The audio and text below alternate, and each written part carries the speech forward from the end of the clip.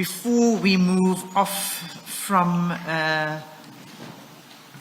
that series of events, after the questioning of Mr. Matlala on the 6th of December, is it correct that Mr. Matlala instituted an application in the High Court for the return of goods that were taken from his property?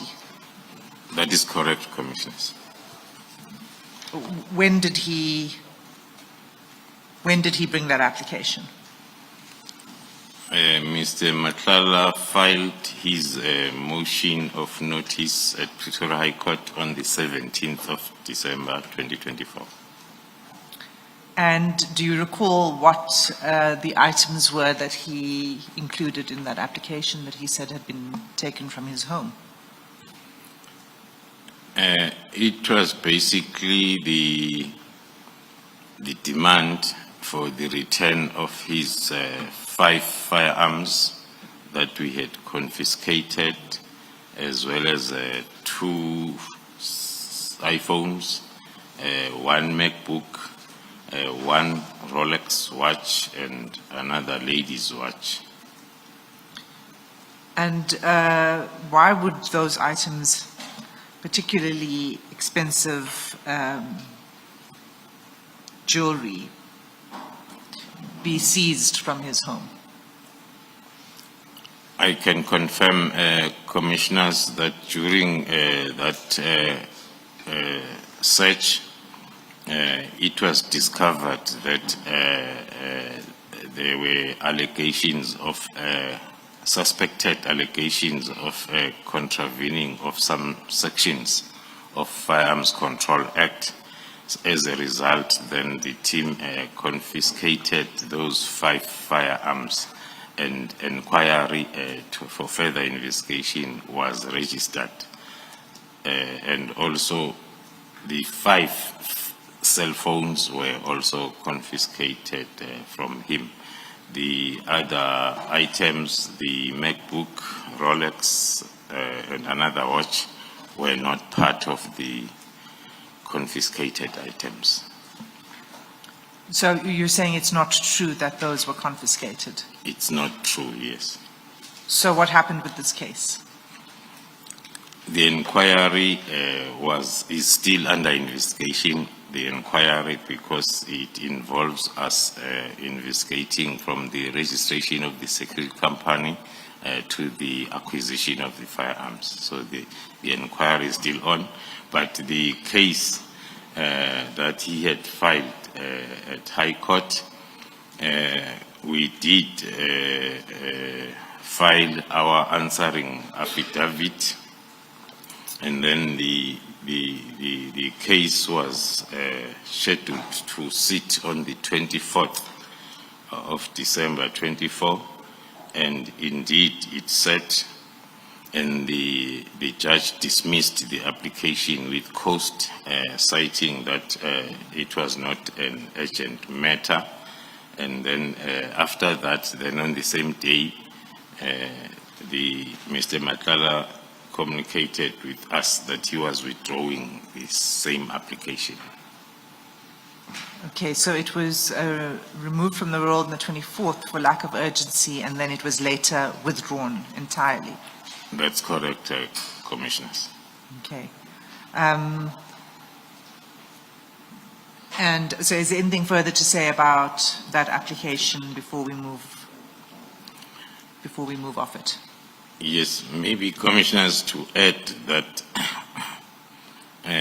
before the sitting, or before the matter sat on the 24th, I had met with the former Minister of Police, General Cele, who informed me that he had been approached by Mr. Matlala, informing him that Lieutenant General Sibia advised him, Matlala, to submit or to write an affidavit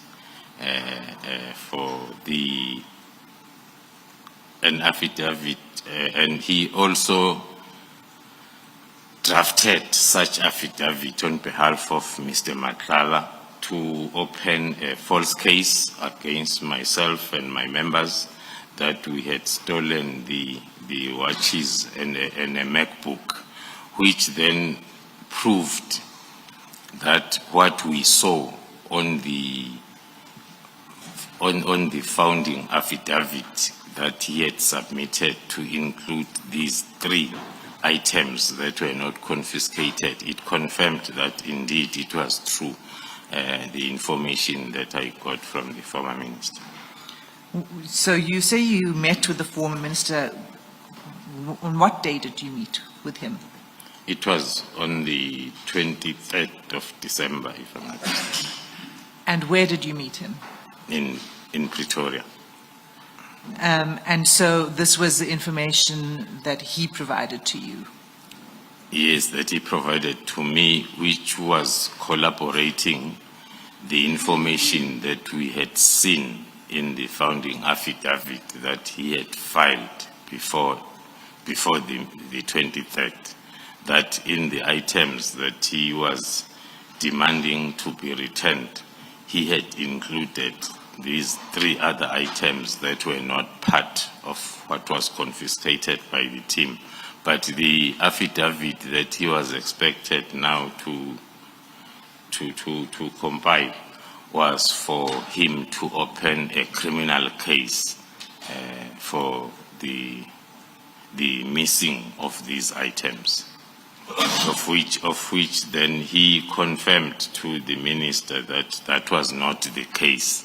Those items were not taken by the team, and also he even indicated that he was still wearing the same Rolex watch that he was influenced to claim that it has been stolen. So the meeting with the minister took place on the 23rd of December. Do you know when the meeting, did the minister tell you when he met with Mr. Matlala? On what? No, he did not tell me as to when and where their meeting took place. Okay, so after the 6th of December operation with the questioning of Mr. Matlala, there was then a second event, which is your team arriving at his offices on the 18th and 19th of December. We saw this when you first testified before the commission, the video clips of the team arriving at Mr. Matlala's office. Can you just remind the commission what that was about? Thank you. Commissioners, as I've indicated that during the operation on the 6th, there were suspicious activities around the control of the firearms. Hence, we seized the 5 firearms that were present that day.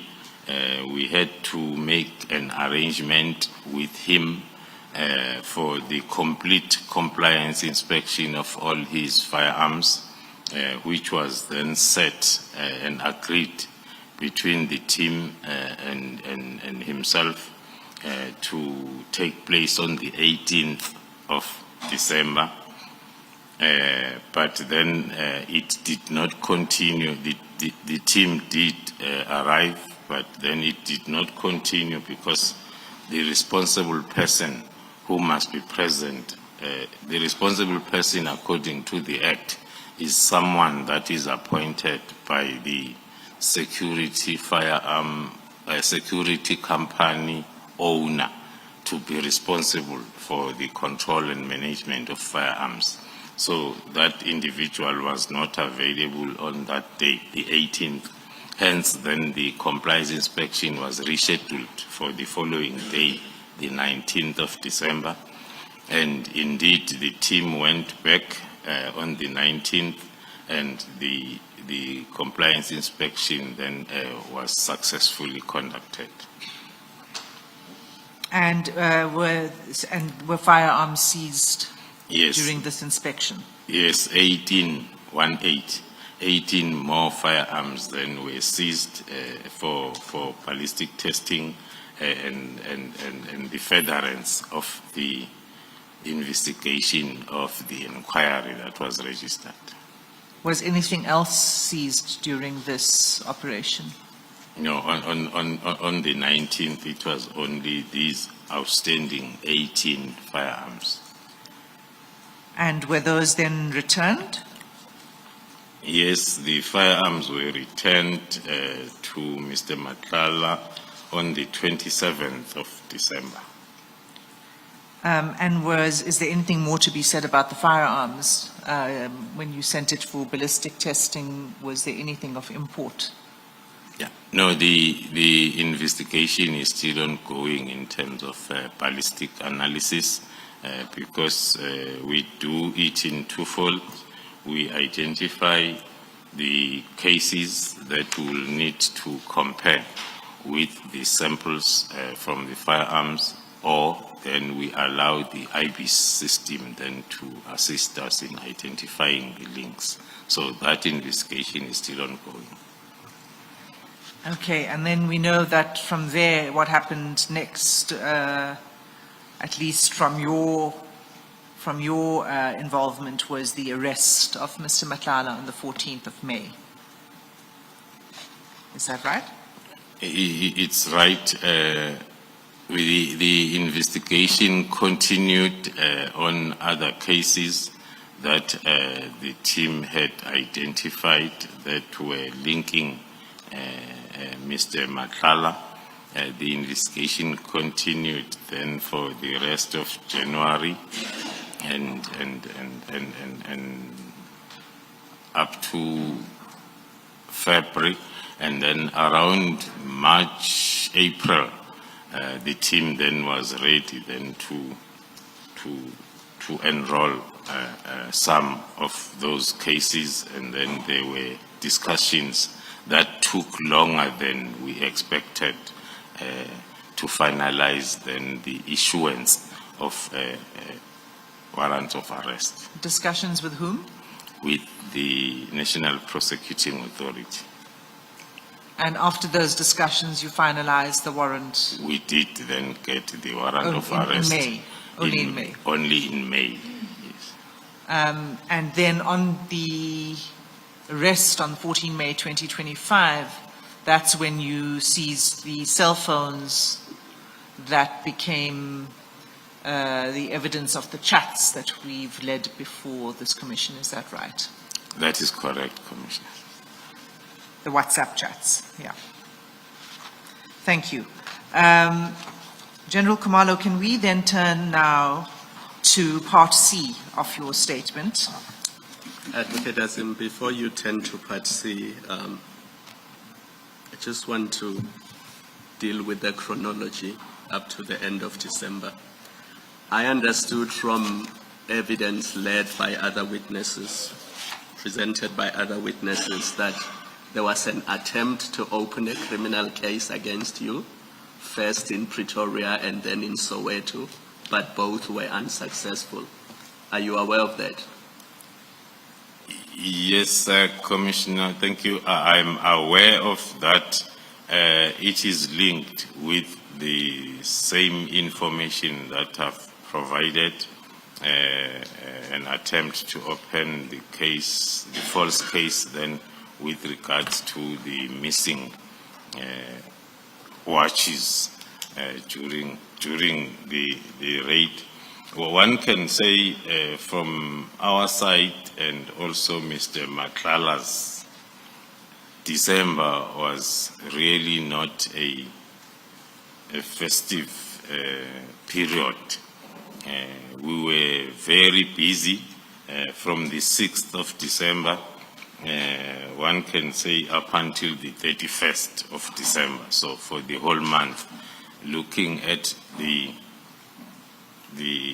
engagements, investigations and operations and compliance inspections that we were busy with during the month of December, and then on the other side, lots of attempts also from his side to approach the High Court with the interdict and attempt to open those cases against myself and the team. So both sides were very busy during the month of December. Unfortunately or coincidentally, then the month of December ended with the disbandment letter of the very same busy month ended with the disbandment letter on the last day of December. General, do you know if statements were taken in either the Pretoria police station or the Soweto police station relating to the criminal case that they wanted to bring against you? One cannot be 100% sure, Commissioner, whether statements were indeed taken, starting with the information from the former minister that there was a draft statement that was provided, but then of which, according to Mr. Matlala, he did not continue with the plan. But we have since picked up from the WhatsApp chats analysis that we did after May that another institution that was approached with an attempt to register cases is the IPIT, where there were communication about them needing a very strong person, a fearless person from IPIT who can open the case. So the evidence that we have, there were attempts, but they were struggling with the finalization of that process. Thank you. Thank you, Advocate Hassan. Thank you, Commissioner. Okay, so let's turn to Part C then. And we'll begin at paragraph 130. No, we won't. Before we begin with paragraph 134 and 135, which deals with from 7 January onwards and the events that involved you from 7 January. Can we begin with the letter of 31st December? And you will find the letter in the annexure bundle at SDK 24.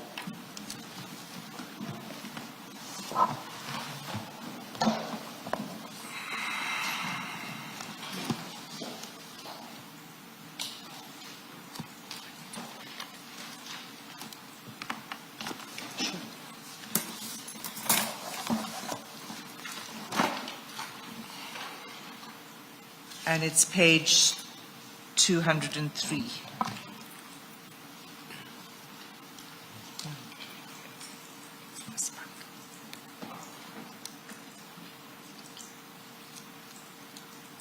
Do you have it? That's correct. Okay. Yes, right. So we've seen this letter several times before in the commission, but can we haven't heard you speak about the letter, and what the commission has heard quite a lot about is particularly paragraph 3 of the letter dealing with the disbandment of the PKTT. But I'd like you to start with paragraph 1, the first instruction from the minister, and that is about the filling of posts in the intelligence division. And it's a very specific instruction, and you are the head of crime intelligence, so this would have affected you, right? Yes. Thank you, Commissioners. Although the letter was not addressed to me as the Divisional Commissioner of Crime Intelligence, but then 2 of the issues that are raised in the letter had direct link with my positions of firstly being the Divisional Commissioner of Crime Intelligence as well as the project leader of PKTT. Then maybe to steal this moment for a few seconds, before then I get to the question by the SC. It is the 31st of December. The letter, we see it circulating on the social media, I think from the afternoon of the 1st, which is the happiest day of the year. Everybody is in a jovial mood. Then from my personal perspective, it was indeed not the Happy New Year's Day, because I had to expect or receive calls from more than 110 people that I thought I am their leader, asking me one and the same question, all of them. Unfortunately, I could not answer any of those people that were asking what's happening, because in normal situation they will expect any communication affecting them to come via myself or my office. But this time around, this letter just started to trend, and then and also the language used. Most of them were worried about the language used to say, how can we sacrifice and leave our families for 6 to 7 years, and then we are told that we are valueless, and all other words that were there. I'm just touching on that, maybe because I have this platform to raise it. No one has asked me as an individual as to how I felt about the letter itself, but I did not feel right.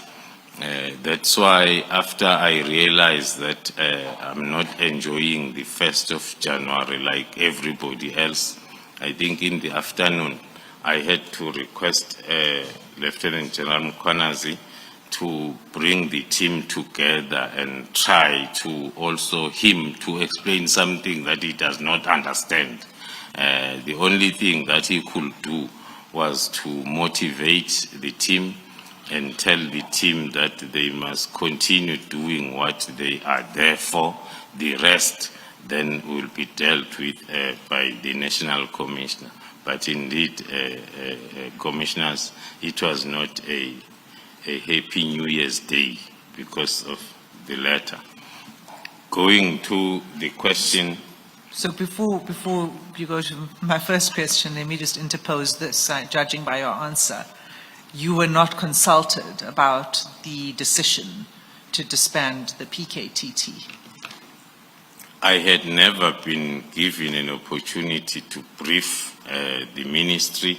I've never received any complaints or signs of unhappiness. Was never consulted when the letter then was drafted and finalized. It came as a surprise even to myself. We will come to that aspect of the third instruction, the disbandment of the task team. But for now, on the first instruction, obviously you hadn't been consulted on that either, correct? That is correct, Commissioners. That is why I should think that the only person, according to me, my view, the only person who can understand the letter is the writer himself. All of us that are reading the letter, I've tried to read it more than 10 or maybe 50 times, trying to make sense and understand. But one is failing to understand each and every paragraph, even the words, the choice of words. But going to the first one, because it touches my environment, one had to try and understand as to what might have led to this decision. One can say the only possible reason for now will be during 2024, the division had advertised 2 batches of senior management posts that included provincial heads of crime intelligence as well as the other section heads at head office level.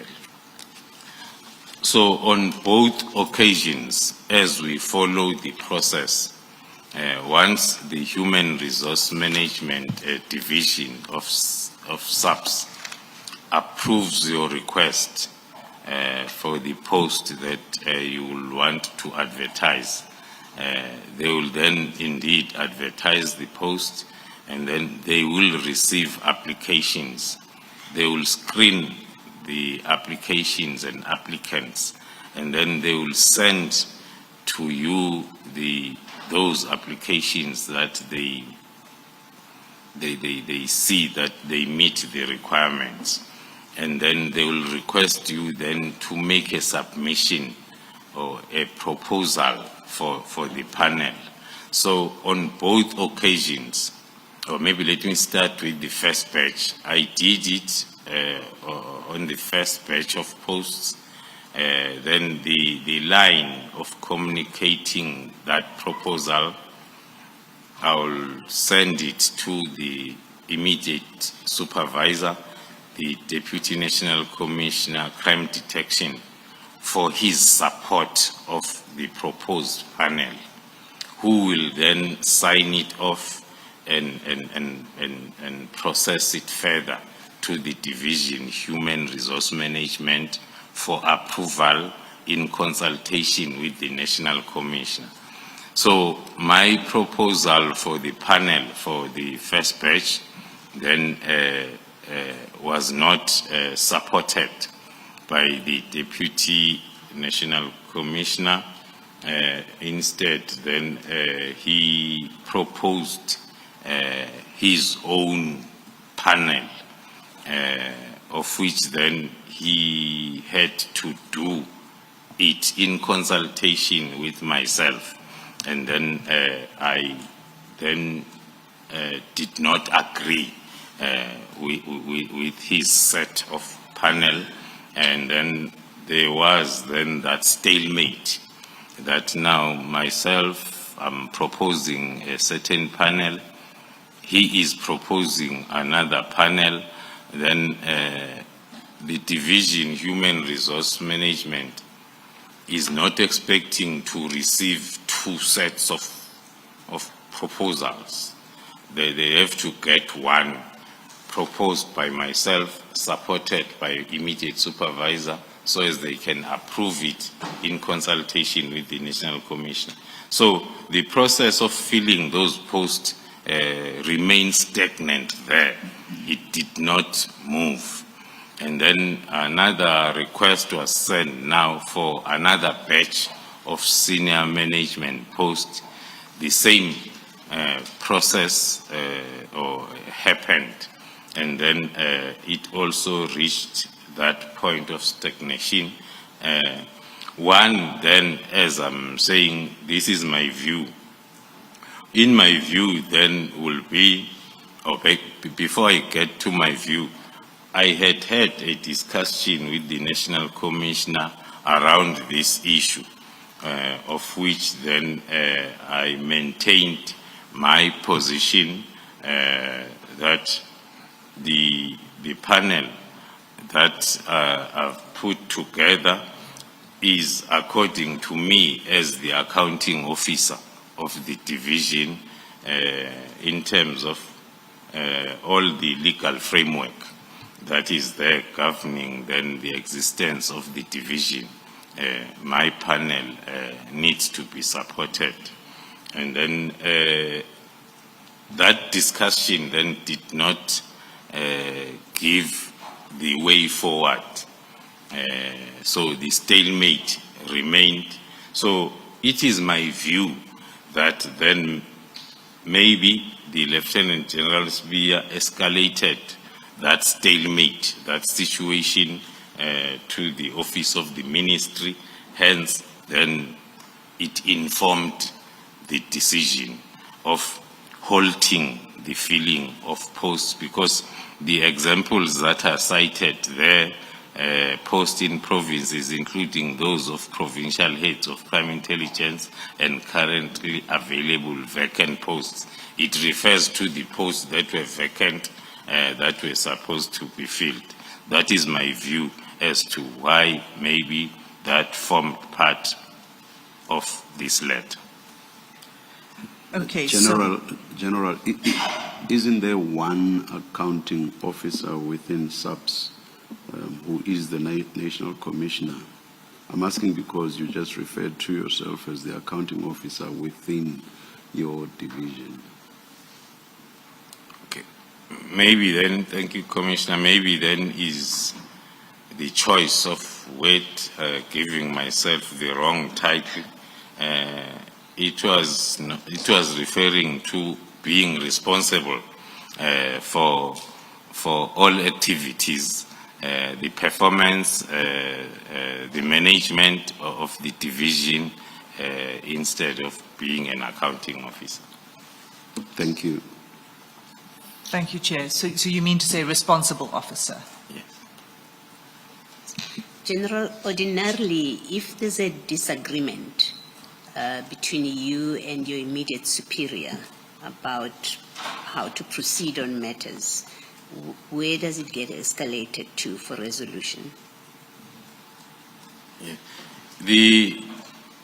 The situation or the incident or this case,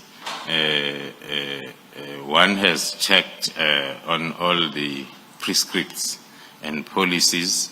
It is maybe then an oversight, maybe because the drafters of the policy had not thought that it might happen in future in the department. So, and we also do not have any decided case.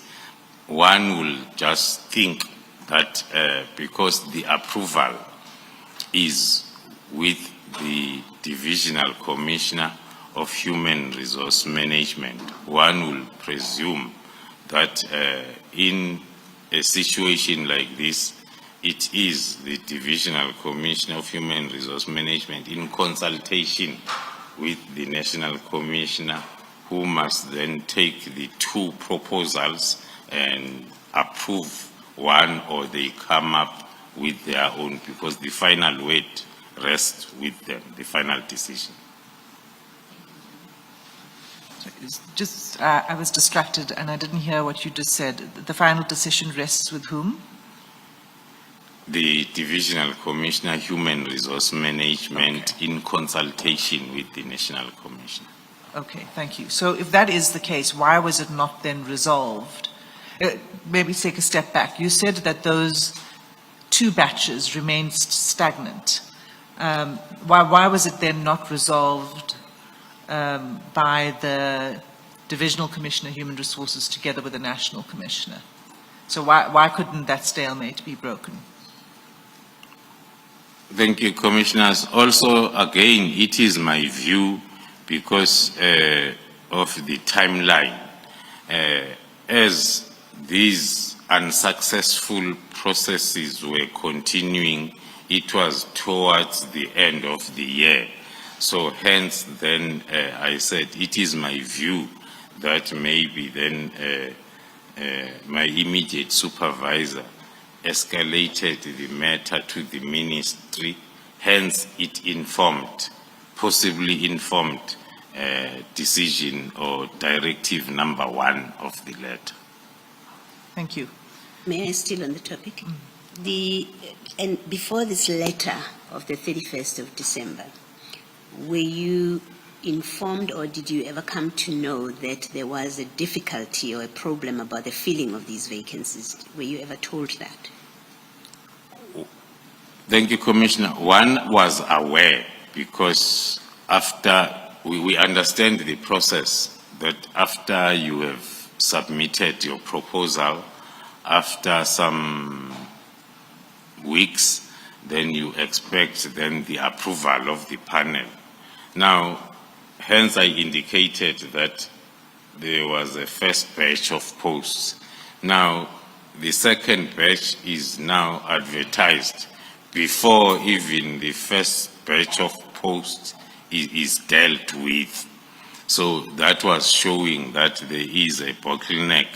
And then this second batch came in and joined the first batch, and then they both remained stagnant. Towards the end of the year, we had still not received the approval. Hence, then I formed that view on this directive. But more specifically, were you ever informed that the minister has a difficulty with the filling of these posts that you were wanting to fill? Were you ever informed of that? Not at all. I was not informed. Hence, commissioners, I'm drawing inference, and I say it's my view. The only level that I was aware that it is informed of the situation is up to the National Commissioner's Office. As matters stand, you don't know why the minister gave this instruction? That is correct, Commissioner. Thank you. Thank you, Mr. Singh. Thank you, Commissioner. So you were not consulted, but you were also not informed. Yeah. Were these posts then subsequently advertised and filled at any point? Not yet. So they remain vacant. They remain vacant. And what is the impact of this on crime intelligence?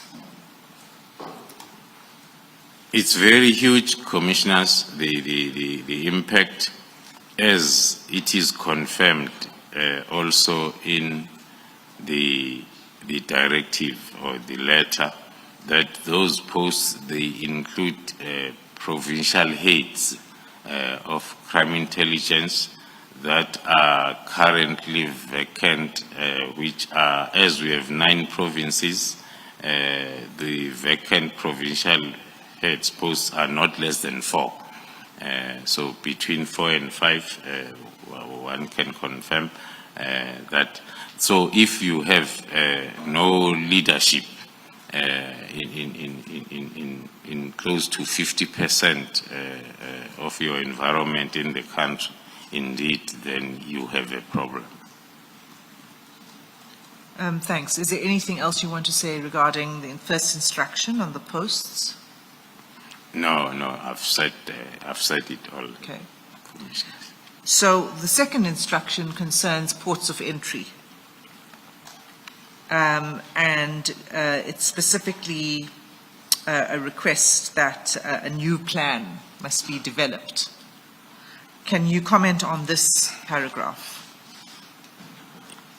Yes, thank you, Commissioners.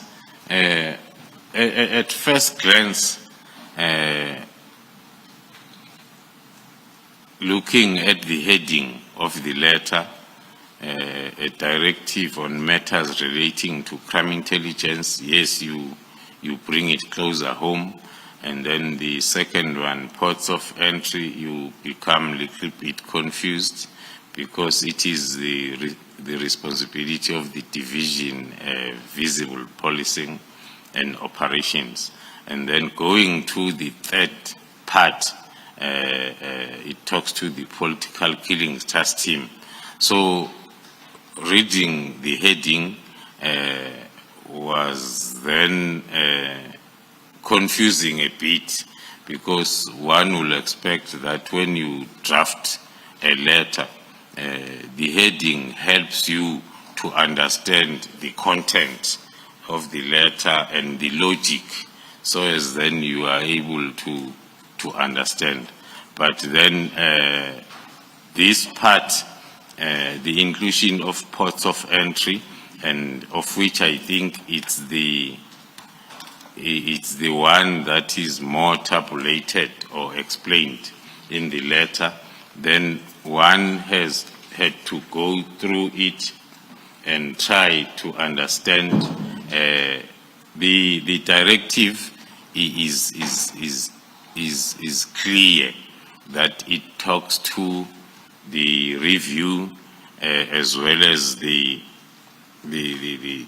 review of the deployments in that particular environment, as well as the operational plans to deal with the threats that are being addressed at the point of entry.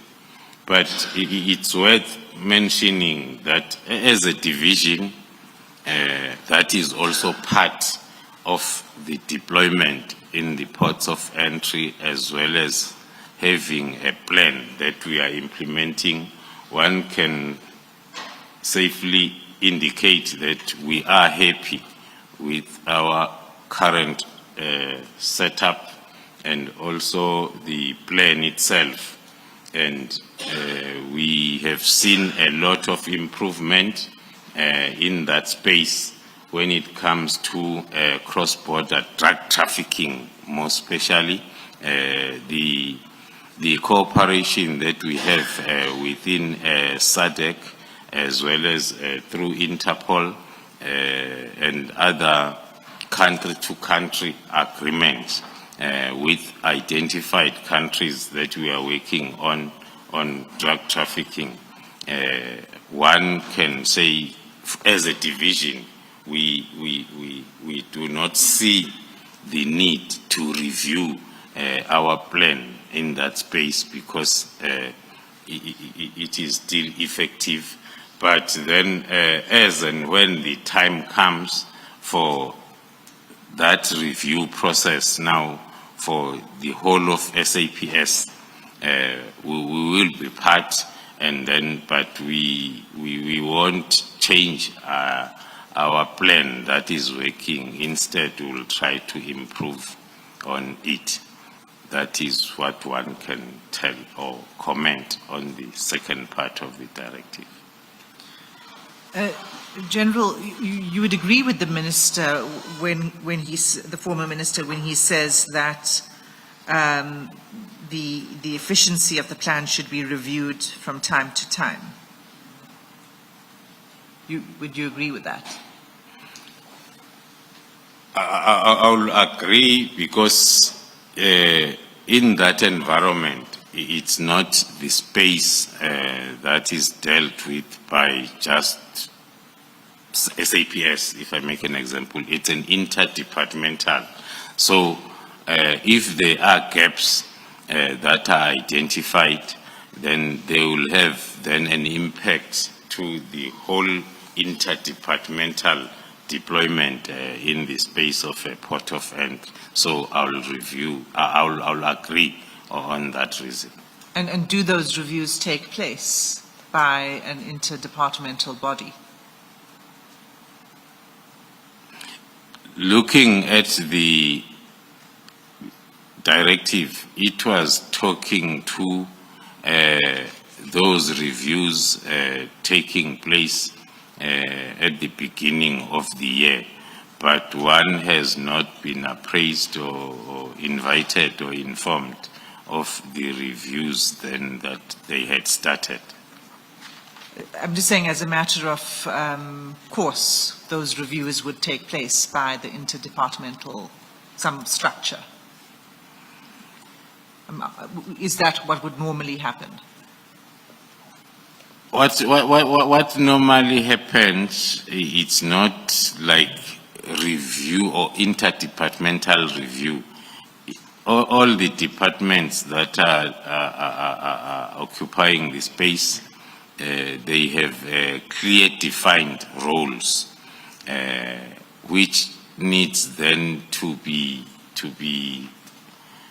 coordinated in terms of activities, as it's stated in that paragraph, that the main stakeholder now in that space is the newly established Border Management Authority that is supposed to be leading even the interdepartmental review.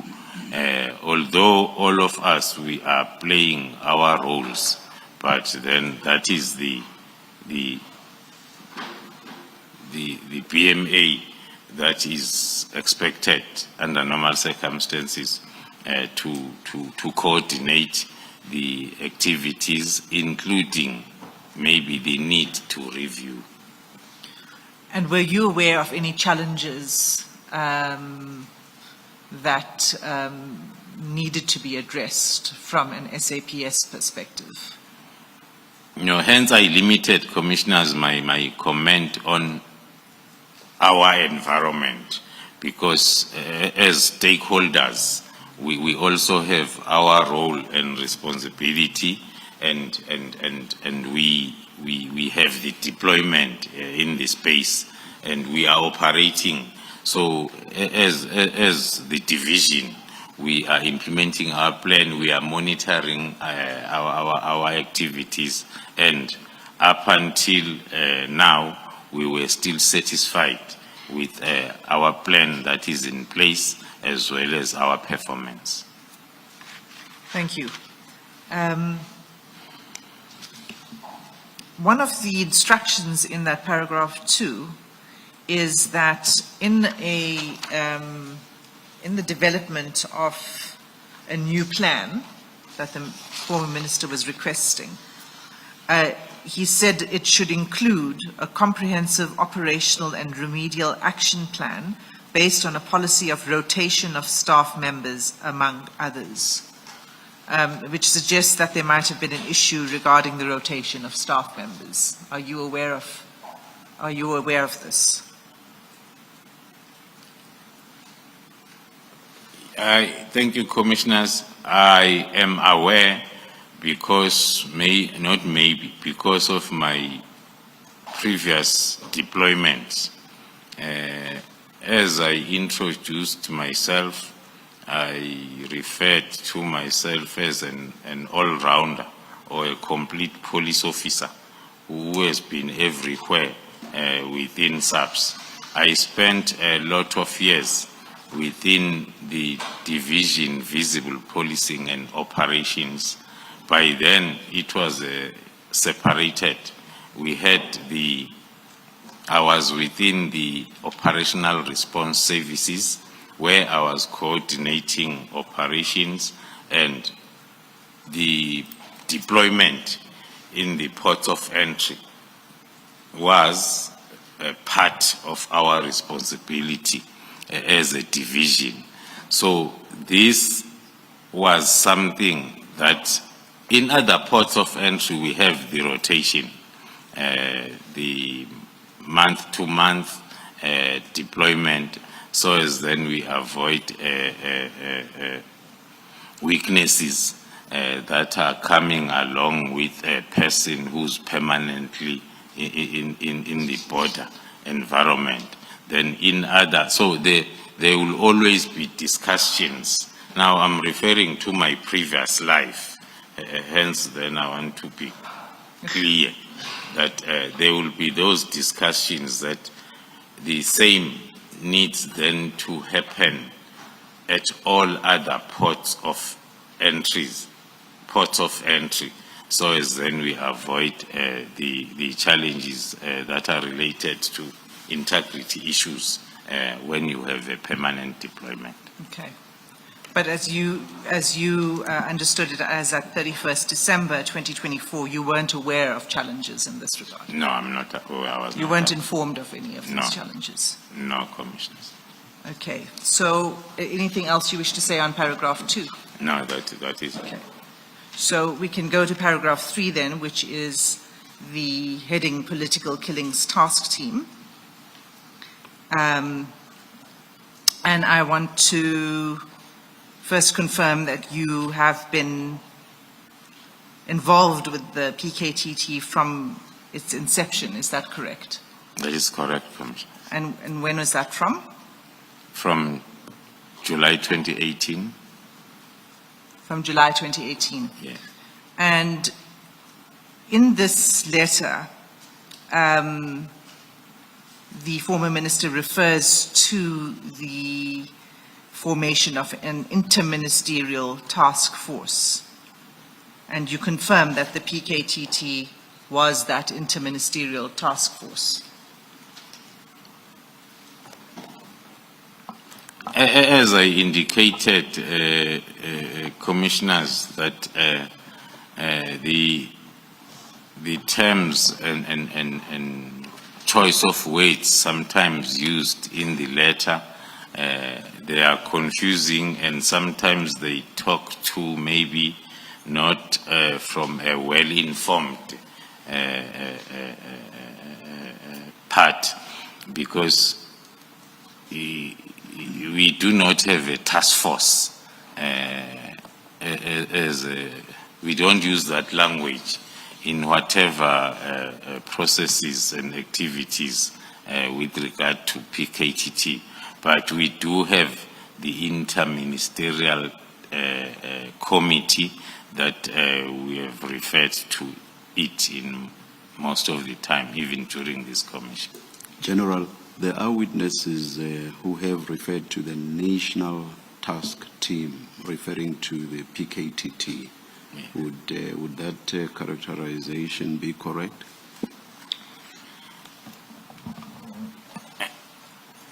Thank you, Commissioner. The choice of adding N at the beginning again will be maybe an individual choice. Why I say so, because from us that started the whole thing, our understanding is within SAPS there are lots of task teams within SAPS. A district commissioner might decide to establish his district task team for a specific purpose, the same as the provincial commissioner, the same as the national commissioner. That is then the task team. And then the political killings task team was established by the national commissioner, the political killings task team.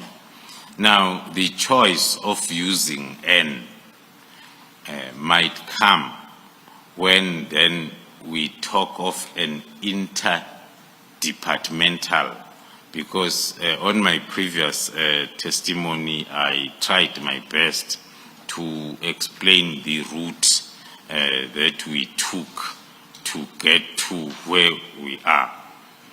To say when when we moved from SAPS only task team to interdepartmental, that's when then the national departments came in. So the choice of using N, of adding N, might come if then you want to understand that interdepartmental part of the PKTT. So, thank you, Commissioner. It was a national task team in the sense that it was set up at by the national executive. Would that be right, to describe it in that way? Yes, it can be right. And okay, so it was established by the national executive, and it was funded from the national budget, not from the provincial budget. Is that right? Yes, it was established by the national commissioner. There is an N there of national commissioner. It's funded from the national budget. There is an N there. Then the part that I was explaining was the one that talks to it now being guided and overseen at national level, starting with the interministerial to the directors general of the national departments. So hence then I say the choice of adding N unless if it's meant to confuse. But if it is meant to explain, one can explain it like that. Thank you. So national task team is not descriptive enough, especially if you say there are several task teams at various levels. So national task team could be any national task team. So that's not descriptive enough, whereas PKTT is descriptive.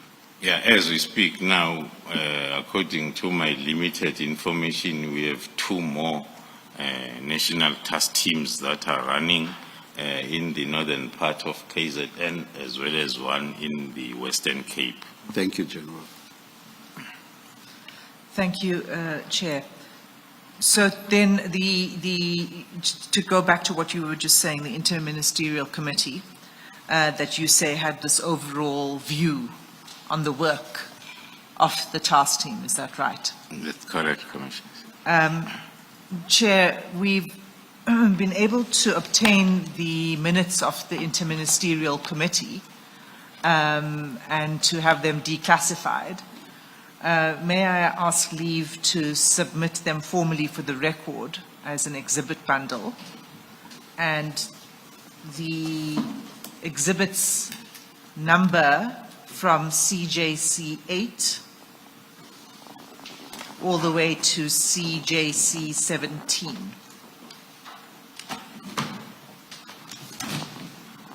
File 1. File 1 exhibits bundle. And if I could ask the witness and the commissioners to turn to that bundle now.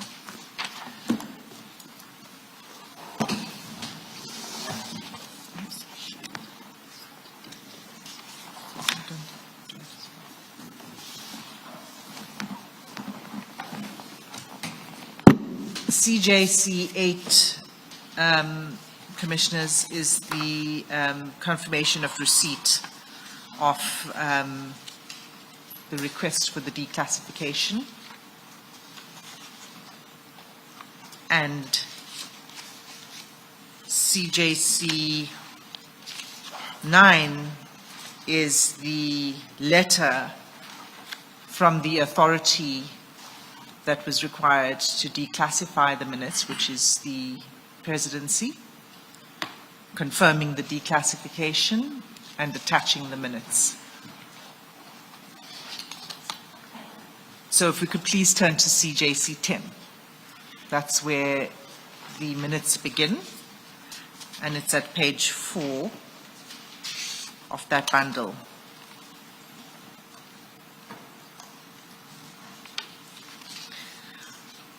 General Khumalo, that set of minutes is dated 21 May 2018. Do you have it? Yes, Commissioners. Is this the first meeting of the Interministerial Committee? Yes, Commissioners, that is correct. It's the first meeting that was convened after the establishment of the IMC, which took place on the 21st of May 2018. So, in other words, immediately upon its establishment, a meeting was held? Yes, Commissioner.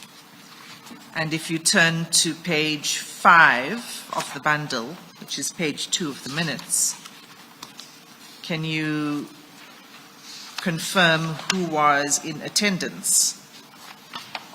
Thank you, Commissioners. I can confirm that in attendance was the Minister of Police, Minister Pichele, the Minister of Defense and Military Veterans, Minister N. Mapisangagula, and the Minister of Justice, Constitutional Development and Correctional Services, which has combined by then, Minister T. Masuta, the Minister of State Security, Minister Dilitsatsi Tuba, the Premier of KZN by then, Mr.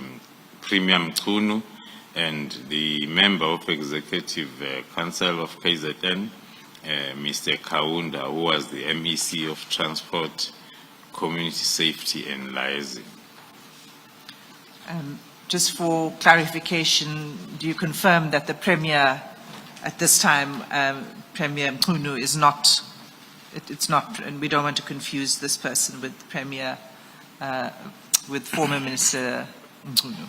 Yes, I can confirm that this was Premier Willis, as is normally referred to, Mkhunu.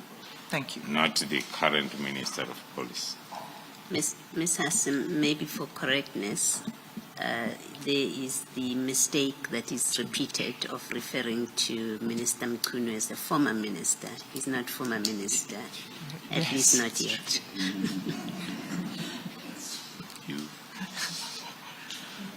I take the correction, Commissioner Baloy.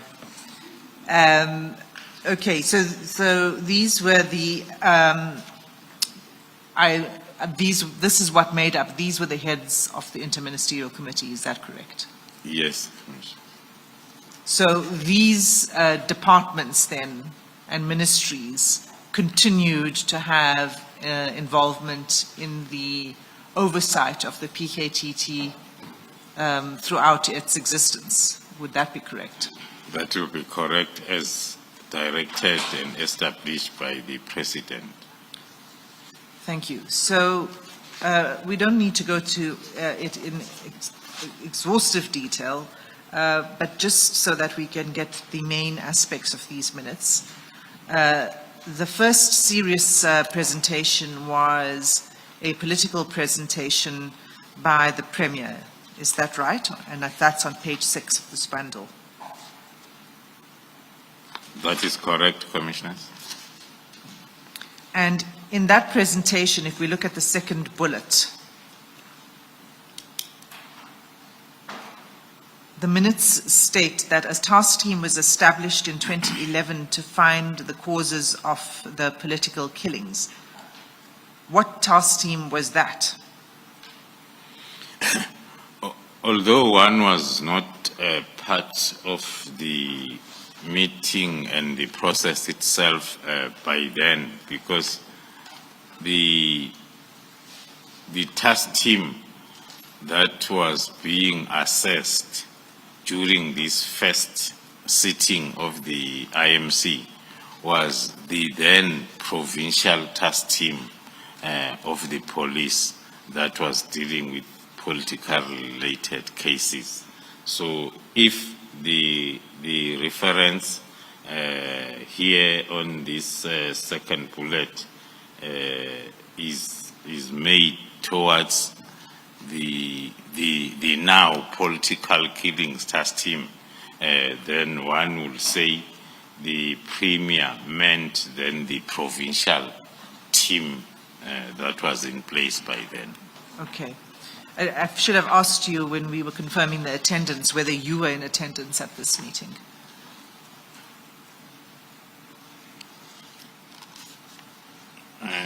Although there is no, I don't see the attendance list, but I was still not part of the now PKTT in May. I only became part around June when we were then brought in to start compiling the new strategy and the plan that was going to be implemented from July onwards. But why then I say, Commissioners, that one would have to rely on the attendance register? It's because it was during the period one is not having the dates.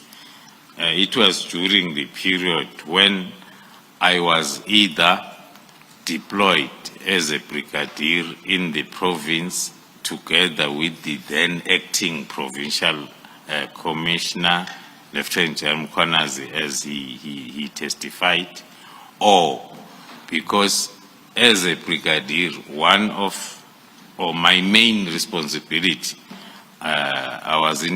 was on national intervention operations.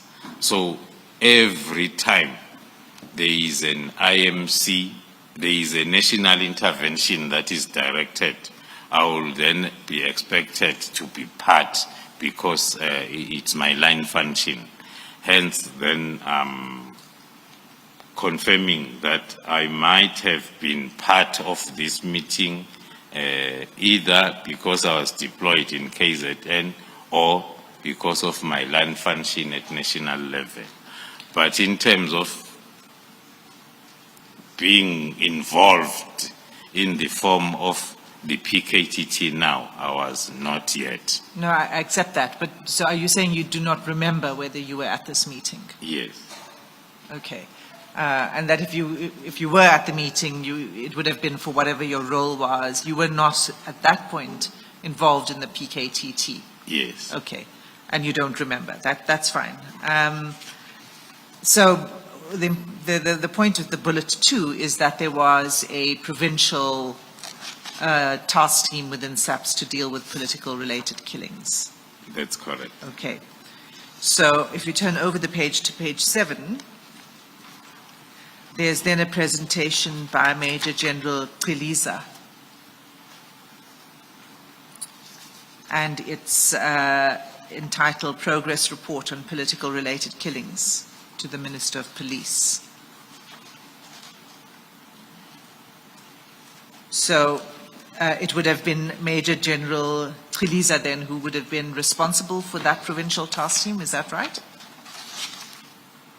The minutes suggest that because he's the one who presented the progress report on political related killings to the ministers on that day. Okay, so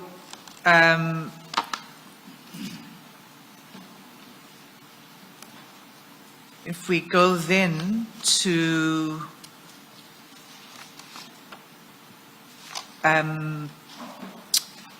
we see there was a second presentation by Minister Qiliza as well.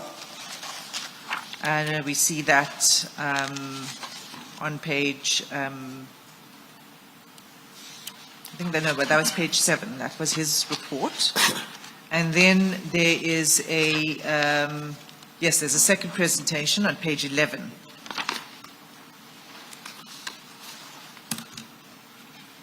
At item 2.3.1, do you see that?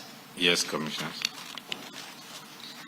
And in that report, there's a list of cases, those that are finalized, those dockets that are ready for trial, etc., etc. Are those the political related dockets that were being handled by the team at the time, the provincial team? On the report, on the minutes, where these reports were presented, it won't be easy for one to clearly distinguish between the two presentations, because the first presentation by Major General Qiliza refers to an overview of political violence related cases, and then from 2011, 2012, 2016, and then giving the stats and the status of those cases. And again, under 2.3.1, another presentation by Major General Qiliza again, now with the title Matters Involving Politicians. So it's not easy, especially as I've explained that I was still not part of the process as to what is the difference between the two presentations on the day. Okay. So if we go to page 13, we see that there was a discussion following the presentations, and the ministers listed a series of concerns.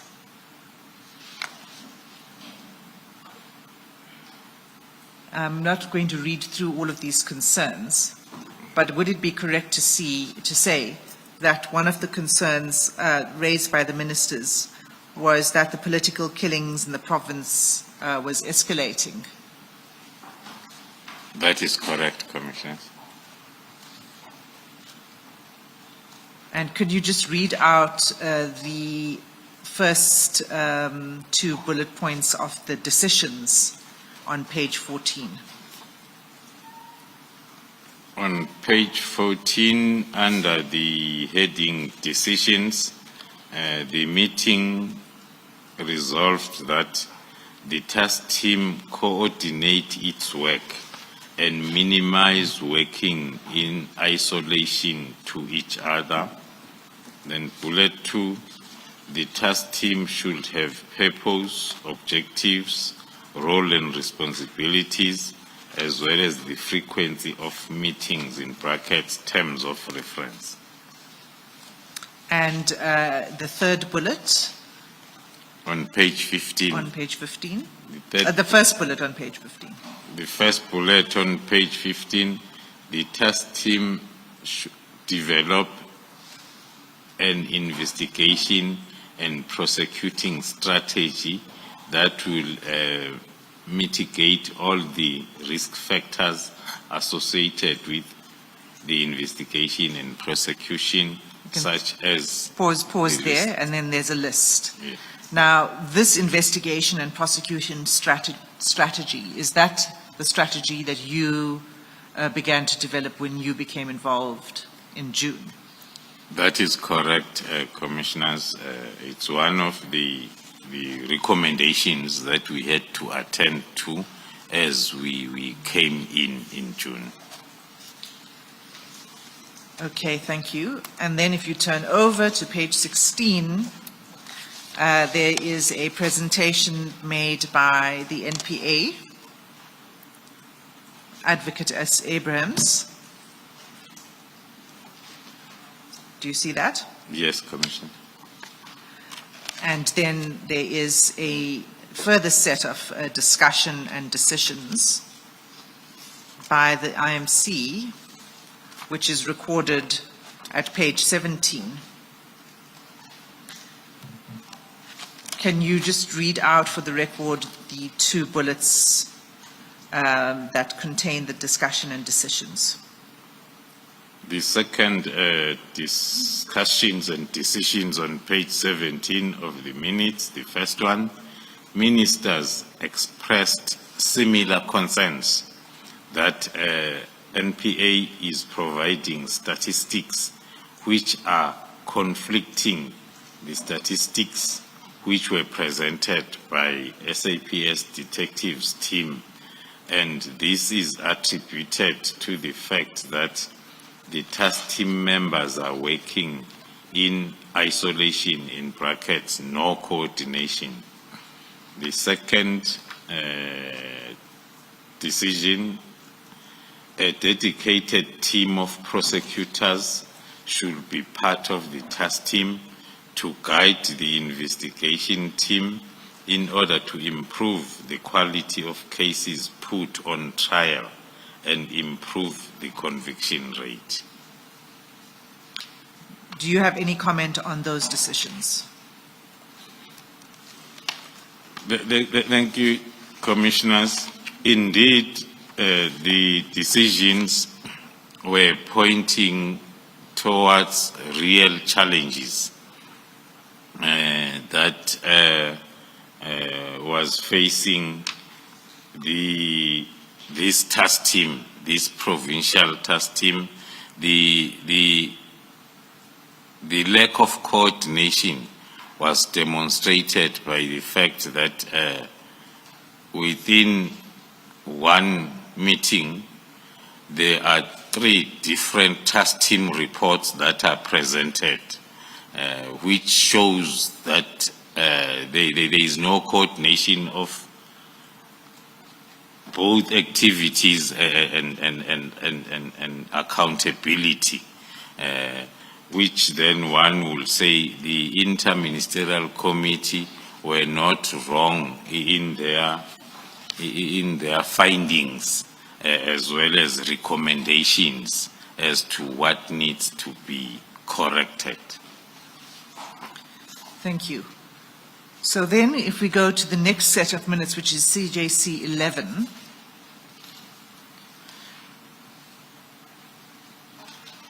the date of this meeting is 12 June 2018. So this is the second meeting, 1 month later, of the IMC. Yes, Commissioners. And were you present at this meeting? Yes, Commissioners, I was present. So at this meeting, we see the attendance and adoption of agenda, etc. What I would like to turn to is page 22. And there we see a briefing by the acting KZN Provincial Commissioner. And this was Lieutenant General Mkhunazi, is that correct? That is correct, Commissioners. And what was the gist of his presentation or his briefing?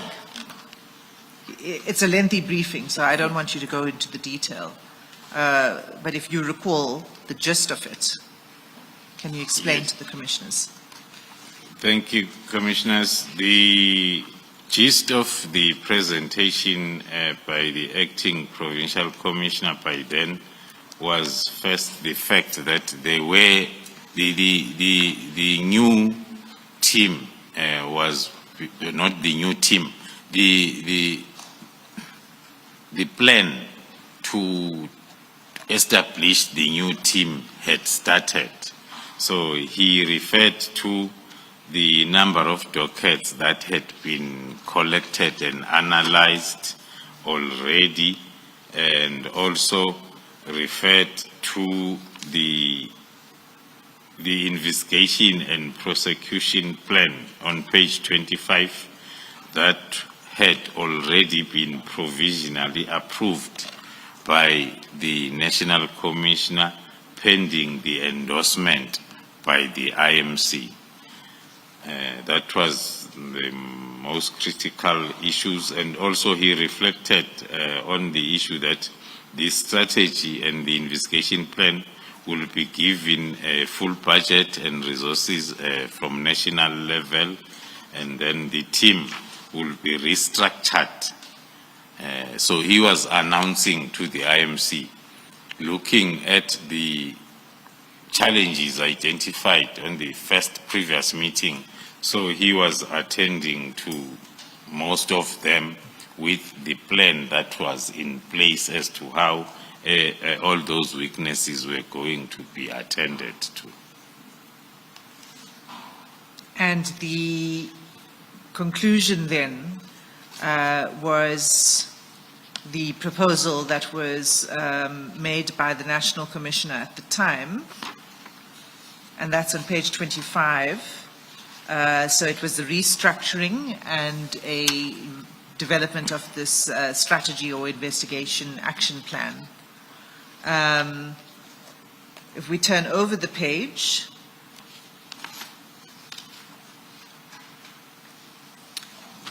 the last bullet of the proposal by the National Commissioner, which was National Commissioner Sithole at the time, is that the task team will be reinforced by a team of tactical intelligence and strategic intelligence. Why was that necessary?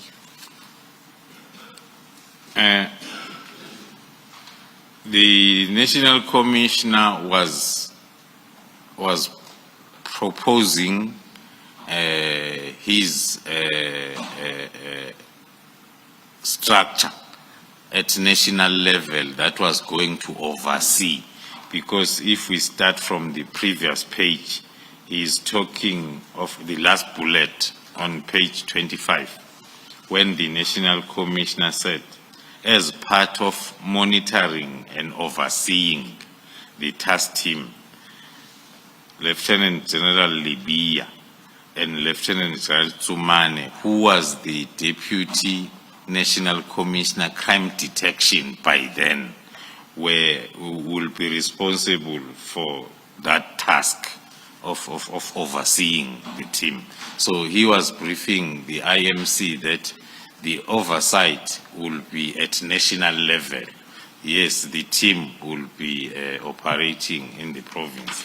Hence, then on the next page 26, the point there, he was stressing because intelligence capability is a national competency. They are not the responsibility of a district, a provincial, or a provincial commissioner. So the national commissioner was bringing in the then divisional commissioner of crime intelligence to be part of the overseeing team at national level. Thank you. So we can then conclude these minutes with reference to the resolutions that were adopted on page 27.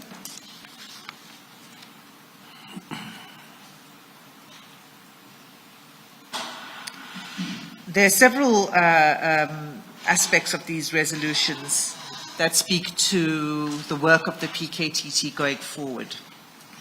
The first I'd like to refer you to is the second bullet, that the investigation strategy and prosecution should have a cost or budget, targets and timeframes. Did that take place? Was that strategy costed and budgeted? Yes, that is correct, Commissioners. And was that subject to constant review? Yes, Commissioners, I'm not. The second is that the task team is to be restructured and reinforced by additional 13 investigators from other provinces. Did that take place? It did take place, Commissioners, and the number of investigators kept on increasing as the number of cases allocated to the team were also increasing. And for the record, you are reading from bullet number 4, Ms. Hassim. Bullet number 4. Thank you, you, Chair. And then bullet number 5 is, reads as follows. The revised structure of the task team and the strategy with the budget should be presented, to read it as it is, presented to Minister of Police by 15 June 2018. Was that done? It was done if we are going to go to the minutes of the next IMC, we'll say that. It was presented in the next in the IMC next meeting. IMC Right, meeting. okay. And then the sixth bullet is that as part of monitoring and oversee the task team, General Libya and General Dumisani will be responsible for such task. Yeah. Was that, were they responsible, and did that in fact take place?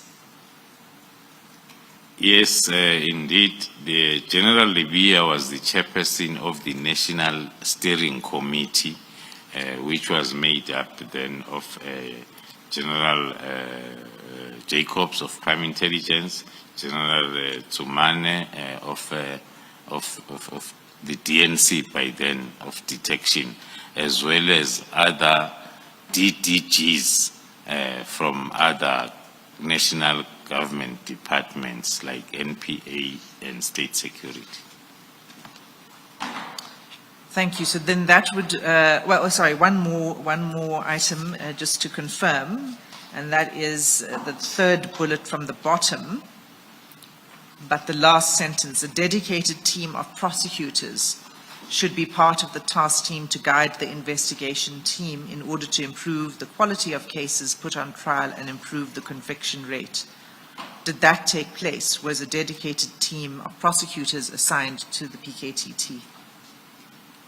Yes, Commissioners, it did take place as we were progressing with the implementation of the plan. Thank you. Sorry, General, in that second bullet point, where it reads investigation strategy and prosecution should have cost, budget, targets, and time frames. The time frames referred to here, where it says there must be time frames, what are these time frames for?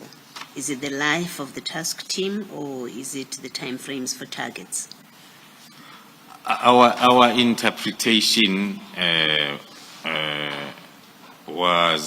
it's the time frames of the targets, because we were presenting the strategy and the plan that will talk to the turnaround time on investigation, turnaround time on prosecution. Hence, then other recommendations moving forward, we're talking to the issues of dedicated courts, so as then the time frame is not affected.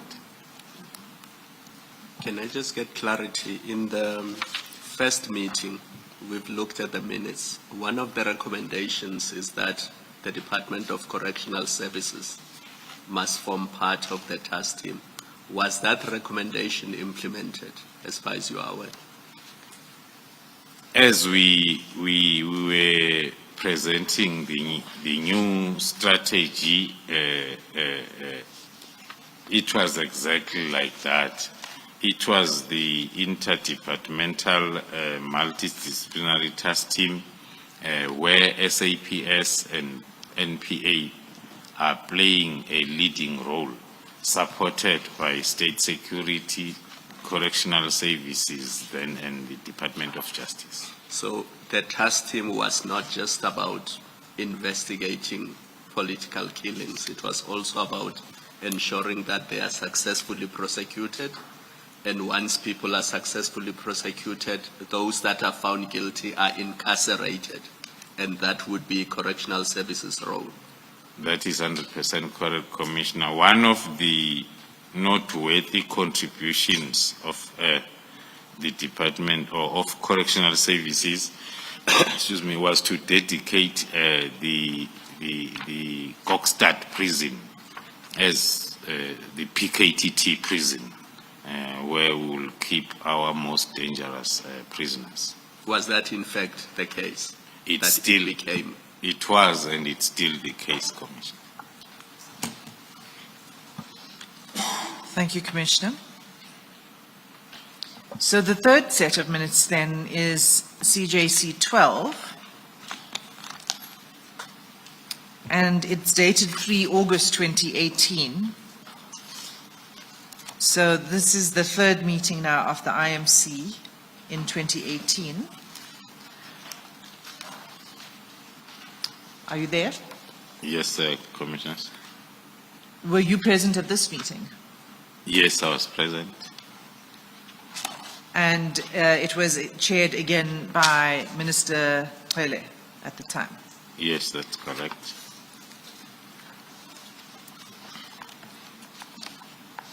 The important aspect of this minute is the item 2.2 on page 31.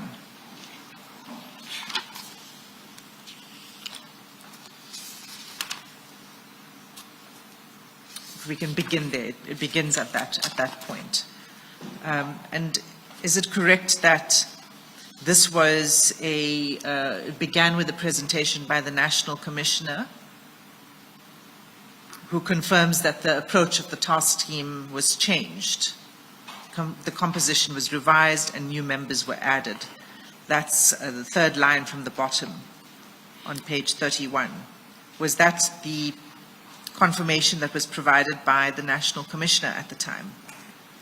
That is correct, Commissioners. If we compare with the previous IMC, where the National Commissioner gave lots of promises of what will be happening, because it was the meeting where the investigation and prosecution strategy was presented. And there were then issues that were raised by IMC, that like budget and resources. So the team then was officially on the ground on the from the 18th of July. So this, we can say, is the first official IMC where they were expecting to get feedback on the performance of the newly established task team from July, because this was August. So indeed, the points that were raised by the National Commissioner were talking to the decisions that were taken on the previous meeting. Hence, the first one is confirming that the task team was changed, reconfigured, and the composition was revised with additional members added on the team. Thank you. Chair, it's 11 o'clock. Let us adjourn and resume at 11:15.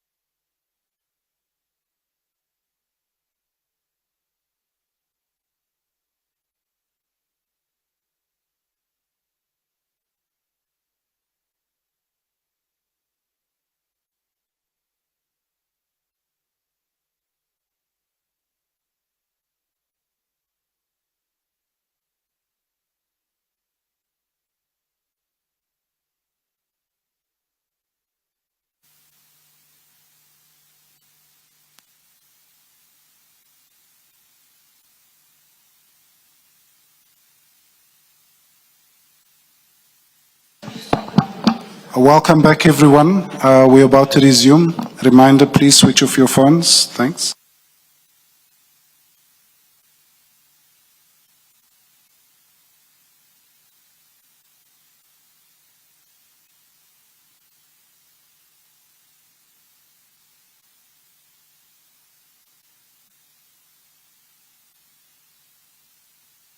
Thank you, Commissioners. Ms. Hassan, before you proceed, let me ask this one. General, at that page 31, paragraph 2.1, in the third line, in fact, this is where the chairperson indicates the history of this team after the president visited the province. And then in the third line, it says to urgently attend and solve all high-profile cases and the ongoing political killings. Where it refers to all high-profile cases, what was contemplated there?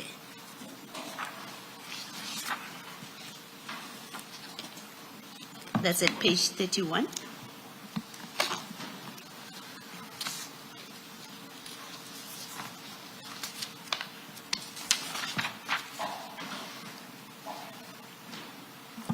Thank you, Commissioners.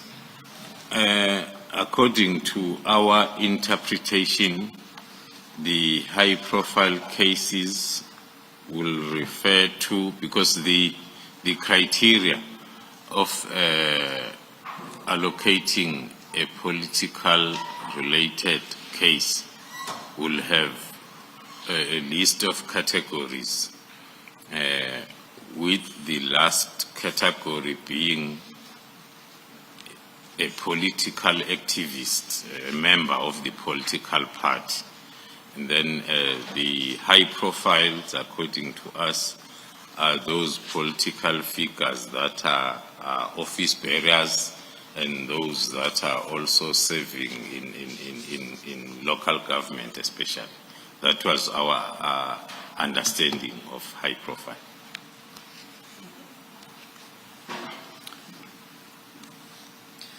Thank you, Commissioners. So just after 2.1 is 2.2, and it's the briefing by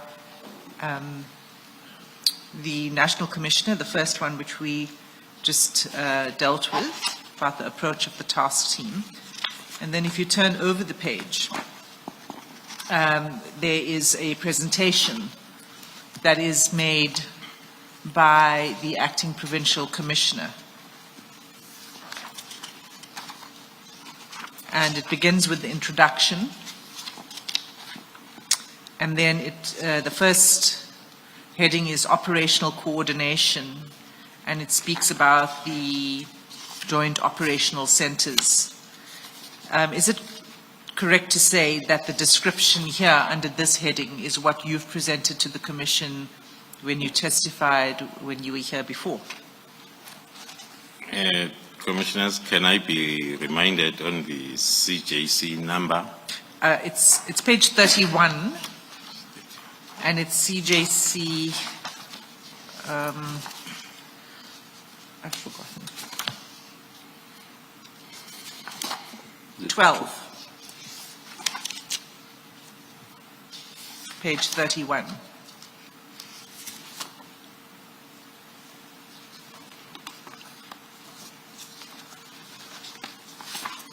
Yes. Okay, so 31 was where we had ended off. And then, sorry, 32 is now the presentation by the Acting Provincial Commissioner. The second heading is operational coordination. And I just wanted to confirm with you whether what is presented here is the same as what you presented to the Commission when you testified earlier.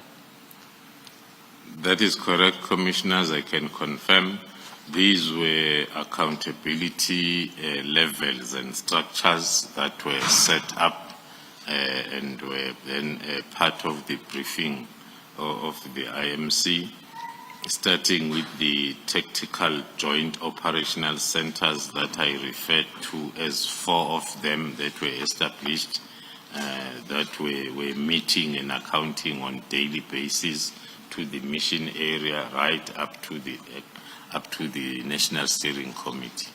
Thank you. That then is described fully, and then the next thing I'd like you to turn to is page 34, where the acting provincial commissioner at the time described the composition of the team. Is this now in terms of the revised structure?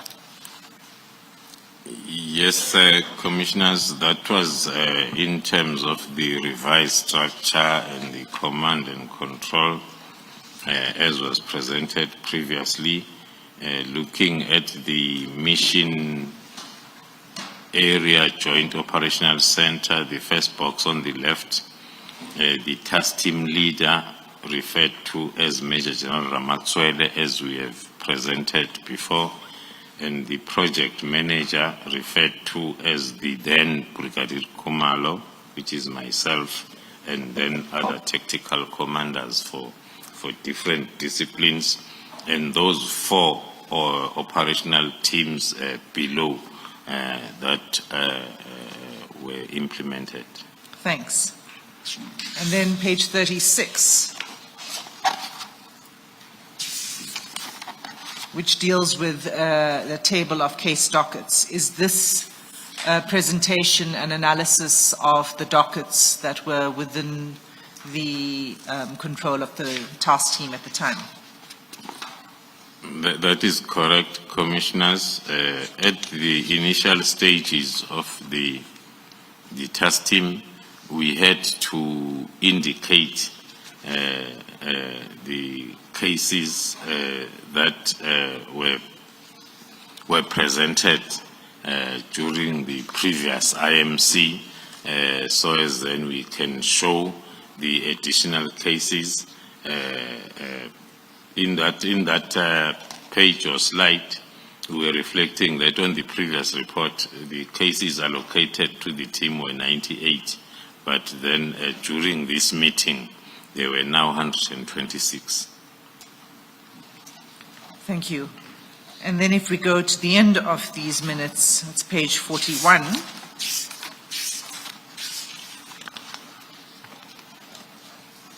Item 2.4, the resolutions. Just before we go to the resolutions, is there anything more to be said about the discussion? Were there any, was the approach, let me put it this way, was the approach that was being presented by the acting provincial commissioner supported by the members of the IMC? Yeah, maybe one can sum up the response to that answer by referring to page 40 under the comments by the chairperson, the last bullet from the second bullet from last, which reads, the minister praised the task team and encouraged them to put more effort so that a message is sent that there are consequences for breaking the law. So those were sentiments that were shared by the IMC during this initial meeting of the new team that was put in place. Thank you. And then finally, the resolutions. The first bullet point is for the task team to provide a progress report. Did the task team do so on that 126 cases? Yes, those are 126 cases that were reflected during this meeting. So the resolution was on the next meeting, the team is expected then to give a progress report on each and every one of those cases. Also, 81 of them that were still under investigation. So there was a continuing report on these cases to the IMC, is that right? That is correct, Commissioners. That was the structure of all our accounting sessions. They will there will be a report on whatever that was reported during the previous meeting to show the progress. Now, can you read the third bullet, please?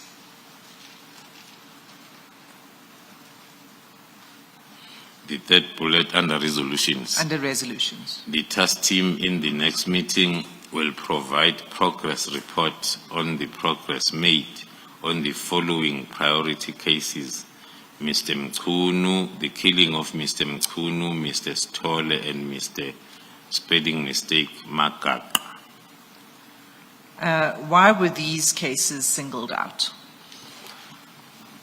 As per my response to the question by Commissioner Baloyi, that the cases will be rated as high profile, depending then on the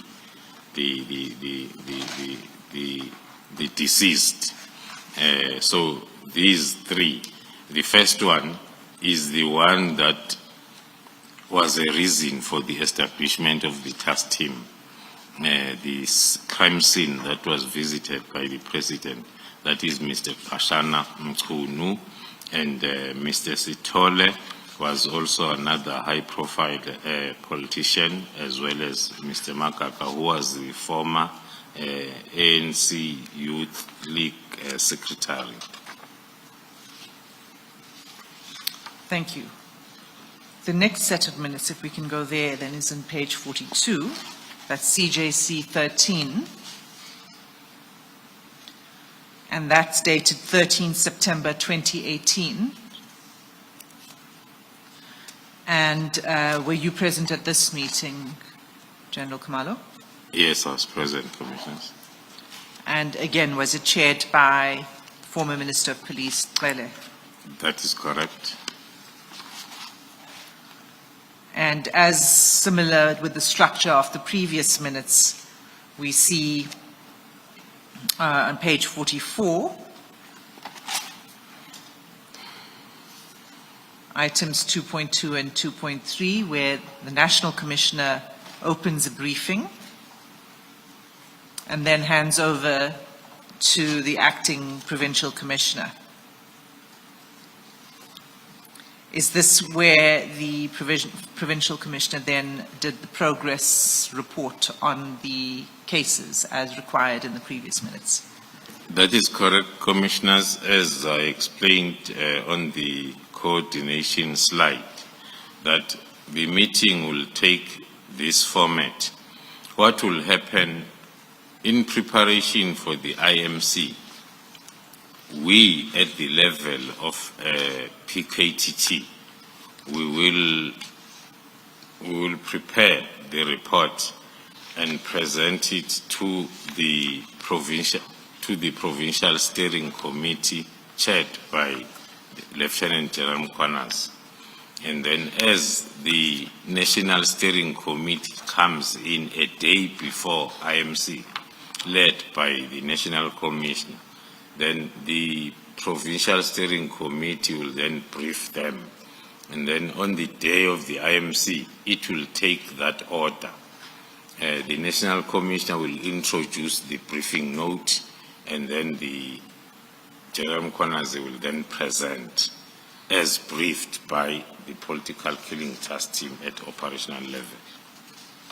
It was later on when then I joined the elite level, when then it was myself now who was briefing the IMC, not the provincial commission. By that time, I was still a brigadier, flying very low. My responsibility was to prepare the report and brief the provincial steering committee. But then after I became a Major General, that's when then they allocated the responsibility to me to brief all the levels, the National Steering Committee as well as the IMC. So this briefing is extremely detailed, and it goes all the way to page 56, in fact. and we don't need to go through the details, but I just want to confirm that this was a presentation that was made by the Provincial Commissioner with your assistance. That is correct, Commissioners. So if we turn to page 55 of the bundle,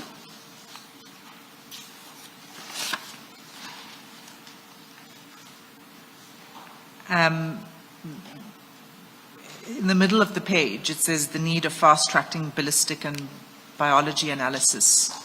That paragraph, and then the following bullet points.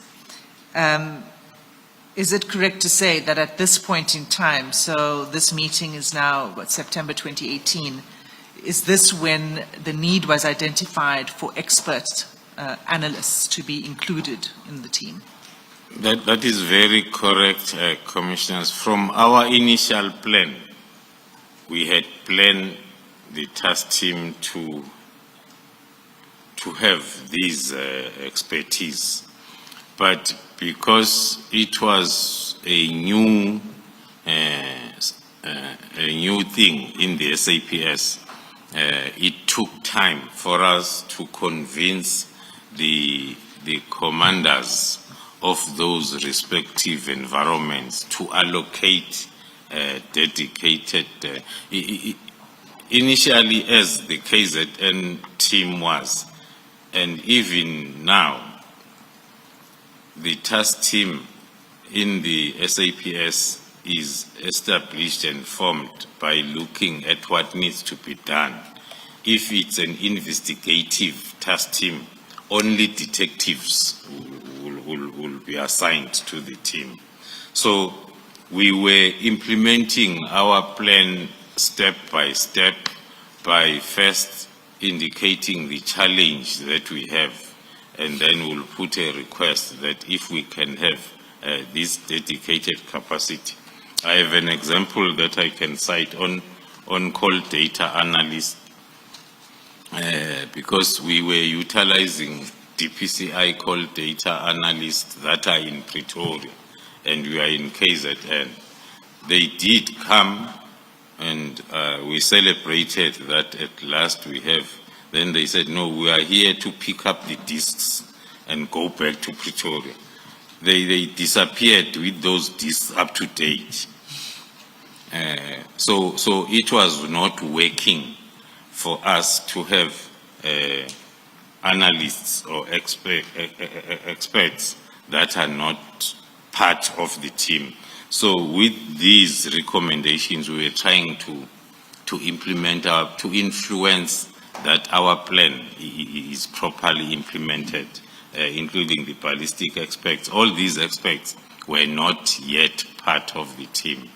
But I think from 2020 onwards, that's when then we had the full capacity. Thanks. And so that meeting followed, so it was a detailed report, and it concluded with resolutions, and that's on page 57. And again, as per the previous minutes, the request was for continuing reports on the progress of cases. Yes, that is correct. And for a specific report on the high-profile cases as well. Yes. Sorry. General, in that page 57 and the resolutions, can you just explain that first bullet point, which requires a progress report on 22 case dockets not related to the task team mandate? Yeah. Why that was being included for discussion in the work of the task team? Thank you, Commissioners. Initially, the use of parallel investigation was an internal exercise. We were doing it to assist our investigation. But then the time came when, because if we have a main case that is linking ballistically with another case that is not politically related, we were only reporting on the politically related main case. So the resolution was, let us also report on those parallel ones because they talk to the performance of the task team. It was a performance issue, really. It was a performance issue. Yes.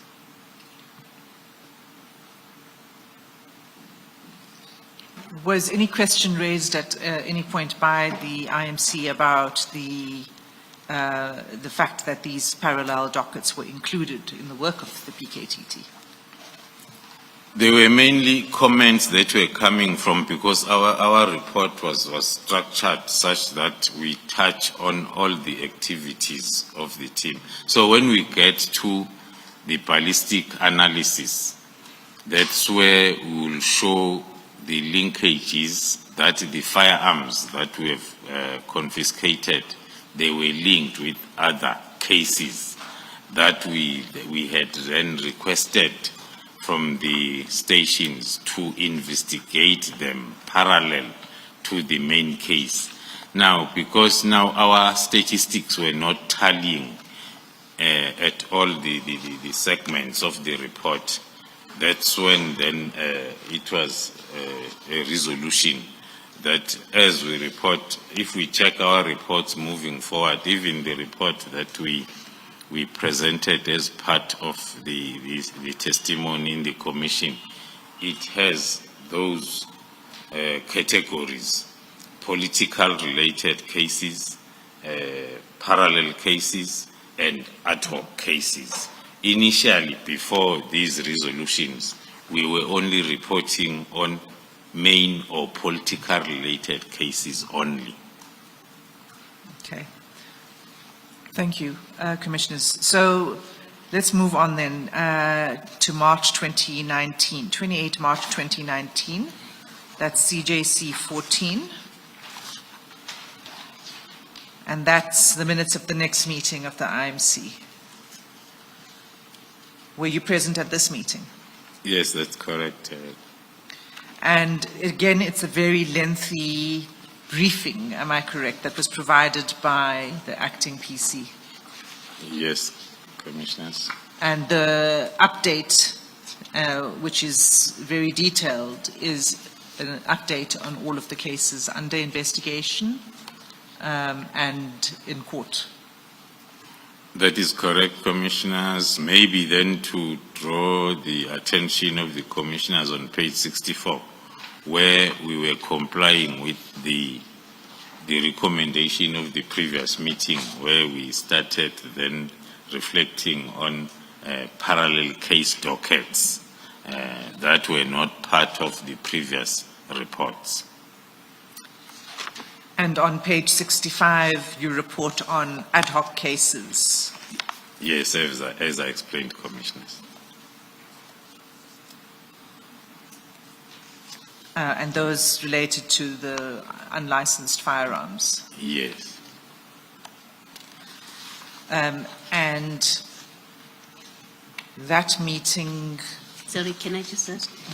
Is it then correct, would it be correct then to characterize the position this way, that although the team was set up and its mandate is to investigate political killings, these parallel and ad hoc investigations means that at least operationally, the mandate sort of expanded, because with the parallel cases, you're not necessarily looking at political related matters. I think somewhere earlier on there was a report, for example, of a reckless driving case, and there are robberies here. So in practice, the mandate sort of expanded. Would that be an accurate characterization, General? That will be very correct, Commissioners, because it was an operational decision, not needing the extension of the mandate. I'm trying to separate the two, because we are investigating political related cases, and then there is a case that is linked with the other case that is not political related. Maybe it's because it's the same suspects, maybe it's because it's the same firearm used. Now, for us to strengthen our main case, there is a lot of evidence that we can get from this other case, and then we will then investigate it parallel to this other case. Same applies to the firearm-related cases, because we will have operations where we are looking for specific firearms.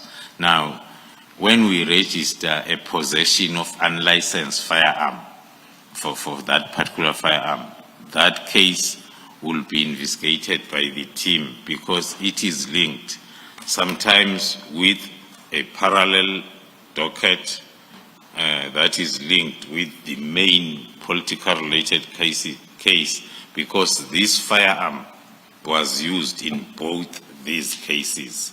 So initially, it was an operational decision which was part of our methodology.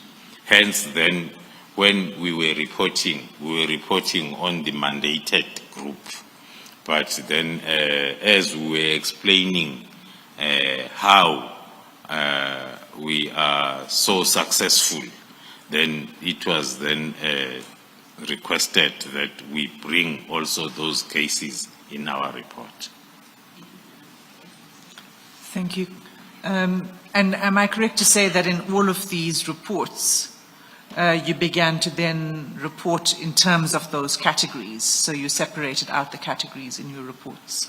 That is what we did throughout up until the last 27-page report of January 2025. Yes. Okay, so I'm going to just move on to the next. The resolutions here, just to for the sake of completeness, to wrap it up, are similar to the previous resolutions, which is to continue your reporting on the cases and to intensify efforts on certain cases. Correct? That is correct. Okay, so the next meeting then is 30 July 2019 at CJC 15, page 73. Were you present at this meeting? That is correct, Commissioners. And can you tell me whether this meeting followed the same format as the previous meetings, meaning a very detailed report by the Acting Provincial Commissioner? Yes, indeed, it followed the same format where the National Commission on paragraph 2.2, page 73 will introduce, and then and General Connors will take the IMC through the prepared presentation, starting with the introduction as well as the cases allocated and giving the status report on each and every one of those cases. Thank you. If we can then, again, a very detailed record of the presentation that is included in the minutes. But let's go to page 82.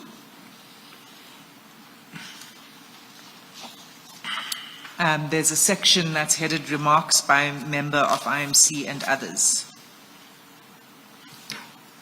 Yes. Okay, so the first bullet point, it says the meeting noted the incorporation of 78 cases which are not related to political killings. Can you just explain that bullet, please?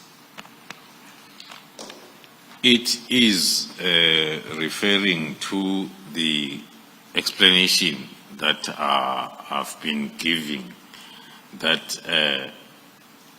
these cases, because they were increasing, and then as they are reflected on each report, then the IMC was also starting to take note of them, then, because that will influence even the resources and the budget for the trustee. And it notes that the meeting indicated the team should pursue those cases. Yes, as I explained, that if the meeting indicated that the team should pursue these cases as if they indirectly have relation to their mandate. So it started as an operational decision, but then during this meeting, it was then accepted as an indirect mandate, although it's not talking to the mandate of political killings dockets. Can you comment on the second remark by the IMC? The meeting also stressed the importance of strong and better coordinated intelligence operations as the key to successful investigations and prosecution. That was the time when we had the team that was at least 98% capacitated, sufficient, and we were then able to deliver in line with the plan in terms of activities and the timelines, because we had better coordination from within the expertise. And there was also by that time now an understanding, as I explained yesterday, that when we call people up, they come in with their understanding of how things are done. So indeed, it took time for the team to gel and understand that the methodology here is in a process format. Hence, then there was this comment. Okay. And the third bullet? Can you comment on the third bullet? The involvement of private security firms or is concerning, and the meeting indicated that the team should work with private security industry regulation authority to do the inspections on compliance.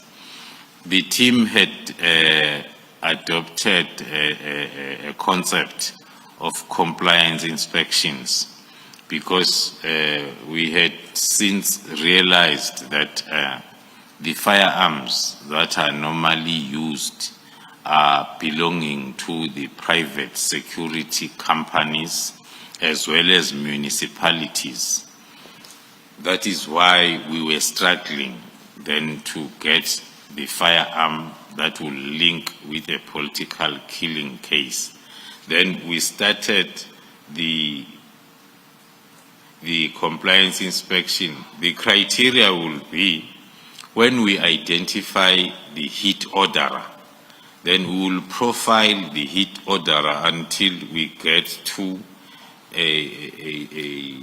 I must choose the word now, an associate who is having a private security company owning firearms. That is when then we will go for compliance inspections.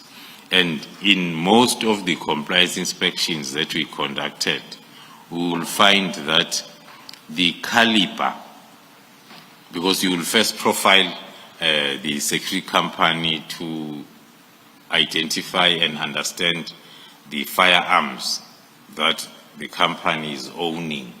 Then when you go for compliance inspection, your focus is on a caliber that is fitting the one firearm that you are looking for.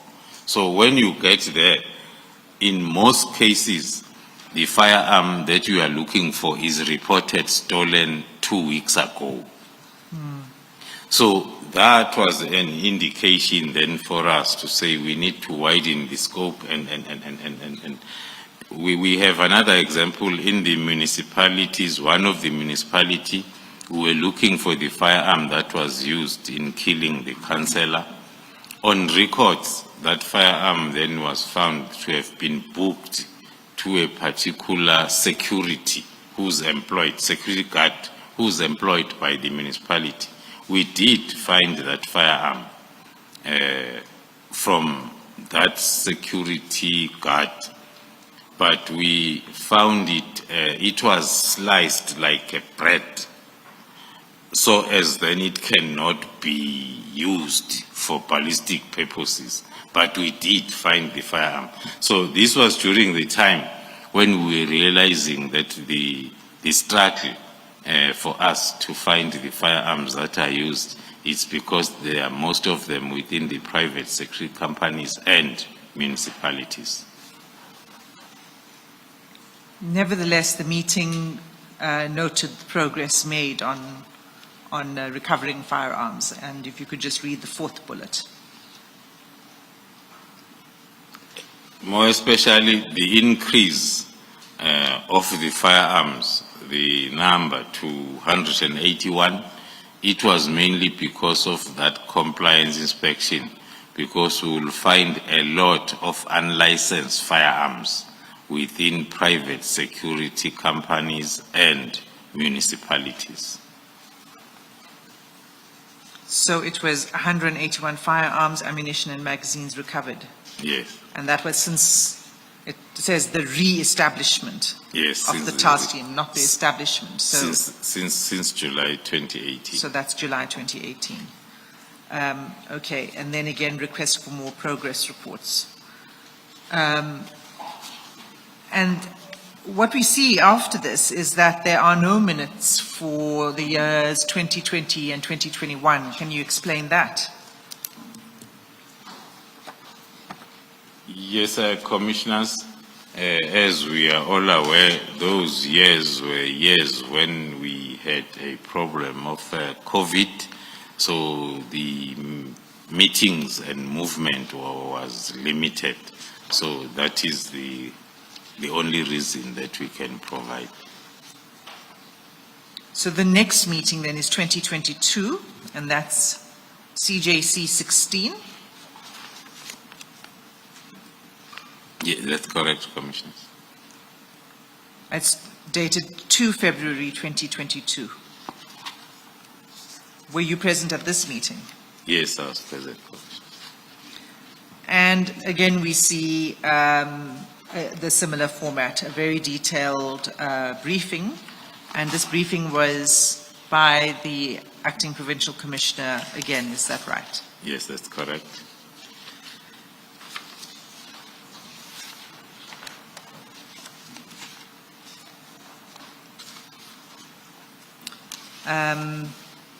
If we can just go then to the resolutions, which is on page 96.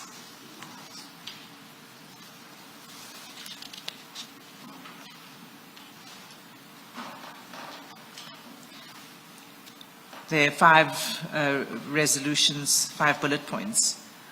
Can you explain the first bullet point? Thank you, Commissioners. The resolutions, in most cases, the resolutions will be linked with the challenges that will be brought to the attention of the IMC by the team. So the first one that talks to the must be specialized or dedicated court for political related cases. That was during the time when we were experiencing delays at court. We had so many trial-ready cases, but now because they were competing on the court roll with other local cases, looking at the task team being time-bound and being a project, then there was that request or recommendation that the dedicated court be provided, of which then the ministry had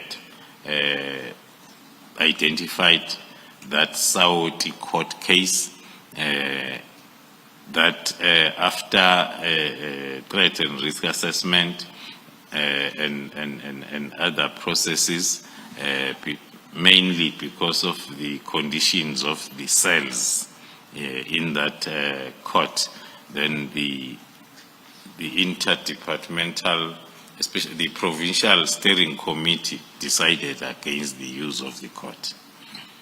Then the next one talks to the dedicated prosecution team at lower courts to deal with firearm-related cases.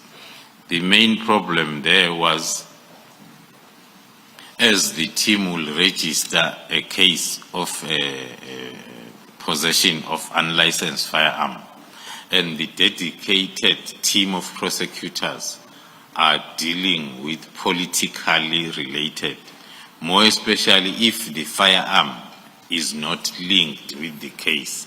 Now, those cases were also suffering a lot, and then the team thought that maybe they must also put up that request for their cases that are at lower courts to have the dedicated prosecution team. And did that happen? Unfortunately, it did not happen, Commissioners. Okay, if you can just then finish with reference to the third bullet point on these minutes. The Department of Correctional Services should improve on security, especially unlawful access to cell phones by inmates, and report in the next meeting. This has been an ongoing problem up to date, but it was something that was also brought up by the task team for the IMC to assist on. There were lots of proposals that were put on, but were not implemented. That is why we still have the same problem. And it's one of the reasons why the request that was approved and the recommendation to use Kokstad prison, because communication within that prison is impossible. So that concludes those minutes. The next set of minutes is CJC 17, and that meeting took place on 5 September 2023. Were you present at this meeting, General Khumalo? Yes, Commissioners. Now, this meeting, again, followed the similar format to the previous meetings, except that the report of the work of the PKTT was presented by you and not the Provincial Commissioner. Is that correct? Page 100. Yes, that is correct. And again, as with the previous reports, it's a very detailed briefing, and it goes on for quite a number of pages. I don't know if there's anything specific you want to highlight in relation to this meeting. If not, we'll just go to the end of the minutes. There is nothing more other than to flag that on this report we had included a threat and risk assessment, because it was built up to the upcoming local government elections. So can we then go to page 123? And you'll see this is a section dealing with remarks by other members present in the meeting. Yes. There are a number of comments here. Are there any, some that are notable? Some of the issues that are addressed here are issues that seem to recur. The importance of dedicated courts, for example. But we also see that the Deputy Minister indicated that he agrees with the recommendations of the task team and that the team should be enhanced. What did that mean, that the team should be enhanced? It was referring to the increasing workload and also in preparation for the upcoming local government elections. Hence, then, after the TRA was presented, that formed part of the remarks and resolutions by the IMC. Okay, so it was linked to the threat and risk assessment and then the upcoming elections, Yes. the need for enhancement. So then there's a bullet that says some members have been taken back to their original station. Why is that?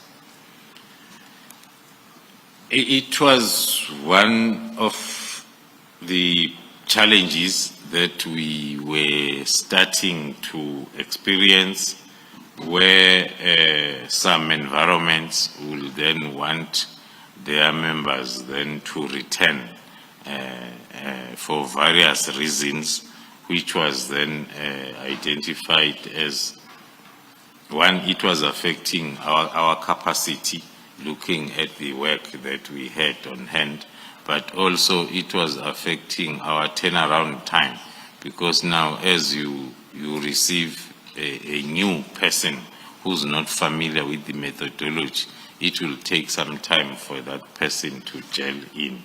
But that was basically what we're experiencing. Maybe to add, there is a point above that talks to the minister indicating that the task team is also now involved in the investigation of Fort Hare University cases. That was after the extension of the mandate. Now, that also affected our capacity because we had to move then other members of the team to relocate to the Eastern Cape. That was one of the reasons why then the capacity was a problem.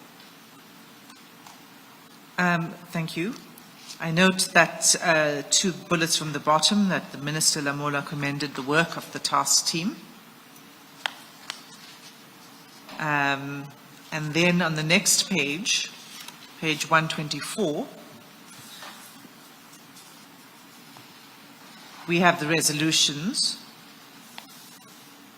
And can you read out the last 2 bullet points? The last 2 bullet points of the recommendations, first one being the success of the task team should be communicated to the nation via press briefing. The second one, the task team cannot be dissolved. It must continue. And that is the end of the minutes of the meeting for September 2023. Was there any other IMC meeting after that? Maybe we don't have minutes. There were no other IMCs because this one was the last IMC towards elections. Hence, then it had also a recommendation or a threat and risk assessment and a recommendation of enhancing it, and also the decision not to dissolve it. I should think that maybe in line with the change of administration, this is the last decision taken by this IMC that it should not be dissolved, so as the next IMC, when it comes in, it continues this good work that this current IMC have seen. So I have a question about that, because if the meeting takes this resolution that it must not be dissolved, is it because there were discussions before that contemplating that the PKTT should be disbanded? Not as far as I understand it. It can only be that in our reports, we will also look at the timeline. If it's towards the end of the financial year, then the Provincial Steering Committee, the National Steering Committee, and the IMC will have that as a point of discussion and a resolution to take at all levels, so as then when the new financial year starts, the team knows that they have to prepare for the extension. Okay. So, in addition to this regular meetings or this oversight by the IMC, there were also monitoring by the Provincial Steering Committee and the National Steering Committee. Yes. And by this point in time, then September 2023, were you informed of concerns? I just want to confirm that this is what you're saying. Maybe put it differently. You were not informed of concerns of the work of the PKTT and the need to close it? No, I was not informed of any concerns or complaints. I was only aware of the commendations of the good work by the team, because there is the last unminuted meeting where the team had to brief the president himself on the progress. That was then the last meeting before elections. So, as far as you were aware, the task team was conducting itself in a manner that, there were no concerns that were raised with you as far as its performance goes. And as far as the monitoring goes, was that monitoring of the work and the achievement of your objectives, as well as your finances? Was there monitoring over your budget? Yes, that was done simultaneously at all levels, from the Provincial Steering Committee up to IMC. But then the financials were monitored at national level by the CFO. By the CFO at national level? Yes. Okay. So we'll return then to the 31st December letter. Before you do that, General, you have a meeting, the last meeting is in 2023, September. And the meeting before that is in February 2022. And your explanation for the gap from 2019 to 2022 is the COVID intervention. Now, the next meeting is then in 2022, and then more than a year later, September 2023, it seems that's when you have your next meeting. If that is correct, why is that so? Why was there such a long gap? Thank you, Commissioner. As although it's not my meeting, because it's the IMC and we were not in control of their calendar. So, at tactical level, as per the plan, the meetings were taking place every day, accounting meetings. And then same applies to Major level, Provincial Steering Committee. There was then I won't say a problem, but the regular meetings at National Steering Committee as well as IMC between 22, after COVID, between 22 and 23, they were not as regular as they were. One then can maybe, because their main role was to monitor and evaluate and assess that the team is performing. One will say maybe they did not see the need to meet as regular as before, because they had since assessed the situation and confirmed that indeed the performance is as they are expecting. Thank you for that explanation. And then secondly, the the team is constituted for the first time in 2018, right? Yes. And I just want to make sure that the chronology, as I understand it, is correct. And then in 2018, where you started, you've given a list of the different ministers who were involved in their department. So, for example, and maybe let's just start there. I won't take you through each one of them. I'll just hop along as we go on.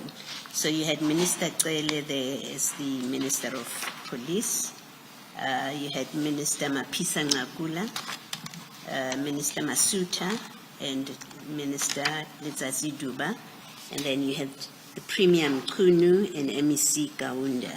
That is in 2018, when you have your first meeting. And then you have your second meeting, it's CJC 11 at page 19. You have the same people. If you look at that page 19, you have Minister Cele, Minister Letsazi Duba, and then you have Premier Mkunu, and then in apologies, you have Minister Letsazi Duba somehow. But it's all the same names. You have Mkunu and you have Kaunda. It's all the same names. And that's in 2018 still. And then in 2019, if you would just go to, just hold on for me. If you would just go to CJC 14, which starts at page 59, that you continue there, the same ministers. But then at some point, this is 2019, and then at some point there's a change of ministers, and that's the point that I just want to make sure I get right. This is now in 2019, July, at page 73, CJC 15. You still have Minister Cele, and then you have under apologies, Minister Mapisa Ngakula, still defense, and then now you have a different minister, Minister Lamola for justice, and then you have for the first time Deputy Minister Makwetla for defense and military veterans, and then Deputy Minister Kodwa. Makwetla is deputy as well. And then you have Deputy Minister Kodwa as Deputy Minister of State Security. And then MEC Kaunda. You see where I'm reading. It's at page 74. Yes. That's in 2019. I just, and perhaps Ms. Hassam can assist, I'm just trying to locate when we have elections where there's change of leadership. Yes, I'm told that in 2019, that's when we had the next election. Now, National elections, yeah. Yes, now we have a new minister, Lamola for justice. We have a new administration, basically. Yeah. And the ministerial committee continues to exist. Was there ever a break about it, that a new ministerial committee still has to be constituted after that election in 2019? Thanks, Commissioner. There's never been a break. The IMC has been continuing with its meetings since the establishment. The elections came, and then the political leadership will change, but the ministries will continue. That's why we will see the new names of the ministers coming on board after elections. Yes.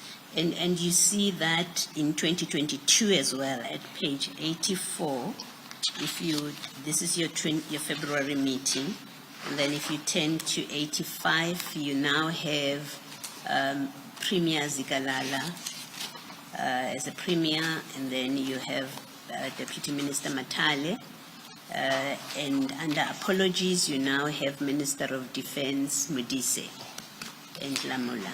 So the departments continue and ministries continue to be represented, even though there was a change of administration and ministers.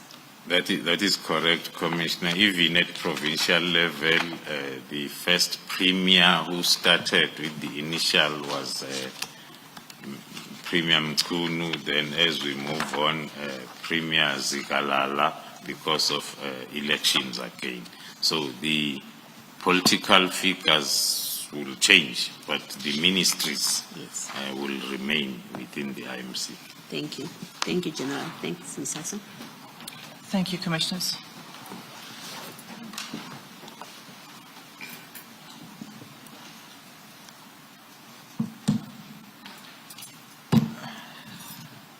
General Khumalo, the National Steering Committee, did the members of the National Steering Committee change over time? Yes, Commissioners, as it was the case with IMC, also within the steering committees, there will be those changes. If we recall, at the beginning of the task team, reconfigured 2018, the Deputy National Commissioner was General Dumisani, who retired after some few years, and then Lieutenant General Msigidi was appointed the Deputy National Commissioner Crime Detection, and then she continued serving in the steering committee, National Steering Committee. So it was the case at all levels. Thank you. We were dealing with Part C, so of your statement, and Part C of your statement deals with the disestablishment of the task team. And we began with the letter of 31 December. Can we now move to paragraph 135? You've explained to some extent that you had not been informed about the concerns about the PKTT before the 31st of December, and you were also not consulted about any decision to disband before the 31st of December. You received the letter. No. Did you receive the letter? When did you become aware of it? We've dealt with the contents, but when did it actually come to your attention? Perhaps before the General deals with it, and please hold your thought on that. General, I just want to ask you a couple of questions relating to how matters ought to have unfolded. I'm not suggesting that they did not unfold the way they should have. In your experience, could Minister Mkunu have been in a position to take the disbandment decision without being briefed? Thank you, Commissioner. Based on my experience since 2018 as to how the processes and the project itself has been managed, as I explained, how it came about in 2018, and then also the impact or the effect of either or especially of elections. One will say, because after the last IMC of 2023 that took a decision that the task team should not be disbanded, it was also meaning that the IMC will continue overseeing even after elections. So my response will be, according to my view, it was not supposed to be like that. And again, in your experience, who ought to have briefed Minister Mchunu? There was a standing procedure of chairperson of briefing the principals. Maybe if I may answer that, starting with the last briefing on the last administration that was given to the IMC in 2023, and then few months before elections to the president. So one would have thought that with the new administration coming in, and then there will be the either reactivation or continuation of the IMC like it happened in 2019, and then we brief the new ministries the way we have been doing. But coming closer home within SAPS, because PKTT was and still one of the projects, important projects of the department now. So it was also supposed to be part of the important briefings by SAPS management to the minister. And who would those managers be? You say management. Looking at the minutes as we have been going through, that will be I'm focusing within SAPS now. Yeah, let us forget yes. for a minute about the IMC. Yes, Chairperson. Looking at the minutes, as I'm saying, all the briefings will start with myself preparing the briefing note as the project manager. But then that would have been informed by either the provincial steering committee chairperson, who will say, I have a request to brief the new minister, or the national steering committee chairperson, the national commissioner, who will say, I have this request or I've initiated. So I'll prepare the presentation, but I will be the one doing the briefing itself to the minister.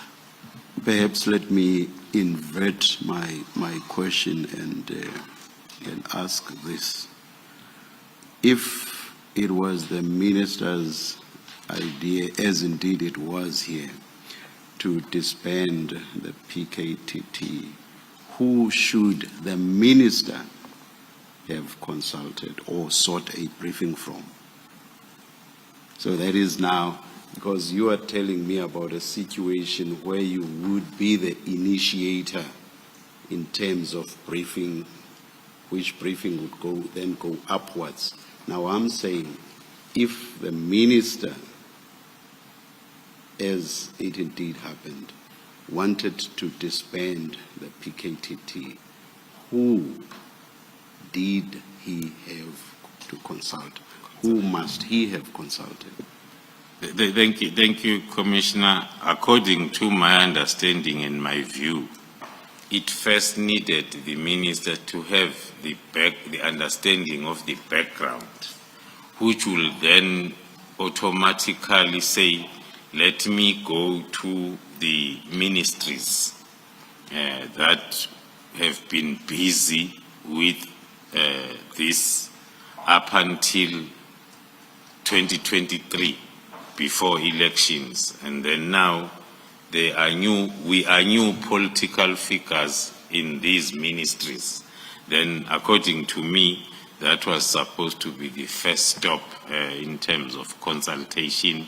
Of course, then looking at the background, of course, then with also or in consultation with the president, and thereafter the message then will go down as it happened when it was established.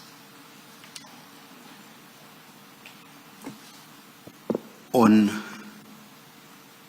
the information that you must have received by now, did the minister take any of the steps that you are referring to? Did the minister make contact with any of the members of the IMC? Did the minister consult the top management of the SAPS, which I assume would obviously include the National Commissioner,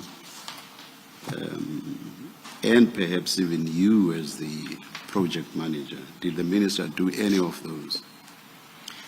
Thank you, Commissioner. Based on the information that I've received up until now, the minister did not consult any of the incumbents of the ministries that are making up the IMC. And also to add, even the information also received up until now, even the current deputy ministers were not consulted, of which then with the previous IMC, by then we had one deputy minister of police who was now and again in attendance on some of the IMCs. So at that level, I will say, based on the information that I've received up to now, there was no consultation at that level. And then on the second level below, I will confirm that we have never been given an opportunity to brief or also to be consulted before the decision was taken. The minister knows best why he did not do any of that, if, as you say, he indeed did not do it. But I will still ask you this. Do you know why the minister did not do any of these? I will not definitely know as to why that consultation did not happen, Commissioner. But according to my view, that I will hold on to it up until I'm given the real reason. I will hold on to the view of what was happening during December, the busiest month of them all in terms of PKTT, their support and assistance to the GCI ops. All that can be supported by our operation that took place on the 14th of May, when we had to analyze the communication, which was starting to give us more supportive information as to why we say the reason was because of the activities of December. I pointed towards the format of the letter. According to me, it's my view again, it was not a letter that was given the attention that it deserves. That needs to be crafted such that. So it talks to the letter that had to be speedily finalized, and now looking at the happenings of December, I will stick to my view up until I get the official reasons for not consultation and for disbanding. Lastly, do you not find it strange that on something so important, with as much history as it had, that what the minister says is so terse or so brief and without much substantiation? Do you not find that strange? I'm referring to page 204, paragraph 3 of the letter, and that's annexure SDK 24. Do you not find that strange? Indeed, Chairperson, I find it very strange, hence my comments that my assessment of the letter is a letter that had to be fast-tracked, not really having the strategic view of the issues that are raised, because there are areas that are supposed to be detailed. And excuse me. So those details will only be informed by the briefings that are received prior to the crafting of the letter. And also the other reason that one can put forward is it's something that we are still going to touch on my further evidence. When then we got an opportunity to give a very detailed briefing in the form of a report, a 27-page report, that is almost giving my whole evidence in this commission in terms of the background, all the steps, what has been happening from the legal framework, the legality of the team, to the oversight activities. So the report is containing everything, but that report was submitted on the 22nd of January. It's not back and signed with any comments up to date. So that I can use it as another reason why one will hold the view that the mission was to disband in December before I'm briefed. Even if I'm briefed afterwards, I don't show any interest. That is my interpretation. Thank you, General. I hope you still remember your question, Ms. Hassim. Thank you, Chair. Advocate Yes, I do. Hassim, before you continue, it's not a question, just to confirm for the record. Because there are two deputy ministers of police, the deputy minister, I believe General was referring to, is Deputy Minister Matale. And we see that in the IMC minutes of 2 February 2022, CJ 16, he was in attendance. And the last IMC of 5 September 2023, CJC 17, he was in attendance. Just so that there's no confusion when we read the transcript later. That is correct, Commissioner. Thank you. Ms. Hassim, if I may, it's a follow-up on the chairperson's discussion with the General. General, we looked at that minute of September 2023, and you read into the record under resolutions that last bullet point at page 124, and I'll read it to you. It says the task team cannot be dissolved. It cannot be dissolved. It must continue. You read that as one of the resolutions.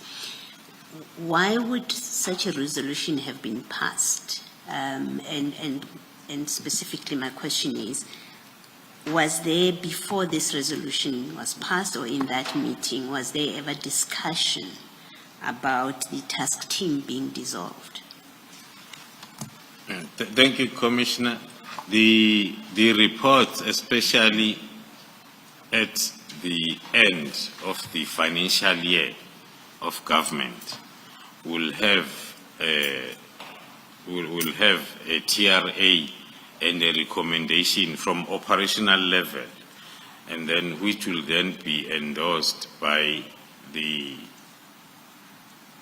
Provincial Steering Committee as well as the National Steering Committee. So at IMC, it will go as a resolution that has been taken at operational level, because the operational level is at Directors General level, those that are financing and resourcing the team. So my understanding, the resolution was informed by the end of the term of the current IMC representatives, that it was the last one before the elections. So that is my understanding, but I can only talk to at the lower level, which is the process that was happening annually, so as then it can inform their decisions as Directors Generals.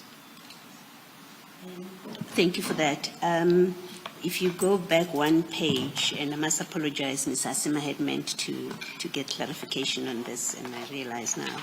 If you go back one page, 123 to 123, and then the fourth bullet point from the bottom. 123, and then the fourth bullet point, it says from the bottom, sorry. It says some members have been taken back to their original station. Can you see where I'm reading? Page 123. And the heading is remarks by other members present in the meeting. Yes, Commissioner. You see that? And then if you start from the top, it's bullet point 6. If you start from the top. Yes, Commissioner. And it says some members have been taken back to their original stations. Can you just explain what was going on there? Because on the face of it, it may feed into the idea that the team already was being dismantled at this point. Yes, Commissioner.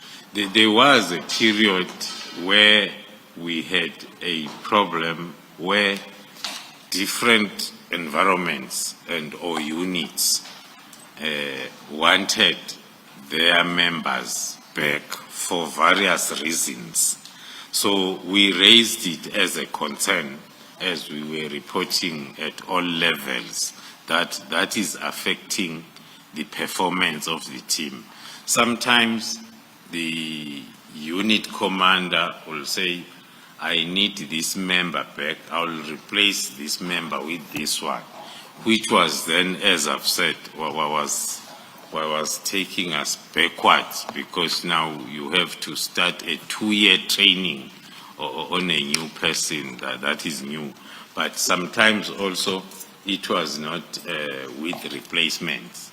But the issue of it being clear was the extension of the mandate that was like affecting the capacity, as I've made an example of the Fort Hare deployment, where we had to take about 15 to 16 members now to be on that side. Lastly, General, between the September 23 resolution and this letter in the busy month of December, the 31st of December letter, in that intervening period, was there ever discussion within the SAPS management or between the SAPS management and the previous minister, Cele, about dissolving the PKTT? Was there ever such formal discussions? No, there's never been any discussion during the time of the former Minister Cele, Yes. between that period. Thank you. Thank you, General. Thanks, Mr. Thank you, Commissioner Baloyi. If I can just follow up on your trend of questions with one more, to confirm this. While there was not that discussion on dissolving, is it correct understanding that every year there was a discussion on whether to extend the life of the team? So it was, it's another way of the flip side of the question is, while there wasn't a discussion on dissolution, every year there was a discussion on extension. Is that correct? That is correct, Commissioners, but that discussion will be at a national commissioners level, or I will say at national steering committee level. I've said the reason is, as the financial year is coming to an end, the Directors General must plan for the new year. So it will be, because each and every department that is part of this interdepartmental was and is carrying the cost by itself. So that's why there will be that discussion. They will mainly request for the threat and risk assessment, the progress made, and then a detailed report, so as then they are able to take that informed decision at their level. Okay, thank you. But so it wasn't a discussion with the ministerial level? No. In fact, in bullet point 4 on the same page, the recommendation was the enhancement rather than the winding down of the task team, as I understand it, on page 123. And that was supported by Deputy Minister Matale. Bullet point 4. Yes, I'm there, Commissioner. That is correct. So hence, in my response from the chairperson's question, I had said, if the process that led to the disbandment letter had followed the normal process, it was not supposed to be that difficult, because the Deputy Minister of Police, who is still the second Deputy Minister of Police, was in the last IMC present and these resolutions taken. So if then there was consultation, I am made to believe that he was going to refer to the minutes of the meeting that he had attended, so as he can be able to brief the new minister accordingly in terms of the resolutions. Thank you. Thank you. Sure. Okay. I'm struggling to get movement with this. This day, I'm still on the same paragraph. And I'm not even going to get there yet, because I have another question, which is, you were not informed, you said, about the concerns. You were not consulted about the decision before the letter of 31 December. Despite the fact that you are the project manager of the PKTT.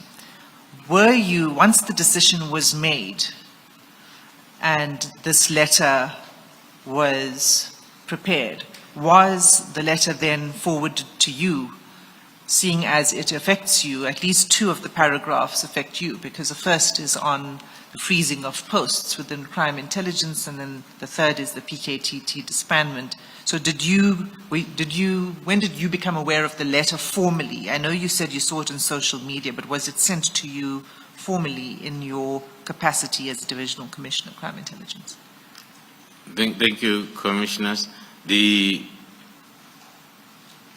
only time the letter was shared with me officially was on the 14th of January, which is like 2 weeks after it has been out, when the National Commissioner came back from leave and then called me in for the discussion of this letter, and then he handed over the file with the letter.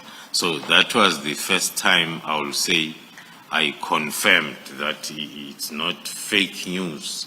It's indeed an official communication between the Minister and the National Commission. That was the 14th of January.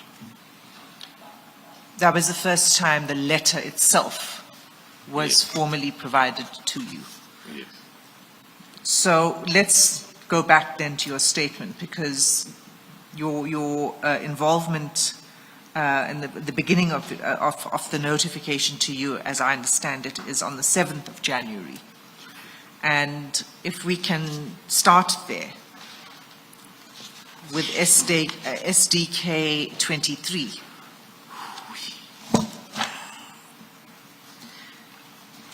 And this is an email that's sent to you on the 7th of January 2025. Can you explain what this email is saying to you?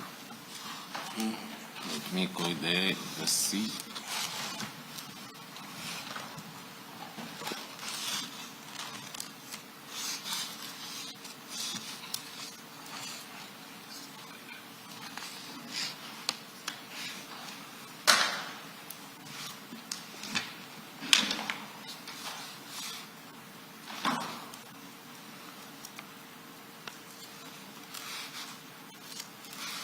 It's page 201.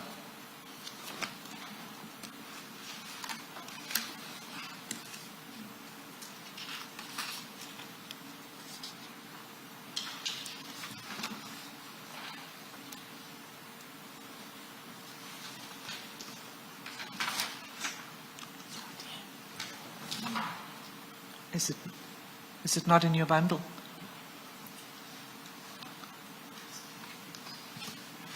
It's an empty page.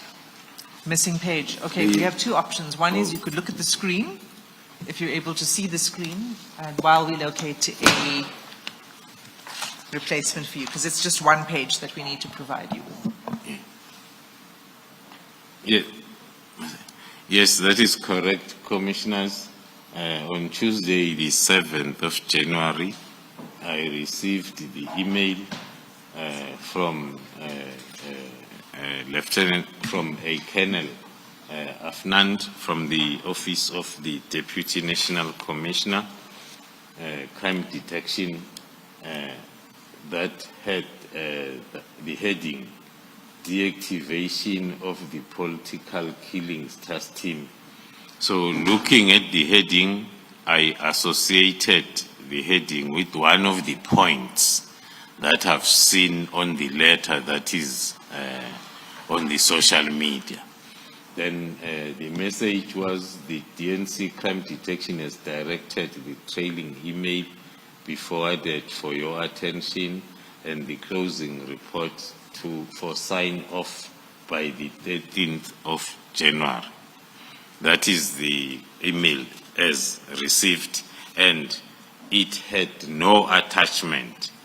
It was just this email that officially I could not understand it. Hence, there was no further action to it because it is just having that one line without any attachment for me to have a proper understanding of the background of the directive.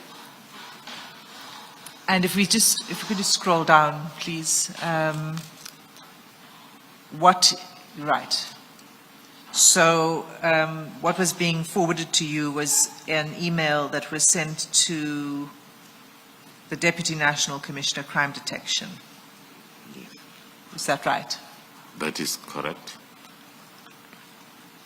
And can you just read the last paragraph of that email? Your office, which is the office now of the Deputy National Commissioner, is further requested to submit a close-up report to be submitted on the 14th of January 2025 for NATCOM's, which is the short word of National Commissioner's consideration and sign off to the Minister. Okay, so this email was forwarded to you, and the request was for you to prepare a closing report for sign-off by 13 January. That is correct. And did you have any communication at this point in time with the National Commissioner about a closing report? Yes, in fact, I did have the communication even before the 7th, as I've indicated that from the 1st, when this letter was trending, I was receiving lots of questions and calls from the team members, from the stakeholders and PA, from correctional services, from everybody. And I could not answer them. Hence, then I had made a call to the National Commissioner whilst he was on leave to help me with the information so as I'm able to respond. Then I got the response that he is also in the dark. The best thing is just wait until I come back. That is exactly what I did. I disowned the letter from the 1st when it started trending up until the 14th when I received it officially, and we had an opportunity now to discuss and try to understand it with the National Commission. And did you raise your concerns with the National Commissioner at that point in time? Indeed. My first call was a complaint to say, I'm receiving lots of calls and I do not know what to tell people from the task team members to the stakeholders. Now help me, what must I say? And the advice was, tell them as I'm telling you that we do not know what's happening. We are still going to try and clarify the issues, and then we'll come back to them. So when you get this email from General Sibia's office saying that you need to prepare a closing report by 13 January, what did you do? Did you begin to prepare the report, or did you do nothing? I did not do anything, Commissioners, because as I've indicated, there was no attachment. I did not want to legitimize and think that the letter that is trending, this email is referring to it. For one main reason, the heading of the email is talking to one subject matter amongst the 3 subject matters that are in the letter that is trending. That was the first reading, the first reason. But secondly, without the attachment itself, it was not easy to understand the directive from the Deputy National Commissioner because it's one line. Then for me to be able to understand this one line, there must be this attachment that I must go through and understand. So hence then my decision not to do anything, instead to wait for the National Commissioner to come back from leave as per our agreement.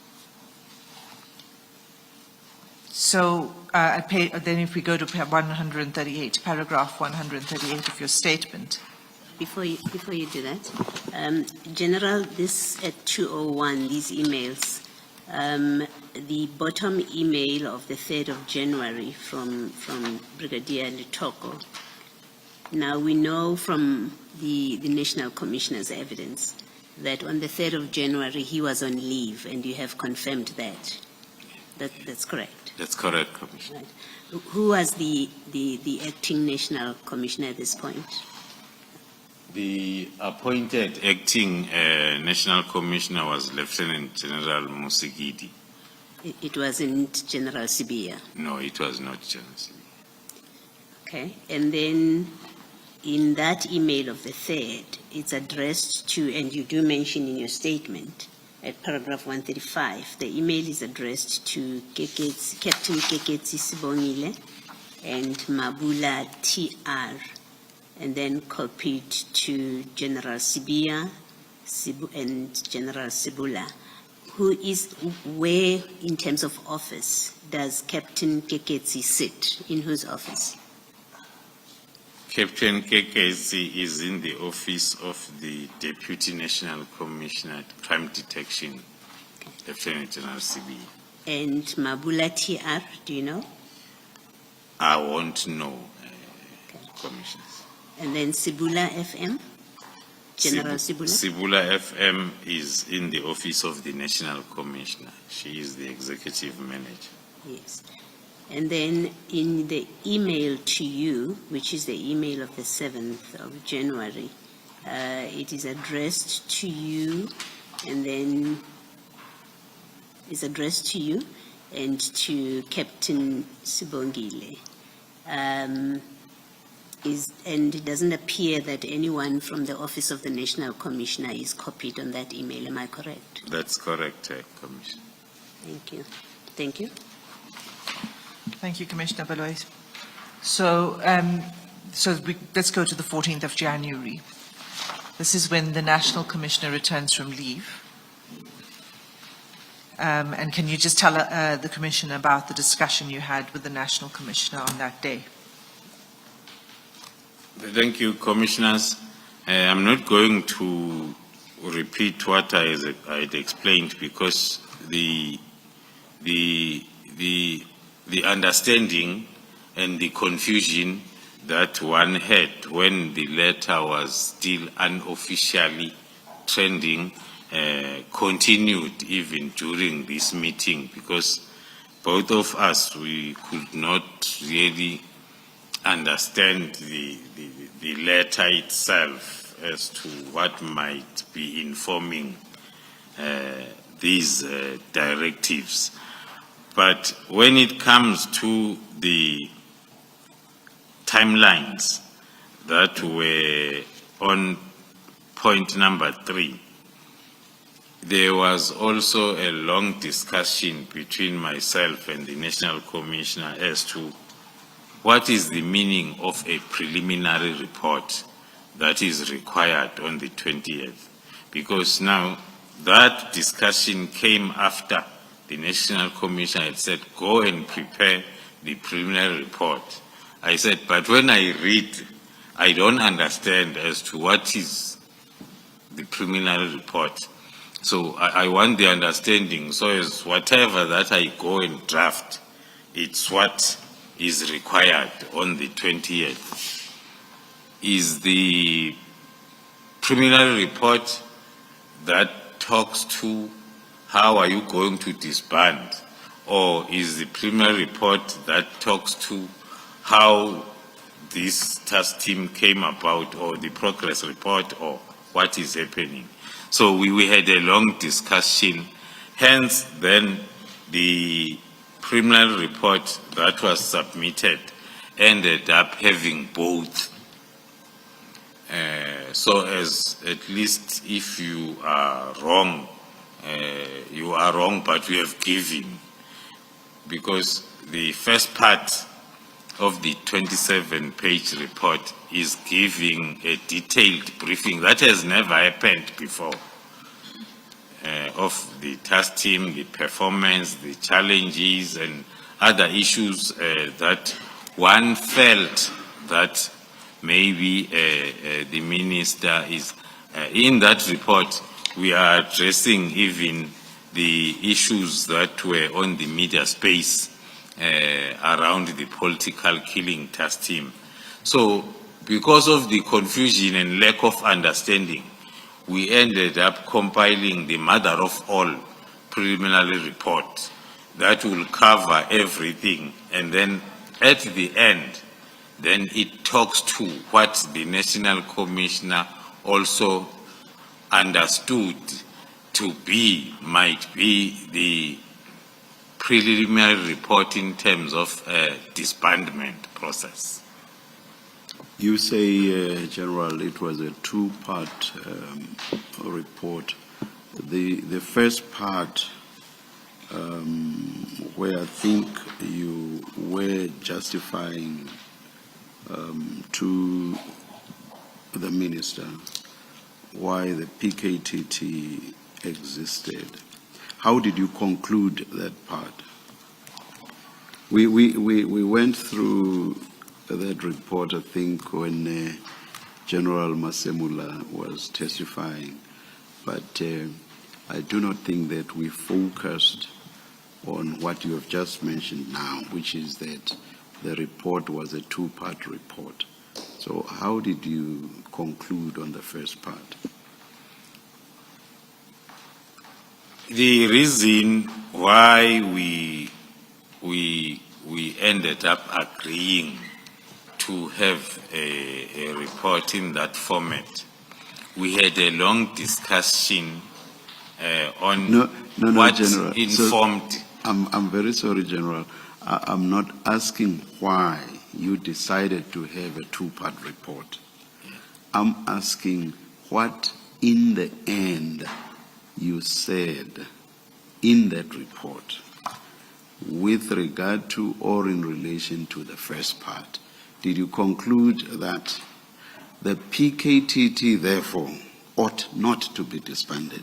That's what I want to hear you on. Thank you, Commissioner. If I understand the question very well, if one try to summarize the last part of the report. The last part of the first part. Did I understand you to say that? Did I understand you to say that your report was in two parts? Did I understand you correctly? Yes, sir. The first part explaining why the PKTT existed. Is that correct? Yes, Commissioner. Yes. So what I'm asking you is, let's just focus on that part, the first part. What was your conclusion, if any, on the first part? Did you reach a conclusion at all?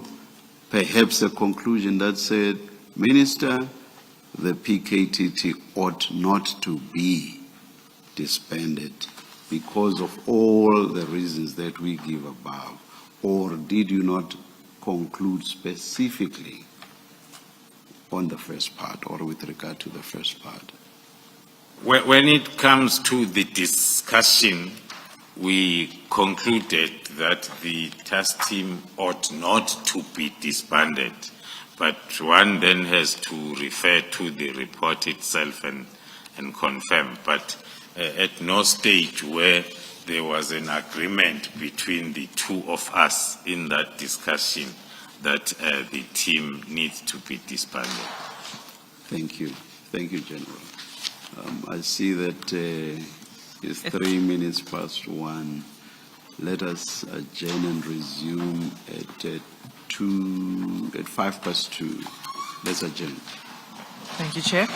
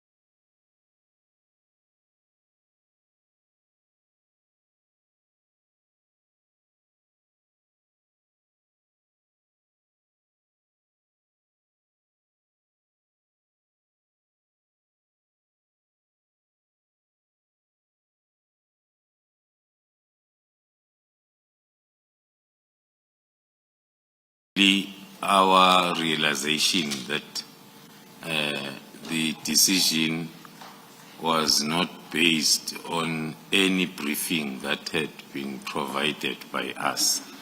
So we realized the need of maybe providing that belated briefing so as we can get to the understanding of the reasons, because the main issue was about the reasons that are not clearly put on the letter of the 31st. So now and again when we talk, we will talk about him trying to set up that appointment for the briefing. So you began working on the report, but even before you presented... Sorry, before you go on, do you have any knowledge whether these numerous efforts to secure a briefing session, do you know whether those efforts were made in writing or orally by the National Commissioner? Thank you, Commissioners. I won't be able to know as to whether it was in writing or verbally. Thank you. Thank you, Chair. So you say you began to prepare the report, but even before you completed that report and submitted it to the Minister, you had a meeting with the Minister on the 16th of January 2025. Yes, Commissioners. The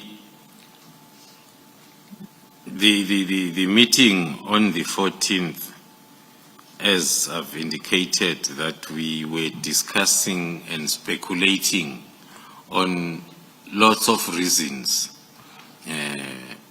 for the letter, more especially with regard to the two issues that are part of the letter. Hence, then we decided that the National Commissioner initiate another meeting where we can be able to brief the Minister on the issues that were all over the social media regarding the division crime intelligence,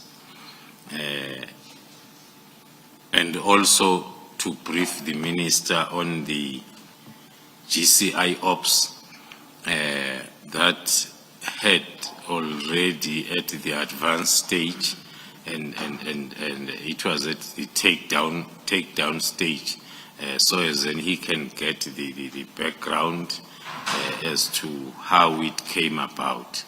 So those were all the discussions that we were having. Hence then the request for the briefing on the 16th of January. So the request for the meeting with the Minister was made by the National Commissioner? That is correct. And who else was present at this meeting? In this meeting, because it was going to include the discussion on the GCI ops, the request was specific that it will be the three of us, the Minister, the National Commissioner, and myself only. Okay, so at this meeting, you made a presentation, and that presentation has been made available to the Commission. At least a part of it has been made available to the Commission, and that's at CJC 21. It's the exhibits file 1.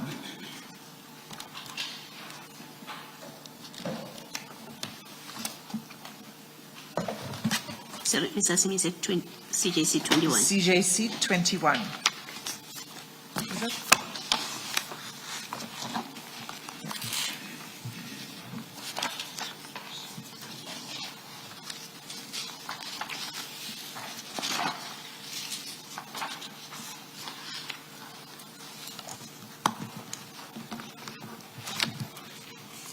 Let me know once you've found it. Have you Yes, found it? yes, Okay. Right, so the first page is the title of the presentation. And the next few pages, can you tell us what these concern before we look at each page? The next pages are containing mainly the motive behind the activities of the Big Five cartel, respective roles, as well as their identification. And then also the second slide talks to the identification of the senior officers within SAPS that had been identified to be working with the cartel. So, so it's the GCI ops briefing. GCI ops briefing.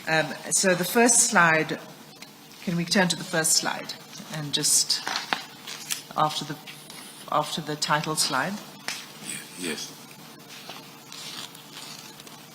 This is the briefing on the Vereeniging case. Yes. Okay. So I see that on the right-hand side of this slide, there are a number of names that run down of police officers. That's So correct. can you just explain that to the Commission? Yes, we were painting the picture of the support structure of the cartel, concentrating mainly within SAPS, those officers that had been identified to be working with the cartel. So would you like to name them?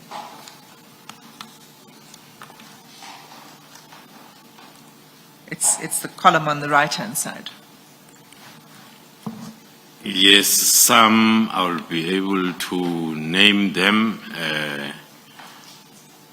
Some I'll be able to name them because they've come up in the evidence that has been led to the Commission. Lieutenant General Sibiya, Major General Shibiri, Brigadier Nkwashu, Captain Mahotle, by that time were the names identified. So these were the names identified by the 16th of January already. Yes.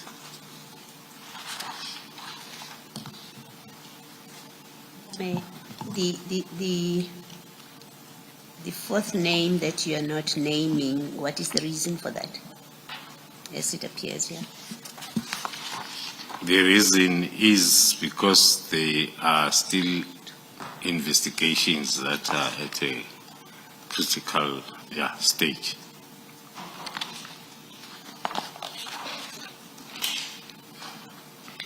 And then if you turn over this page to the next slide, what is this, what's the purpose of this presentation? The next slide, it's going into details on the same, but talking to the structure of the SAPS officers identified to be working with the cartel, but on a standalone. So so I'm assuming when you're briefing the Minister on this, you're providing the Minister with details as to why you have these members of the SAPS as potential implicated persons in your investigations. That is correct. On our verbal briefing and also on our speaker notes, we had all the facts as well as evidence that had been collected by then that are linking the identified to the cartel. And what was the response of the minister to this presentation? I would imagine this must have been quite shocking for the minister. It's supposed to be shocking, hence then I will say it was shocking, but then with the comments that we can continue with the project or investigation, and also will provide him continuous briefings as we move on. So just to clarify that, so he confirmed that you can continue with the investigations into Yes. those Yes. suspected implicated members. Yes. So that was on the 16th of January. And the next thing that happens, according to your statement, is the very next day, you receive a letter from General Sibia. And we can go to that letter. It's SDK 25.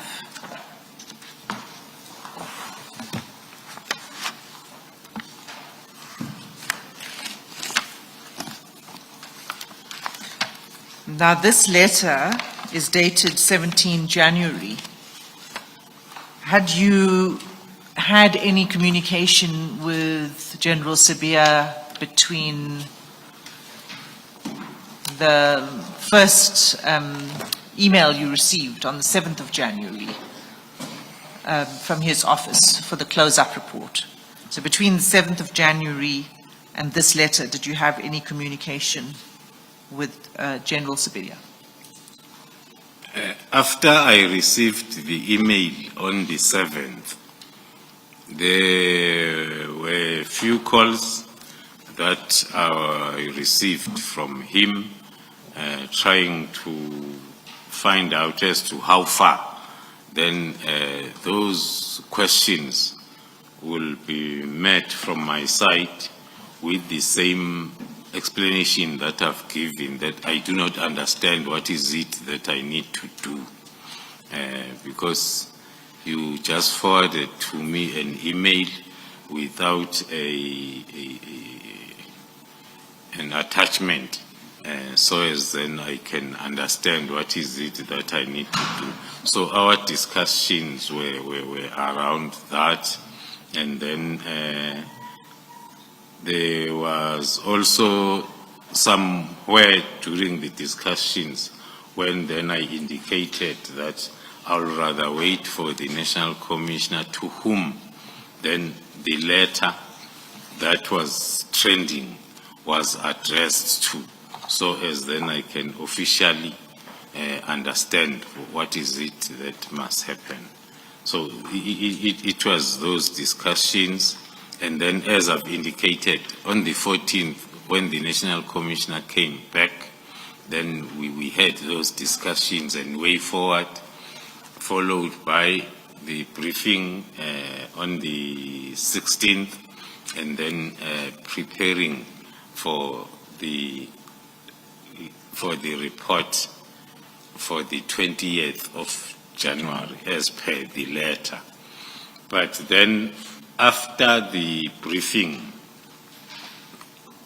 on the 16th, then on the 17th, I then received the letter as per Annexure 25.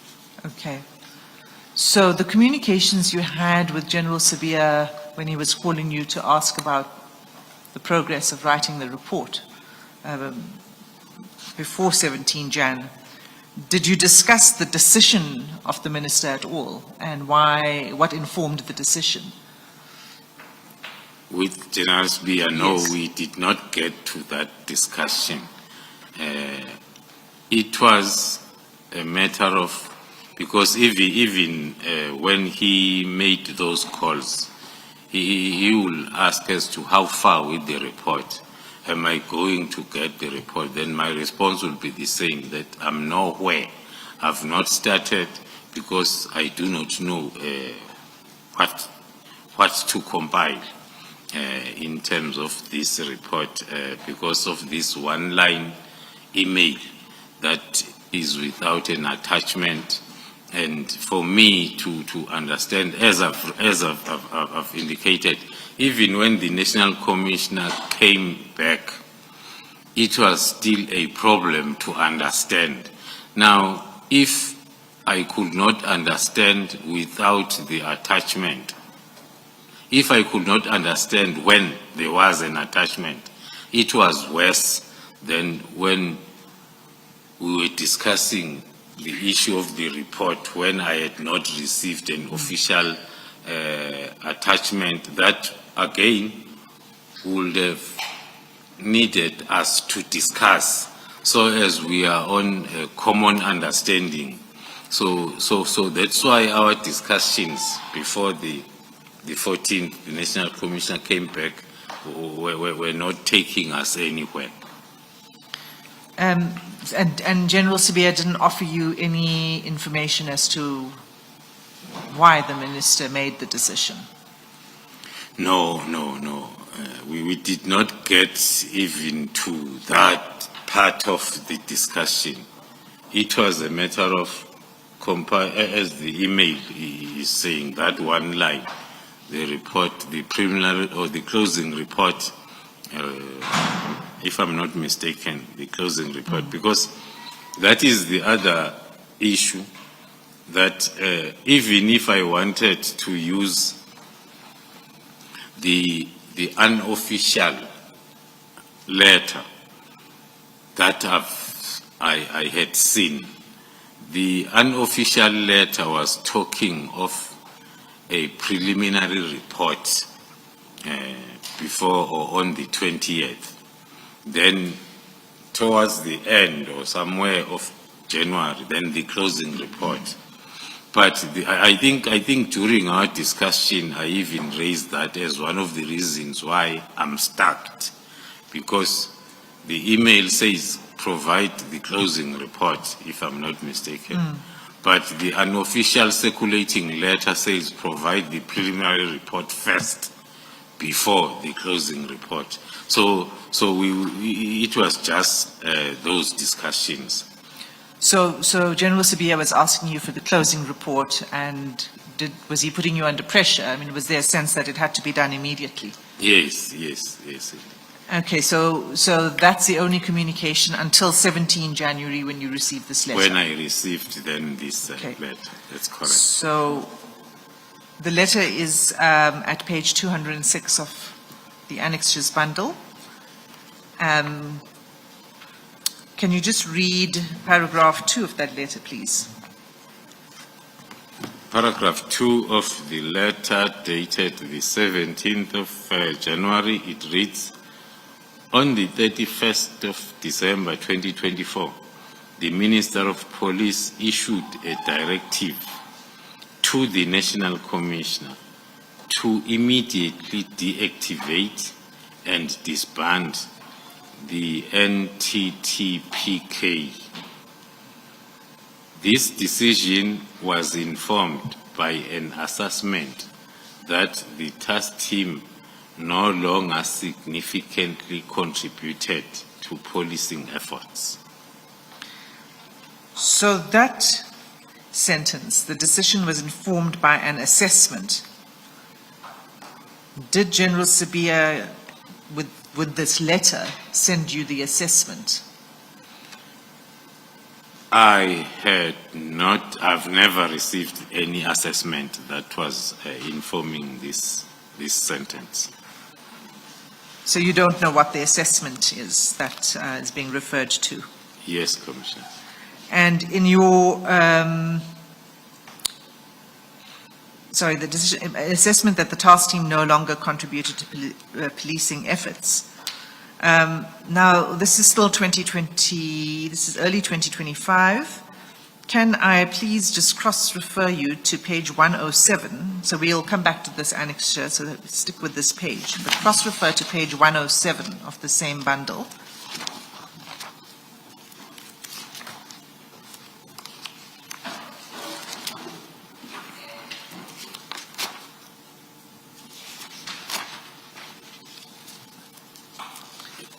Yes, There? I'm there. Can you just describe for the Commission what this document is? The annexure is about the information note that was compiled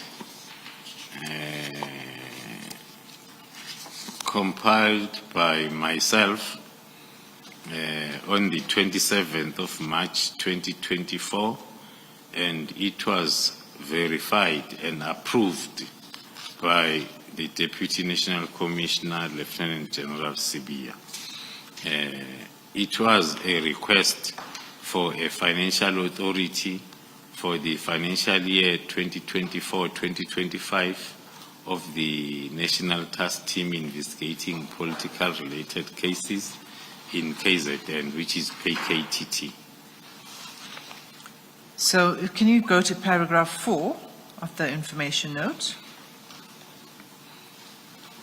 On paragraph 4, I included as a compiler the fact that the achievements, the performance, as well as successes of the task team has been found to be outstanding during the continuous evaluations by the National Steering Committee, the Interministerial Committee, and the President of the Republic. The current phase of the task team was approved up until 2024-03-31. So this information note was compiled on the 27th, which was 3 or 4 days before the expiry of the authority that was there, that was approved. And it was recommended, so you compiled it, but it says on page 109 it was recommended by General Sibia. The findings, I mean The information note was recommended Right. by General Sibia Yes. on the 26th of March. So he would have agreed with the assessment of the PKTT as of March 2024, as described in paragraph 4. That is correct, Commissioners. And this is the request for extension that was approved, if we see page 110, by the National Commissioner, but for a smaller amount than was requested.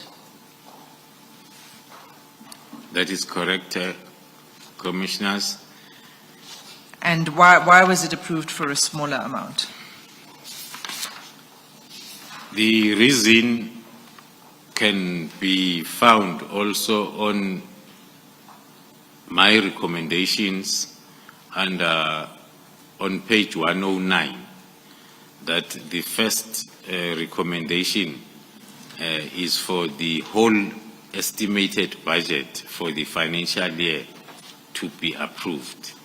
And then the second recommendation, it's an alternative, that whilst the final budget, because at the end of March, then the previous financial year's budget then ends to exist.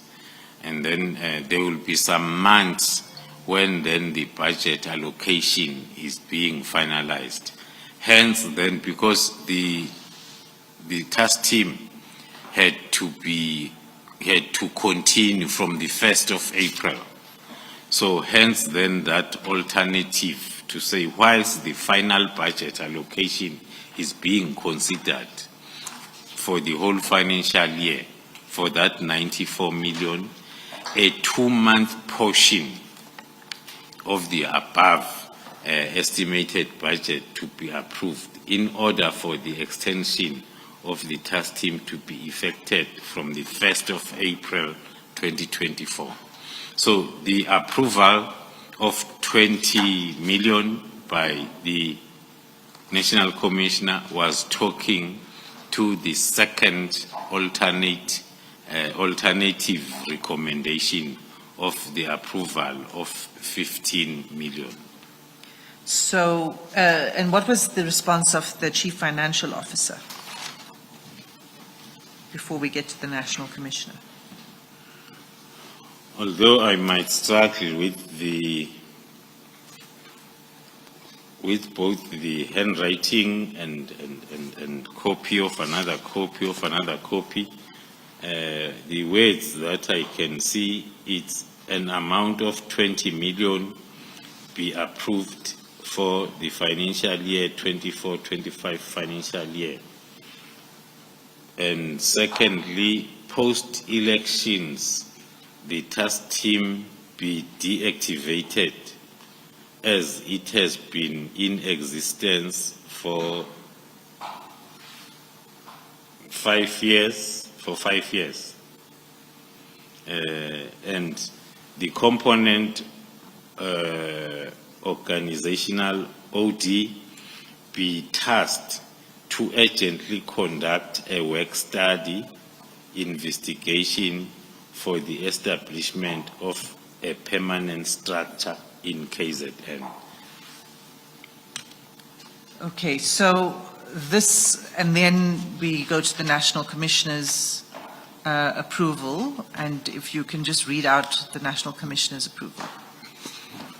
Reading the National Commissioner's approval with comments in comparison with the CFO, the first one, the approval of 20 million is given in line with the recommendation of the CFO, who had also recommended the amount of 20 million. And then the National Commissioner continues and say, this is provisional, whilst the finalization of allocation is processed, which talks to my alternative recommendation, not the comments by the CFO.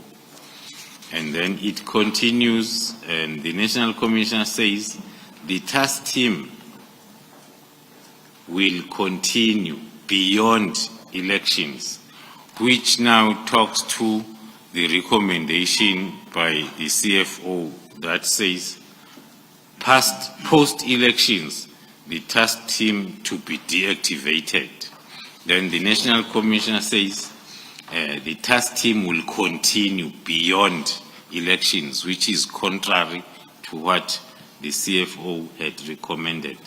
The reason given by the National Commissioner is so long there is work to be done, the team cannot be localized to KZN, which is a direct disapproval of the recommendations by the CFO, the last part of the recommendations by the CFO. The part where it says there should be a permanent structure in KZN, there should be consideration of a permanent structure. That is correct, Commissioners. So, and then after this 20 million approval, was in the adjustment, in the final allocation of the budget, was there an allocation then to the task team for the remainder of the financial year? Indeed, that is correct. So we have this information note, and we've established that General Sabia recommended it in line with the way in which you had prepared the report. And so between that's March and December, did anything happen to change the picture of the work of the PKTT between March, when this was approved? Well, we know in September 2024, there was still, no, that was September 23, sorry. So between March 24 and December 2024, did something happen that would give one pause and say that the work of the PKTT needs to be re-examined? Did something unusual occur? From the Office of the Deputy National Commissioner, as his recommendation of the Political Killings Task Team to continue because of its good work in March up until December 2024, there has been no other report or complaint contrary to that. Instead, although it's not part of my statement, there was a time when there were killings in the Eastern Cape, and the Deputy National Commissioner was on his way to attend to that, and he sent me a message to say, it looks like you'll have to prepare your PKTT, some of them to, that was before December, but it was between March 2024 and December, just to prove that the performance of the PKTT, that he was aware of the performance of the PKTT, because he had requested to extend the mandate of the PKTT then to that other investigation in the Eastern Cape. And in that communication, he even suggested that the team that is already in the Eastern Cape doing Fort Hare cases also do those cases that had happened in the Eastern Cape that he was attending to. Okay. So the letter goes on to say then that the directive must, what General Sabia is saying is the directive requires immediate compliance, and that there are certain measures, sorry, paragraph, where are we now? page 206, back to the letter, page 206. Yes, I'm there. The directive requires immediate compliance, he says in paragraph 3. And he asks you to undertake appropriate measures to ensure the effective disbandment of the team. And then he says the following: these measures must ensure that ongoing investigations are not disrupted or compromised. In your statement, you disagree that the measures would not have this effect of disrupting, and I'd like you to explain that, please. That is correct, Commissioners. Maybe before I even get there, the cross-referencing that we were doing now, it talks to the financial approval up until the end of March 2025, which was recommended by the Deputy National Commissioner. Now, if in December you don't even maybe raise that issue to say, but the Minister's directive of immediate disbandment is also affecting the financial authority that is still on. So there will be some sort of wasteful expenditure. I'm citing that because of the cross-referencing that we were just talking to say, even from the office of the DNC, to write the immediate disbandment together with the financial year authority without raising that matter, especially with me, who wrote the information note that he recommended. I would have expected that maybe writing to me, my supervisor must tell me as to what is it that I must do now with the funds that are committed already until end of March if now my supervisor says disband now, beginning of January, whereas the supervisor said, here is the financial authority that you can commit up until the end of March.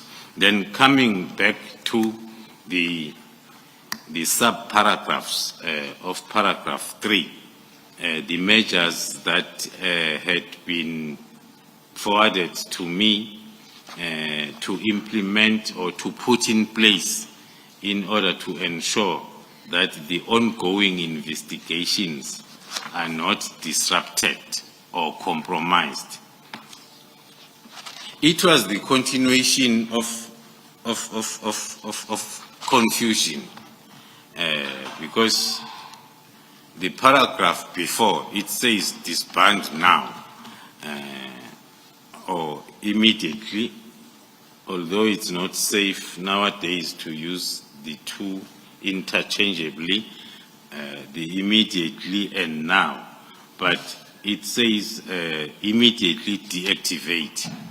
And then measures that you must put in place to make sure that investigations are not disrupted. According to me, they are all not reasonable. They are not talking to the main message because the first one talks to the monitoring and oversight. Now, if you disband all the structures, who is going to do this monitoring and oversight? Because you started by disbanding. So that was not going to be possible to happen. That measure, number one. Same applies to accountability. Accountability moves together with an official allocation of a task to someone. Now, after we have disbanded and removed all the responsibilities from everybody, then it was going to be a problem in terms of accounting. The other issue that one can flag that is appearing almost throughout the measures is the accountability, oversight, and everything that needs to happen. It's directed to the Divisional Commissioner for Detectives and Forensic Services. So from us that were responsible in accounting, that will mean with immediate effect, we cut and we are no longer responsible or accountable. It's someone else now that must be accountable with effect from that day the immediate disbandment is effected.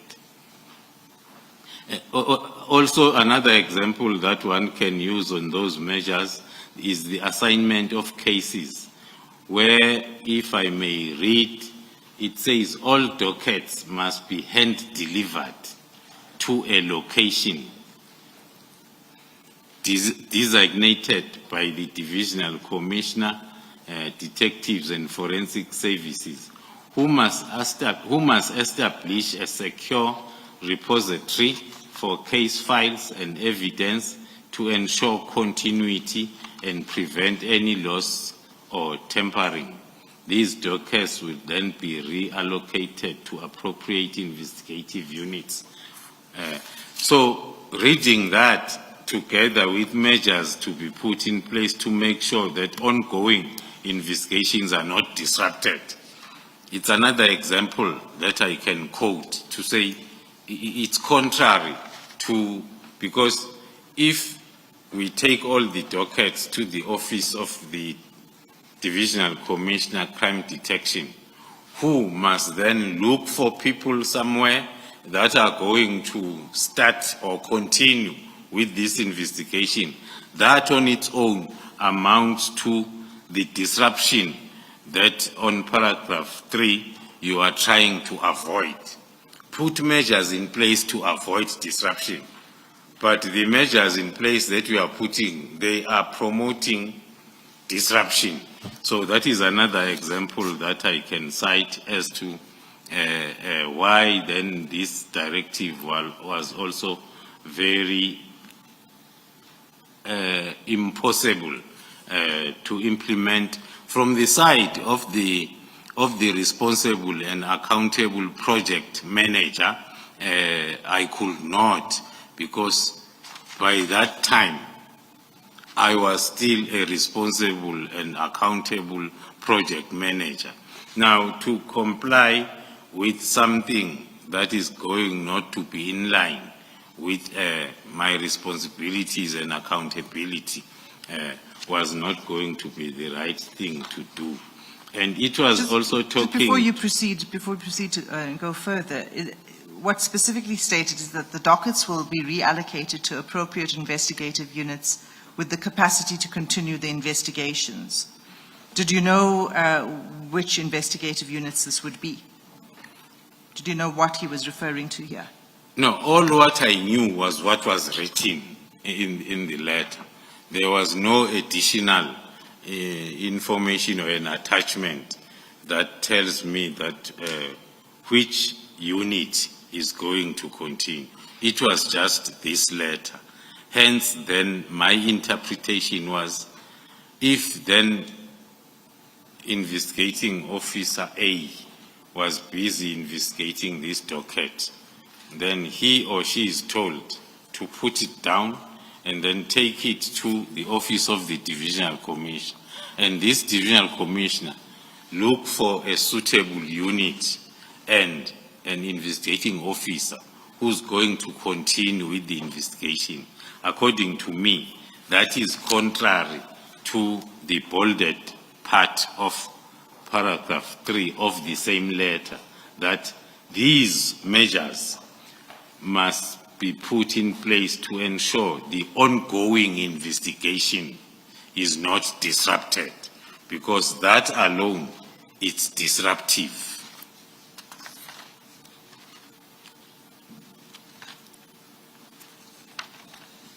Okay, continue.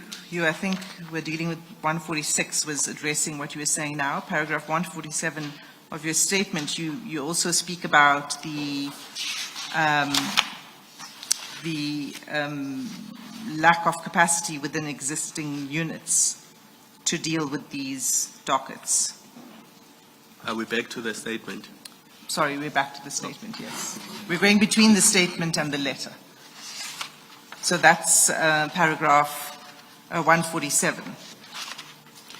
So, on paragraph 147, to still talking to the measure number 3.4, cross-indexing to the letter, it still explains that the initial reasons for the establishment of the PKTT was the failure of the normal units to effectively investigate these cases.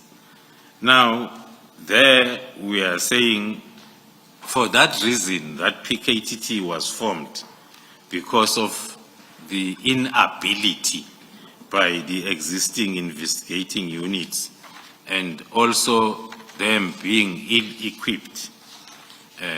We were referring that to the methodology applied by the PKTT, that it's totally different from the methodology that will be applied by any unit, investigative units. That commissioners, one maybe can add that the discussion that talks to these dockets, the way they were and are investigated, to be transferred to a normal murder and robbery or whatever name investigation unit will not make sense, because the unit is totally different from a task team. You cannot talk to those two as if one can replace another. The unit of, let me first start with another example. The unit of National Intervention Unit, the combat, it is made up of operatives that have successfully completed the National Intervention training. Only them. No one else can be part of that unit. Same applies to a investigative unit or a murder and robbery unit.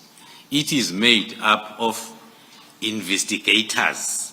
Then the task team, the difference is you draw expertise from different units to make a task team. So it will be naive to think that what the task team can do, the unit can also do, because the task team is made up of expertise from different units and expertise. That is what we are trying to stress on that paragraph. So the effect would have been to revert to the traditional method that you were talking about yesterday of policing and investigating. That is correct, Commissioner. So those are the measures that General Sibiya was saying you need to put in place, which you felt would have the effect of disrupting the investigations. But then in paragraph 4, there's a second thing that's requested, and that's the closing report. So can you just read the first sentence of paragraph 4, please? Thank you, Commissioners. The paragraph 4 is a long format of the one-line email that I had received on the 7th of January, which reads, a comprehensive closing report must be submitted by the 16th of January. That is the day I was briefing the Minister on GCI Ops, but the letter then was signed off and sent to me on the 17th. And then I would have to confirm the compliance with the above mentioned directives, and that report would have been structured according to the next guidelines. Okay. So the report required you, well, first he says the report must be submitted the day before the letter was sent to you, and he says it must confirm that you have complied with those measures that you were just discussing now, and then that it should contain the following items. Can you just deal with those items that were required from the closing report? When one went through the requirements of the report, that's when one lost the hope as to, if you want to compile this report, what is it that you need to do? Because the first one talks to the executive summary, where I was expected, or we are expected to give the mandate, purpose, functions, and reasons for disbanding the task team. From the very same me, the project leader, who was not consulted, who do not know why, but now on the report I must give the reasons. Hence, Commissioners, I say, then it's one of the directives that when you go through and you want to comply, you end up being more confused than before you received it. Because some of the parts, one would have been able to give the mandate, to give the purpose and the functions. But now the last one that says the reasons for disbanding, now how do you marry these conflicting requirements as reflected? And I suppose the same would apply to the next bullet, which is summary of the key considerations that resulted in the decision to disband the task team. You were not favored with the key considerations. One might then use the same approach, commissioners, that the senior counsel is using, that you were not given. But as I've indicated, it starts with you were not even consulted. And in the letter of the 31st, there are no details. And in the email of the 7th, it's worse. Not even the attachment is there. But now, on a long directive of the 17th, a lot is required that one cannot get anywhere, including then the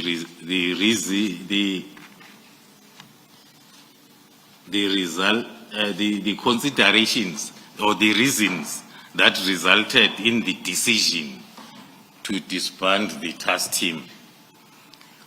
One then was forced to ask himself this question, but who decided to disband the task team? Now, why are you looking for reasons from a person who did not decide? Because this letter maybe was having a wrong address. It was supposed to go somewhere else, then mistakenly it was addressed to myself. So it's one of the issues that will make it very difficult to attend to the issues raised in this directive. So you've given that response in paragraphs 148.1 and 148.2 of your statement. So, but then you give a second criticism in 148.3 of your statement. Can you deal with that?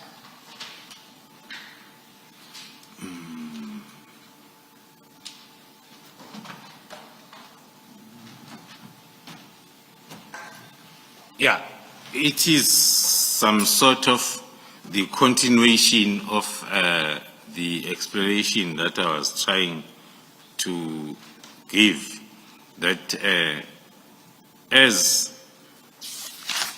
I was instructed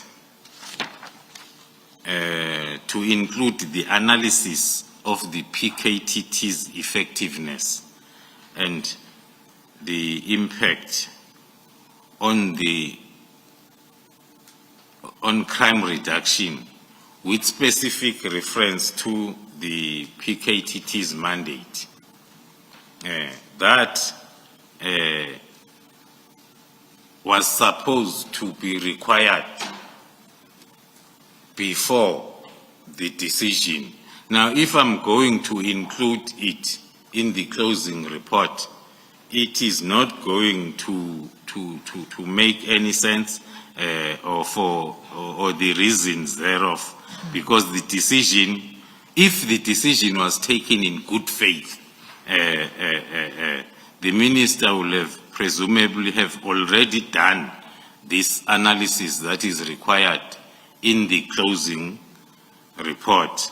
That was supposed to be done prior to the decision. That is my view on that point, commissioners. And then, thank you. Ms. Hassim, perhaps the witness should read 148.3 and 148.4 into the record. I would actually have loved for him to have read even maybe a couple of other paragraphs before that, but perhaps because we are way past that now, if the General could read 148.3 and 148.4 into the record, please.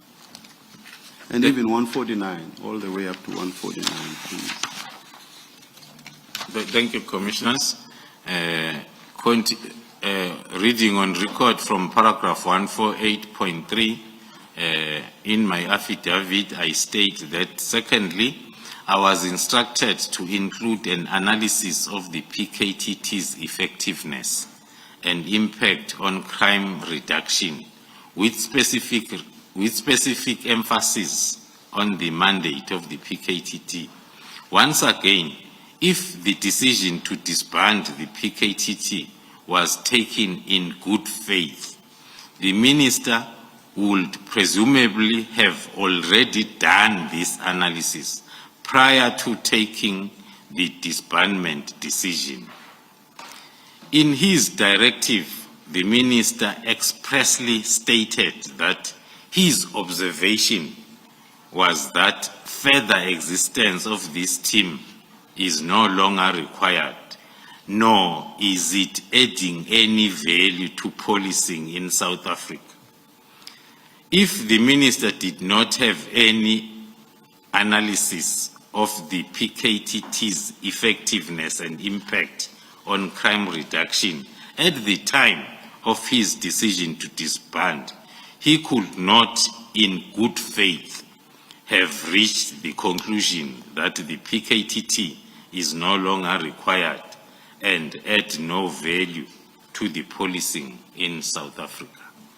Paragraph 148.4, thirdly, one of the more concerning aspects of the proposed report is that it had to include the stakeholder feedback from organizations such as the NPA and State Security Agency in response to the announcement of the disbandment. In other words, when the Minister took the decision to disband the PKTT, he apparently did not engage the NPA and SSA on the effects that the disbandment would have on pending prosecutions and the general state and the state security This was further confirmation for me that the Minister had not done the necessary due diligence before he took the decision, the disbandment decision. Paragraph 149. It appears that the Minister did not consult with the individuals he ought to have consulted with for purposes of making a decision regarding the disbandment. From my discussions with the National Commissioner at that time, it was clear that he was not consulted by the Minister regarding the disbandment. Thank you, General.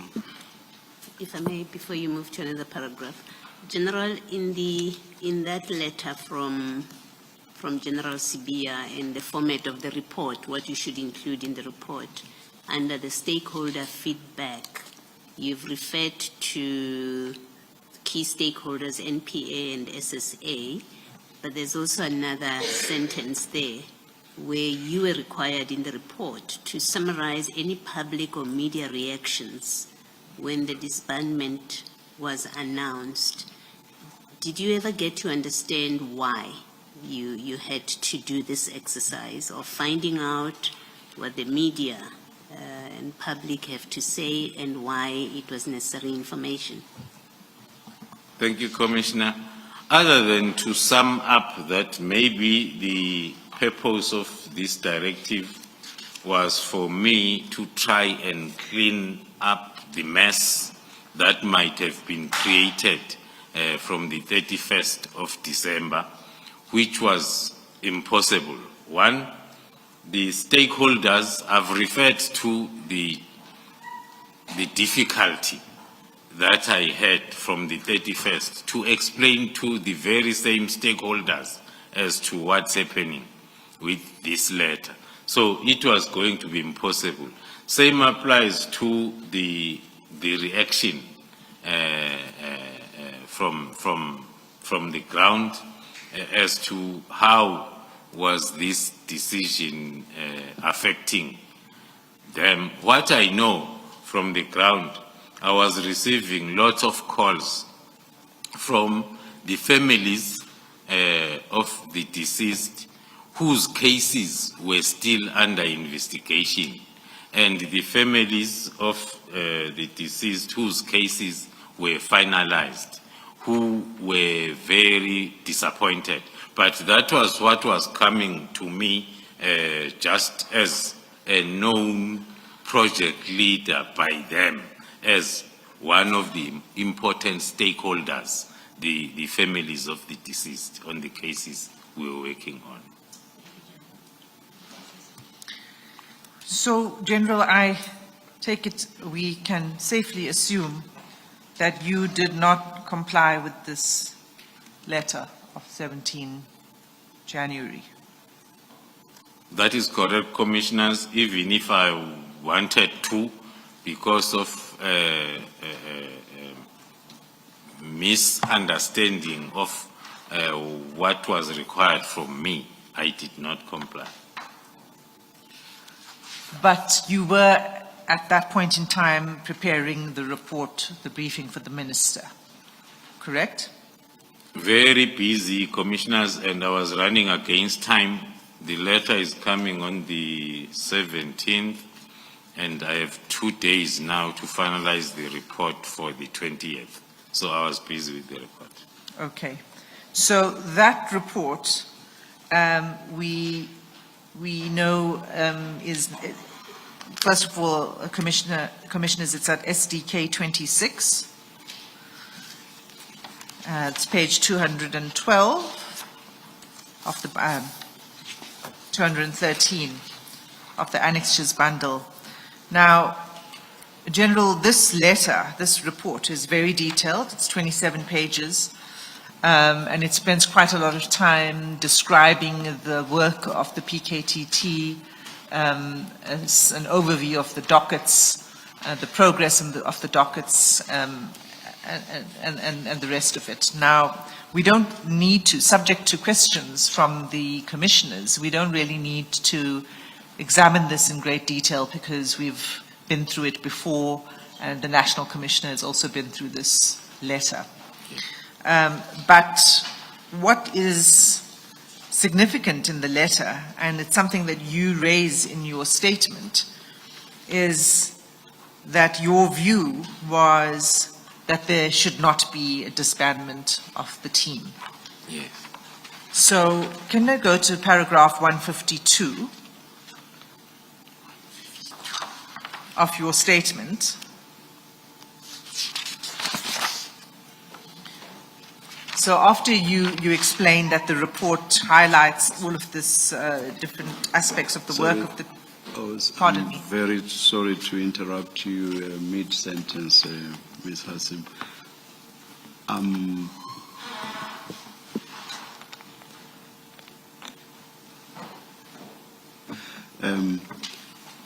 Annexure SDK 26, only the cover letter at page 212 is legible. The report itself is illegible for the most part. My apologies, Chair. I was aware that these copies were not legible and requested that more legible versions be placed in your files. We can certainly do that. Please. In this other bundle, this is the one with the CJCs, starting CJC 8, does it? I think so. To all the way to CJC 21. It does have a legible report, but may those be sorted out for us, please. I think what happened, We Chairman, can't, whilst going through the Sure. SDKs, then have to go to the CJCs. Thank Absolutely. You. Thank you very much. I think there was confusion in carrying out that.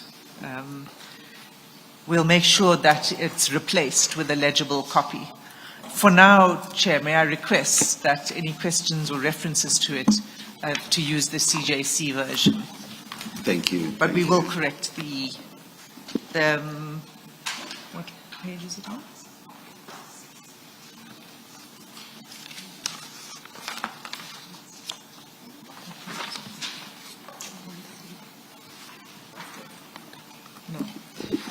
Yes, Mr. C. Sorry, Commissioner Baloy, I was trying to answer your question. I'm not sure which page it's on. You've got I'm told it's CJ's, hang on. SDK 26 in CJC. in, in the CJC bundle. Found it.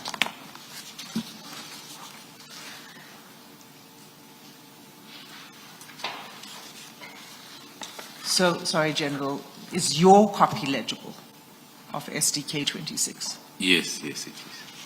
Thanks. Okay, so in paragraph 151 of your statement, you describe general overview of what it is you addressed in the long report, SDK 26.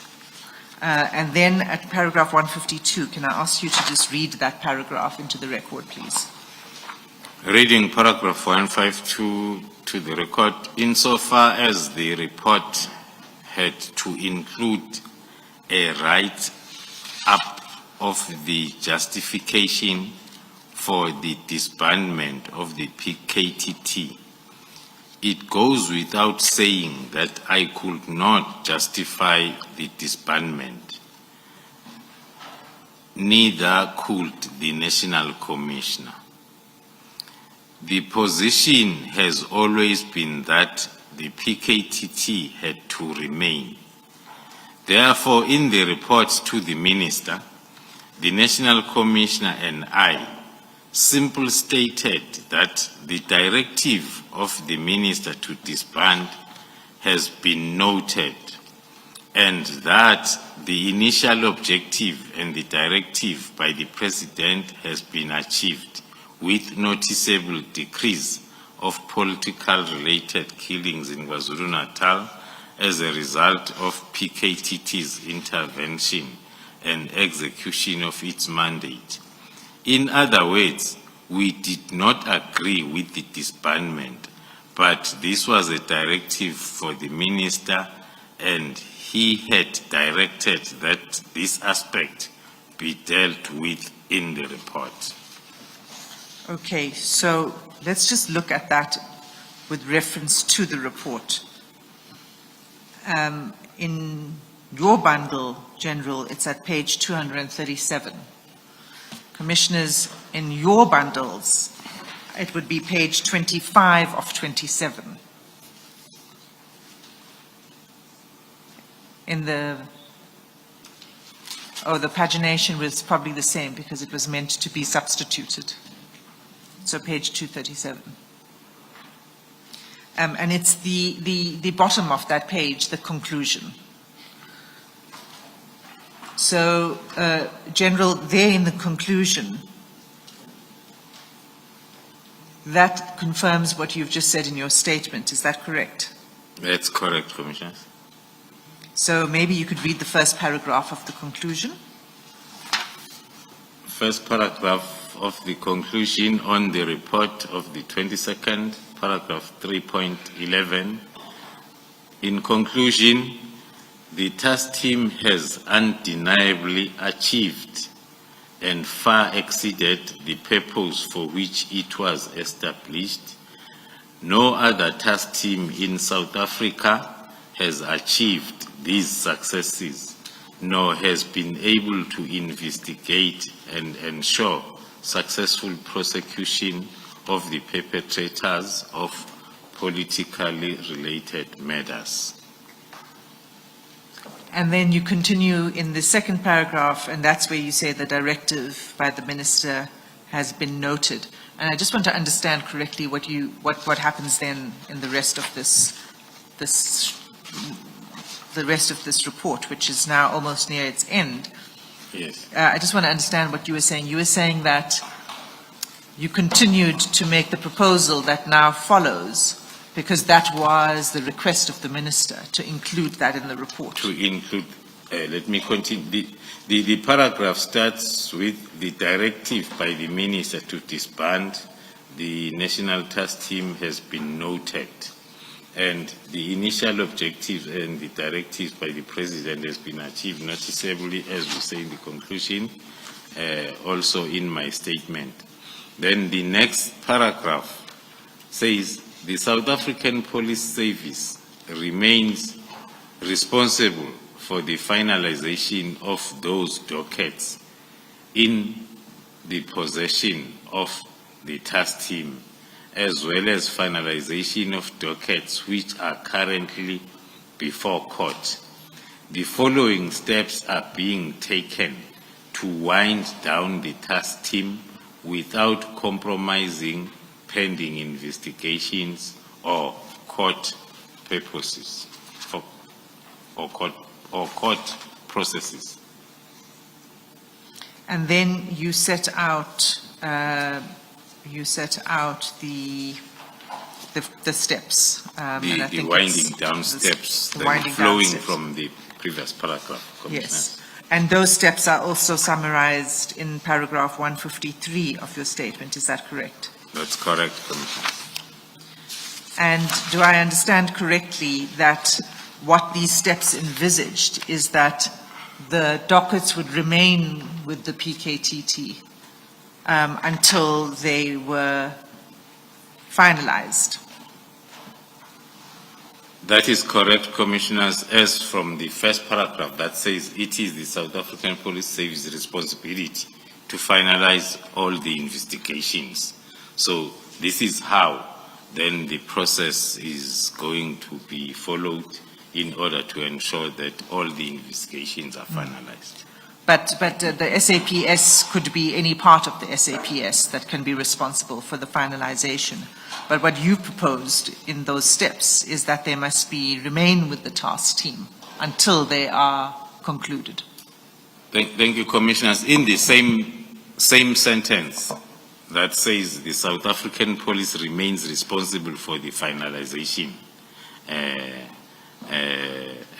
of the dockets in possession of the task team, as well as finalization of the dockets which are currently.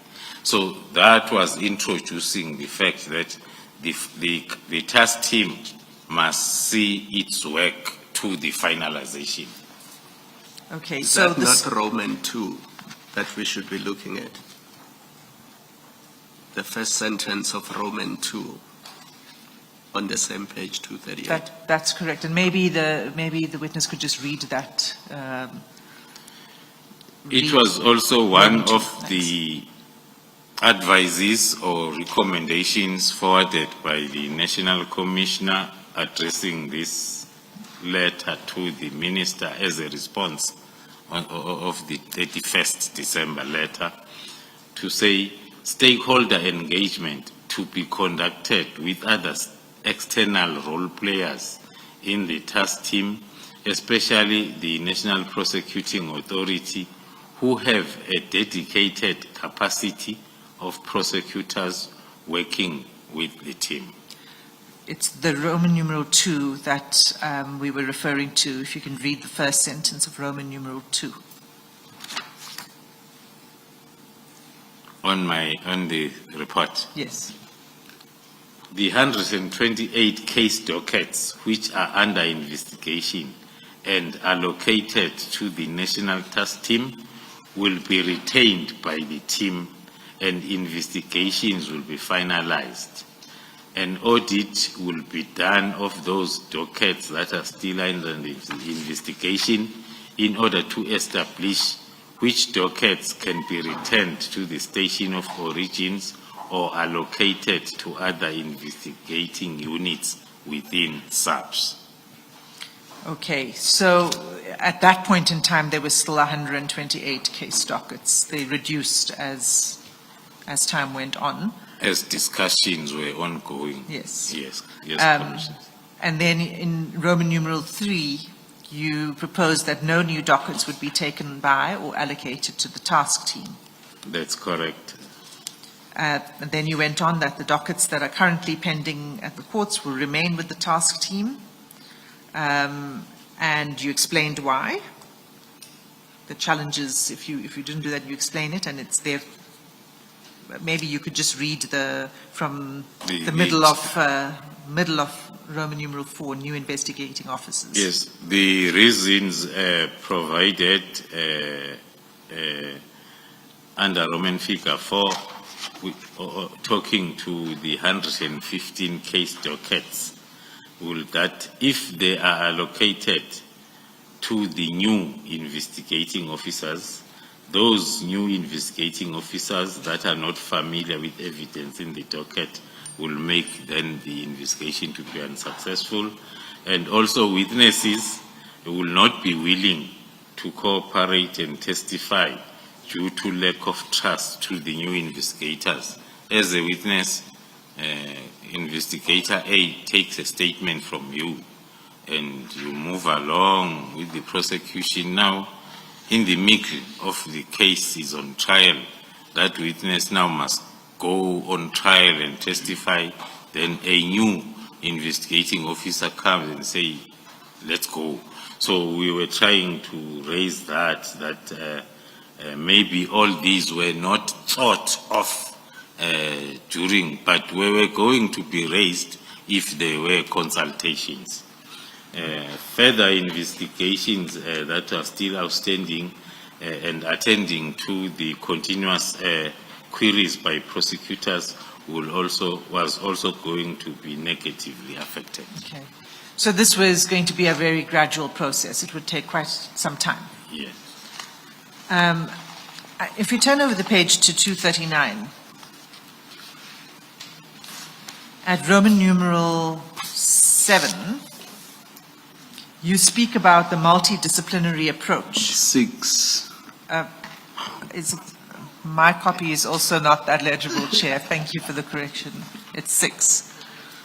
You talk about a multidisciplinary investigative approach that will be applied. Can you just explain what you are referring to in that paragraph? What is it that you were proposing, you and the National Commissioner?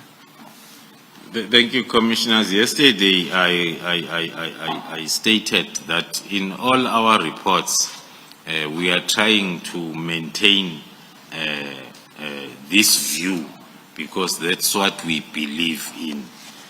Same applied to this report, that we are saying this multidisciplinary investigative approach, which we in short refer to it as analysis-led, more analysts than investigators, and prosecutor-guided investigation that is currently applied by the task team will be adopted. Now, it was the National Commissioner informing the Minister that it will be adopted and used to serve as a benchmark for the realignment of contract killings and organized crime investigations, and further directives will be issued in this regard.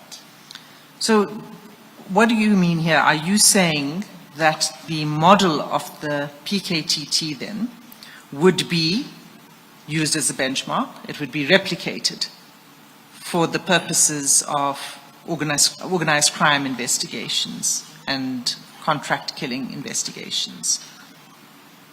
Yes, Commissioners.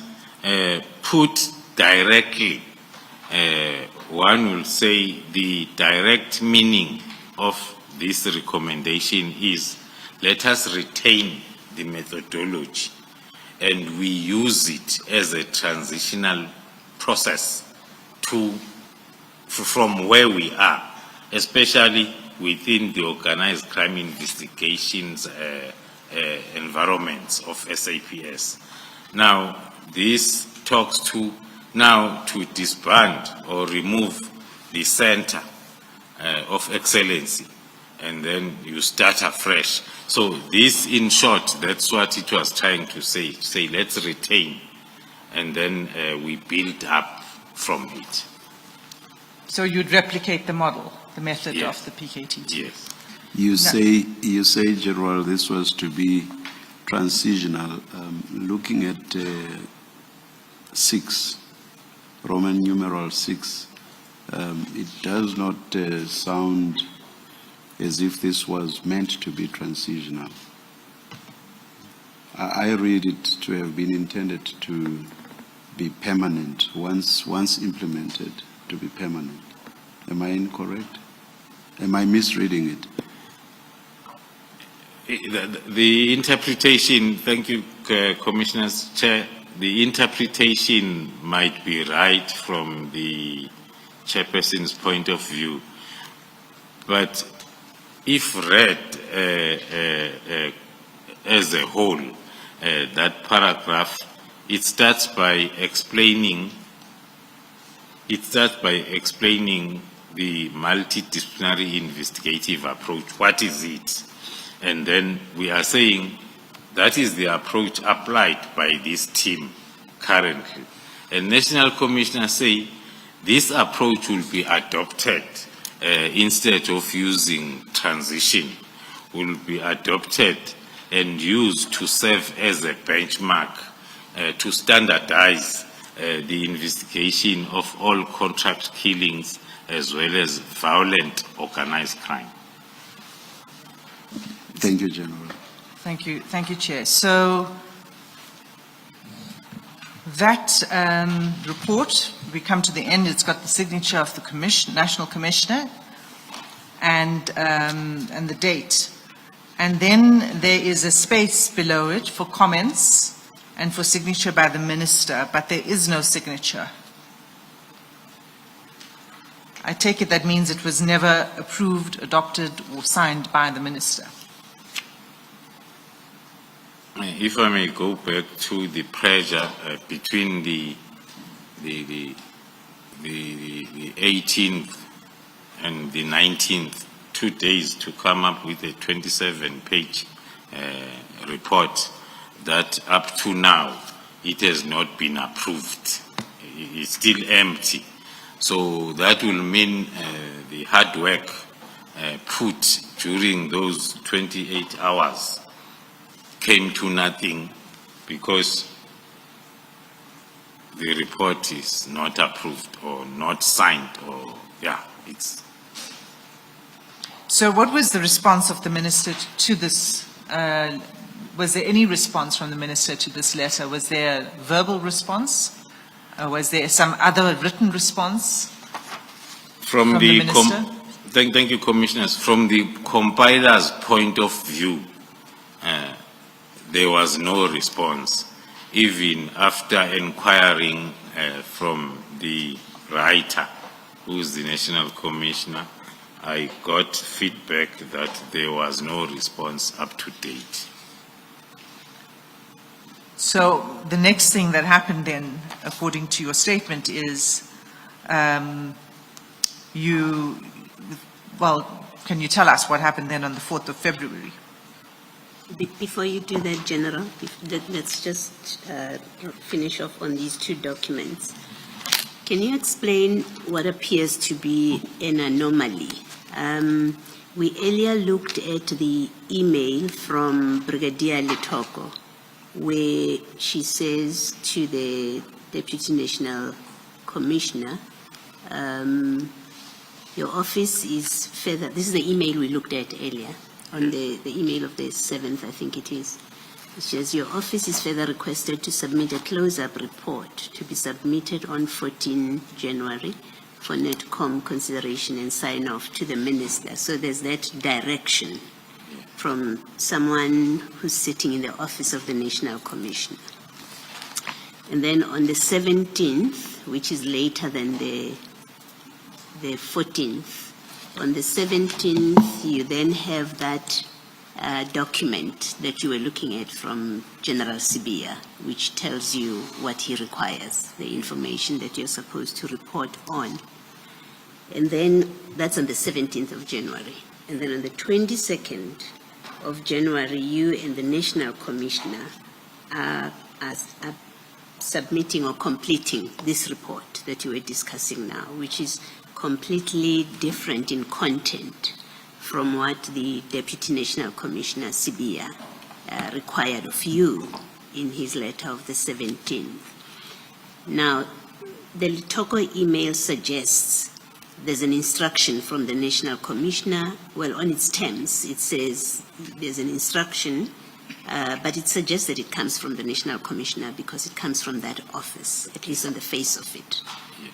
And then General Sibia appears to act in accordance, I say appears, on the face of it, by writing to you on the 17th with all of those directions and instructions. But then the National Commissioner works with you to prepare a completely different report.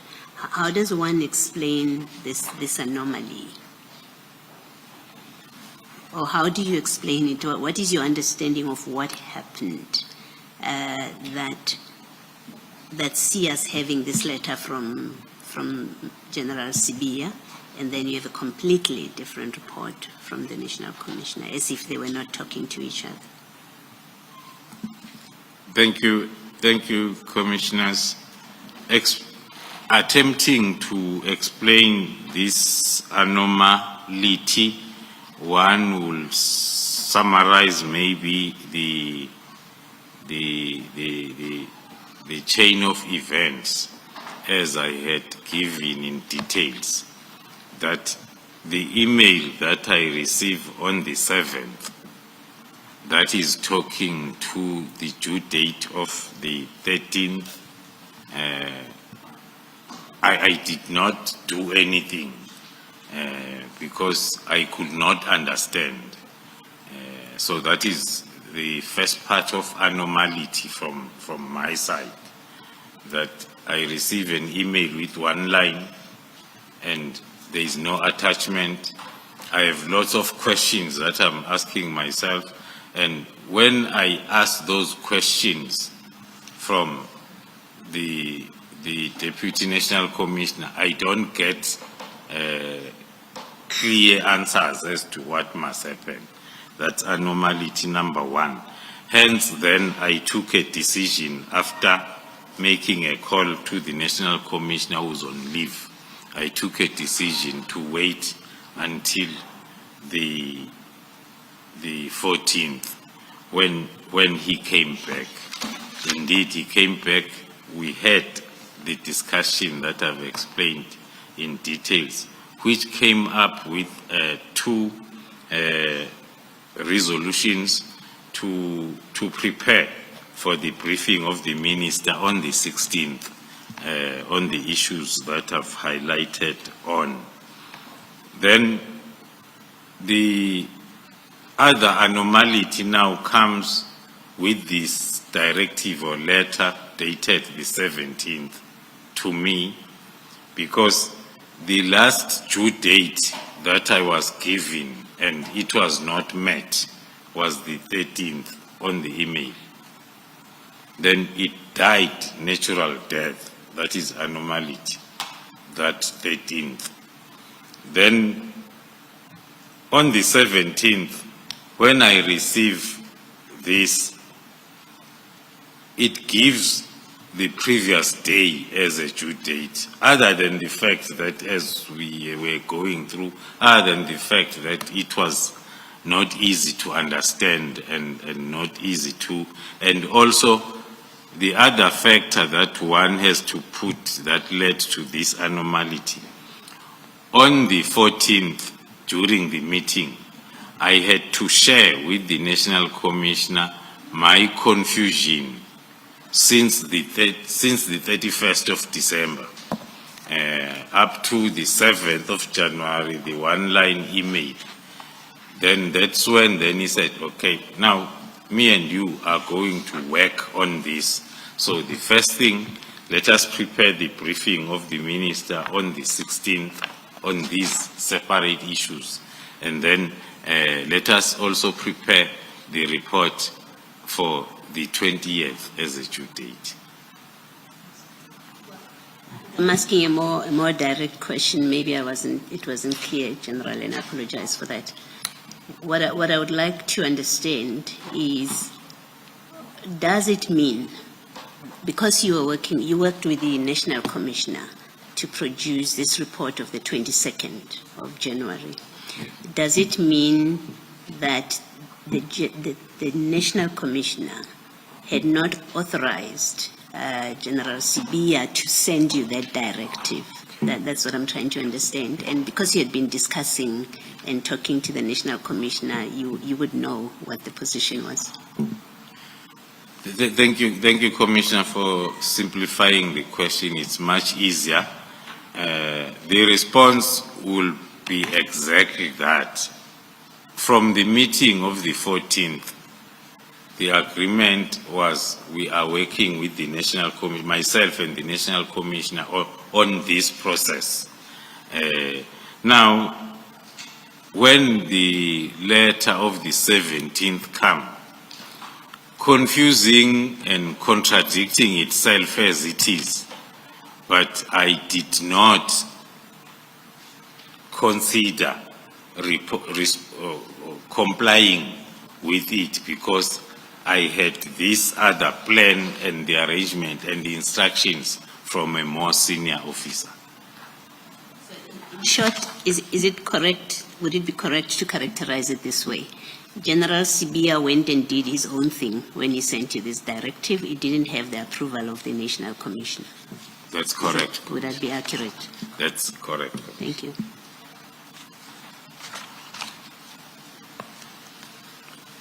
Thank you, Commissioner Baloy. So this was in response to the directive from the Minister that a preliminary report must be provided by the 20th of January.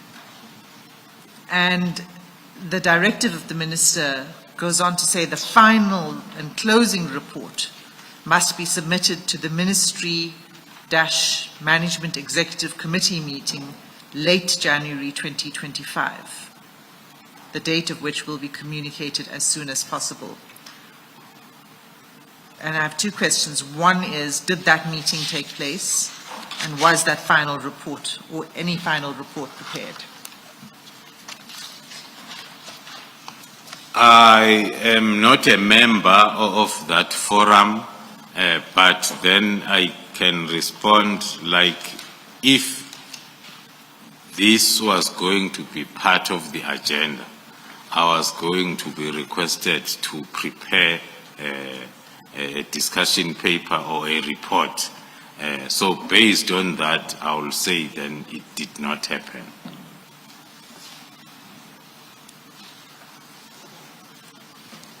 Okay, so that was 22nd. The next thing, General, we were then going to 155 of your statement because the next thing that happens is on the 4th of February. And that was when General Sintumule engaged you. Can you just quickly give us a description of what happened on that date? Then I did not hear anything about this whole process then after the submission of the report to the National Commissioner on the 20th of January. Up until the 4th of February 2025, when then I became aware of a letter, now an instruction from Lieutenant General Sibia to Lieutenant General Sintumule regarding the handing over of the dockets. And that's SDK 27 at page 241 of the bundle. And that letter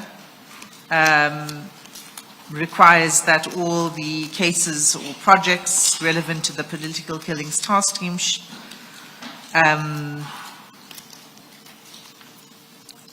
should be, I think it was that it should be provided to or handed over to General Sintumule. Is that right? Yes. The Divisional Commissioner Crime Intelligence and the Divisional Commissioner Detective Services, which is Jan Sintumule, we are both reporting to the same Deputy National Commissioner. Now, the first letter of the 17th is addressed to me, but it has got a lot of reference to the Divisional Commissioner Detective Services. But it's only addressed to me. So that is that is one of the reasons also one then did not attend to it. Over and above that, the process was continuing with the National Commissioner.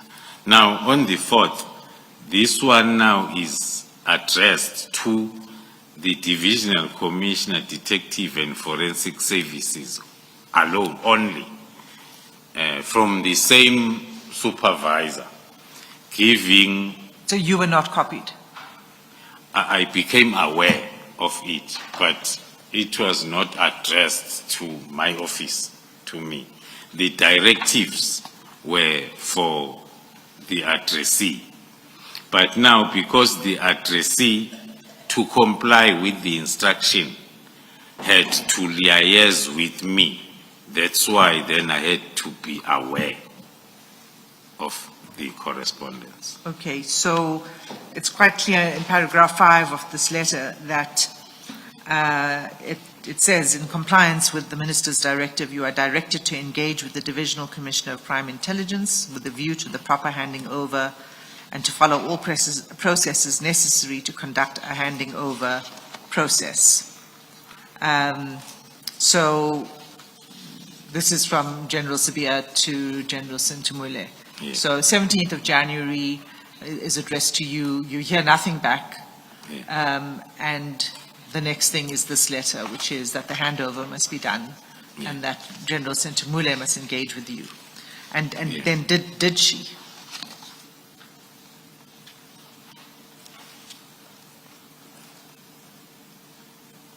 Did she engage with you? Yes, she did. She did engage with me, not even once. She did engage with me plenty of times, General Sintumule. She engaged with you many times? Yes, many after times. This letter? After this letter, with reference to paragraph 5 of the letter. So when she engaged with you, she was asking you to hand over the dockets Yes, and to comply with the instruction, because it's her who has been instructed. So mine is to take the dockets that I'm accounting for and give to her so as she can comply. And did you? Yes, I did. I did give the dockets to her. When did you give it to her? The date, it's supposed to be further down my affidavit. There were 2 dates when the dockets were handed over.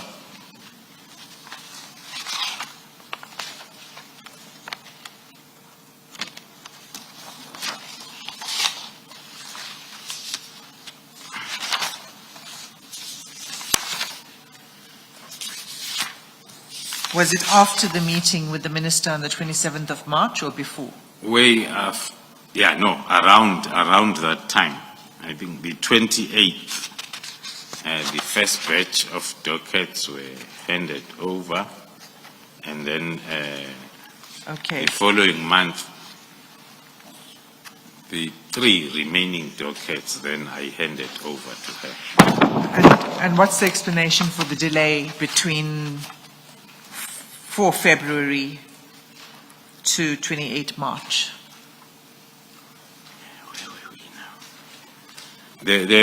Firstly, there were lots of activities that were happening. Between the 4th of February 2025 and the 5th of March 2025, which talks to the whole month. So it was during that period when the Divisional Commissioner, Detectives and Forensic Services then was engaging me on the need of me handing over these dockets to her so as she can comply with the directives. And then on the 5th of March, that is when then on paragraph 156, there was another activity that talks to the political killing stars team. Okay, and that was the reference we're looking for is paragraph 171 on page 69.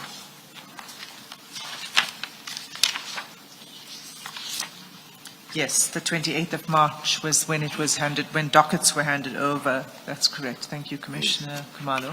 And that was after the meeting with the Minister on the 27th. And I was asking you why there was such a big delay between this and the 4th of February, between 28th of March and the 4th of February. And you said there were a lot of activities that were taking place in the interim. Yes. Right? And one of them is the 5th of March, appearing before the Portfolio Committee, where you made a presentation. That is correct, Commissioner. And that presentation is attached as SDK 29 in the bundle. And, you know, this presentation was prepared for the Portfolio Committee. Did you make the presentation to the Portfolio Committee? Yes, Commissioner, I was in attendance of the Portfolio Committee and I did present the same presentation. And what was the, there were, well, maybe let's just go to that paragraph. It's paragraph 156. And can you just read paragraph 156? On the 5th of March 2025, I appeared before the Parliamentary Portfolio Committee on Police for a briefing on challenges relating to an instability of the Crime Intelligence Division, including the background on the investigation against Major General Khan, then 2, background and status of political killings task team, and then 3, details about KwaZulu-Natal Provincial Commissioner's interview during 2025 Police Day. Okay, that was in line with the invitation from the Portfolio Committee. 2 of the issues that were on the agenda were going to be presented by myself, and 1 was going to be presented by Provincial Commissioner Kaiser. So you were requested by the committee to address these 3 topics? These topics. Well, okay, you and the Provincial Commissioner. Yes. Okay. So one of the topics, as we know, is on the PKTT.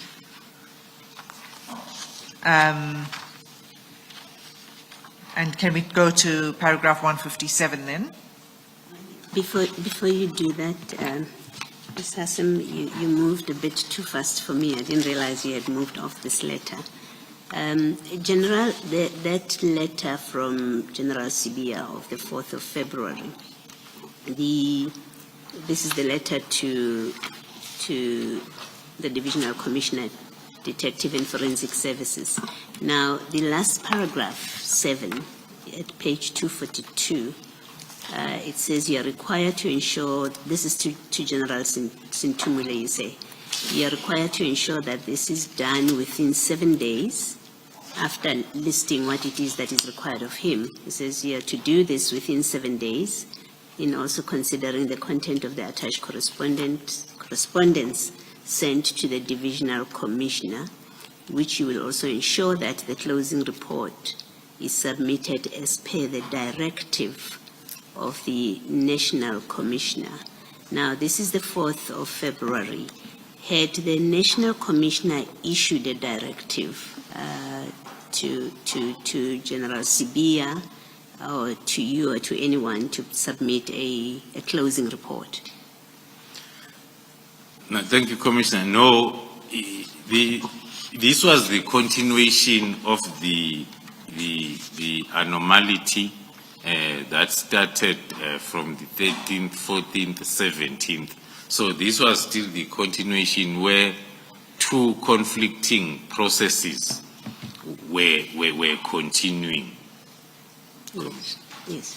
And would General Sibia have been aware that you and the National Commissioner prepared and submitted that report of the 22nd of January to the Minister? Do you expect him, or do you know whether he was aware of it? No, I won't know, Commissioner, other than to rely on the feedback that I got from the National Commissioner when I was asking for the way forward. Yes. That said, no, don't mind. I've told General Sibia to leave this thing to the two of us. Okay. So based on that, I'll take it that he was aware that the National Commissioner is dealing with this issue. All right. And lastly, from your discussions with the National Commissioner, or in your discussions with the National Commissioner, did you inform him about this approach from General Sintumule to you?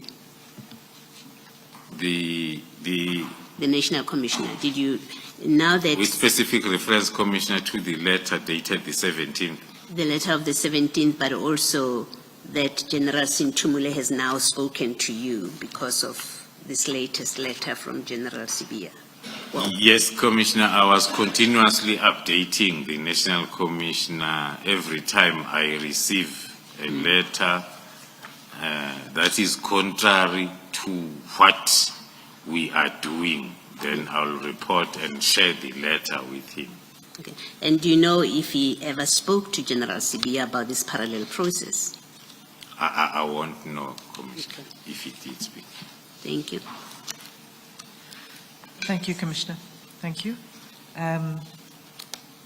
Okay, so we are in March at the Portfolio Committee, and you'd been requested by the Portfolio Committee to address those three topics. One of the topics relates to the PKTT, and you made a presentation on the PKTT to the Portfolio Committee. Now, your presentation is here as SDK 29, and it's quite long, and we don't really need to go into the weeds on it. But as I understand it, it's in two parts. The first is on crime intelligence and the work of crime intelligence, and the second part deals with the PKTT. Is that right? That's correct, Commissioner.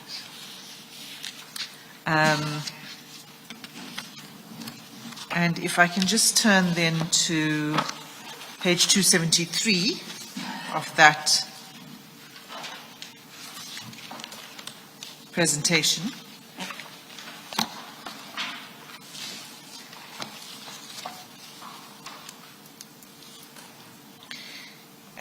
That page explains the contents of the report that is to follow. And the headings, if you can just read out what the headings are. The headings that were included in the briefing to the Portfolio Committee, the first one was the background of the political killings task team, followed by the funding and expenditure since inception. And then the third one, successes achieved. The fourth one, the current status of the political killings task team. Okay. So, in this presentation, apart from the background and the update on the work, much of this has already been presented to the Commission by yourself and by General Mkhunazi. There is a slide that deals with the budget.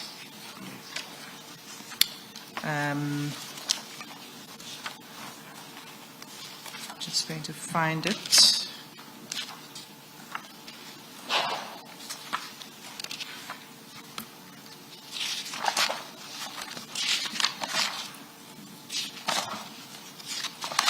It's page 277.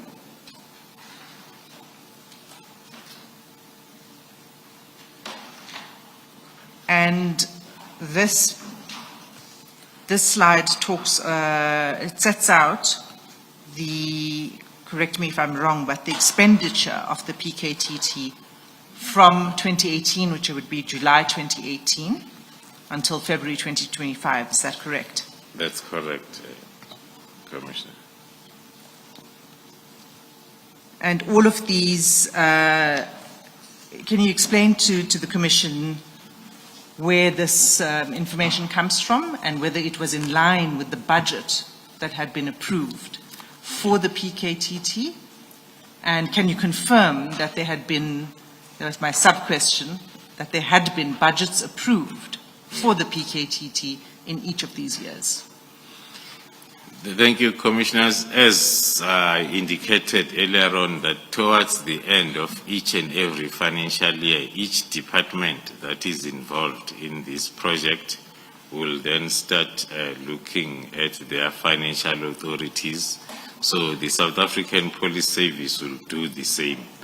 Hence, then there will be an application for both the approval for the extension as well as the budget thereof. So it will be in one approval. Hence, then all those applications, there is a signature of the CFO, the Chief Financial Officer, who must indicate the availability of the funds before the National Commissioner approves both the extension and the usage of those funds that are available. So the report on this specific day was prepared by the Chief Financial Officer's office and also presented by the CFO in the portfolio committee as she was in attendance. So it was the figures that are from the system that is managed by the CFO. Hence, then on the far right, we will see the figures of expenses. Then from the financial authority or the application, there will be an application for an estimated budget. But in this report, then what is reflected on the far right are the actual expenses for that particular period. Thank you. Now, this goes up, General, up until February 2025. And I think from there onwards, what we have is in the exhibits bundle. And if we could look at the bundle, the file 1 of the exhibits.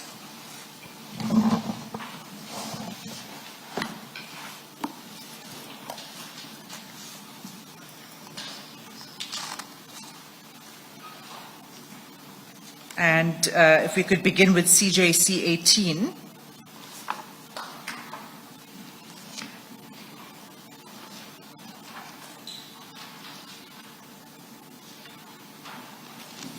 You've got it? Yes, Commissioner. Okay, so CJC 18. As I understand it now, this is an information note that's prepared, a request for financial approval for the period 1st April to 30 June 2025.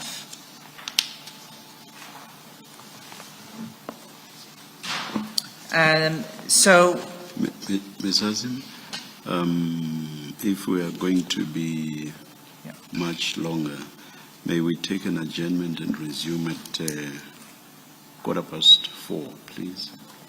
thank you, Chair. Let's adjourn.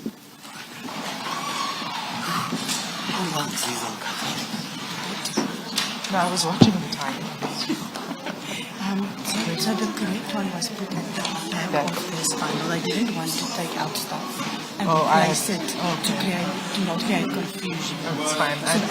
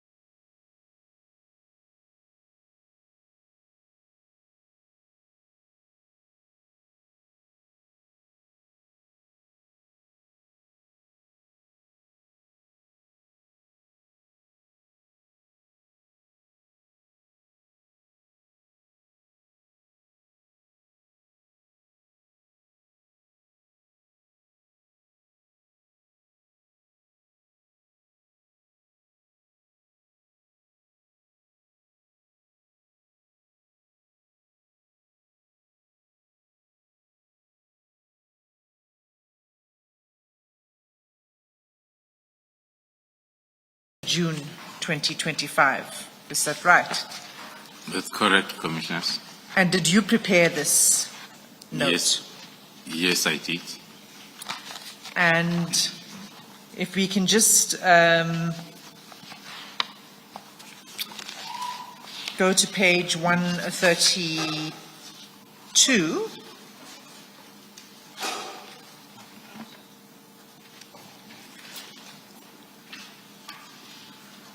Actually, let's just take it for one step back. Let's just start with the first page. You begin this information note by explaining that this comes after the directive of the minister to disband. That is correct. So you then go on to explain why you continuing to make this request. So perhaps you can just explain that with reference to paragraph 3 of the background.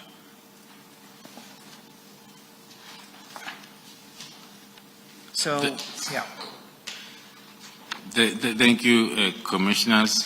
On the background, it's more of the events that took place from the 31st of December letter, which then we were using as a background because it was during that period of uncertainty. The financial authority and extension had expired on the 31st of March. Hence, then we prepared this one that was going to kickstart from the 1st of April. And the background now is changing. It is talking to the letter as it came on the 31st of December, various meetings that has taken place, and the winding down plan as approved or suggested by the National Commissioner, that this is how he's going to handle the situation during that time. Hence, then we had to prepare the extension as well as the financial authority for a shorter period, which was the financial authority was for the whole financial year as it was prepared, which was going then to allow the winding down plan. That is what is mainly contained in the background.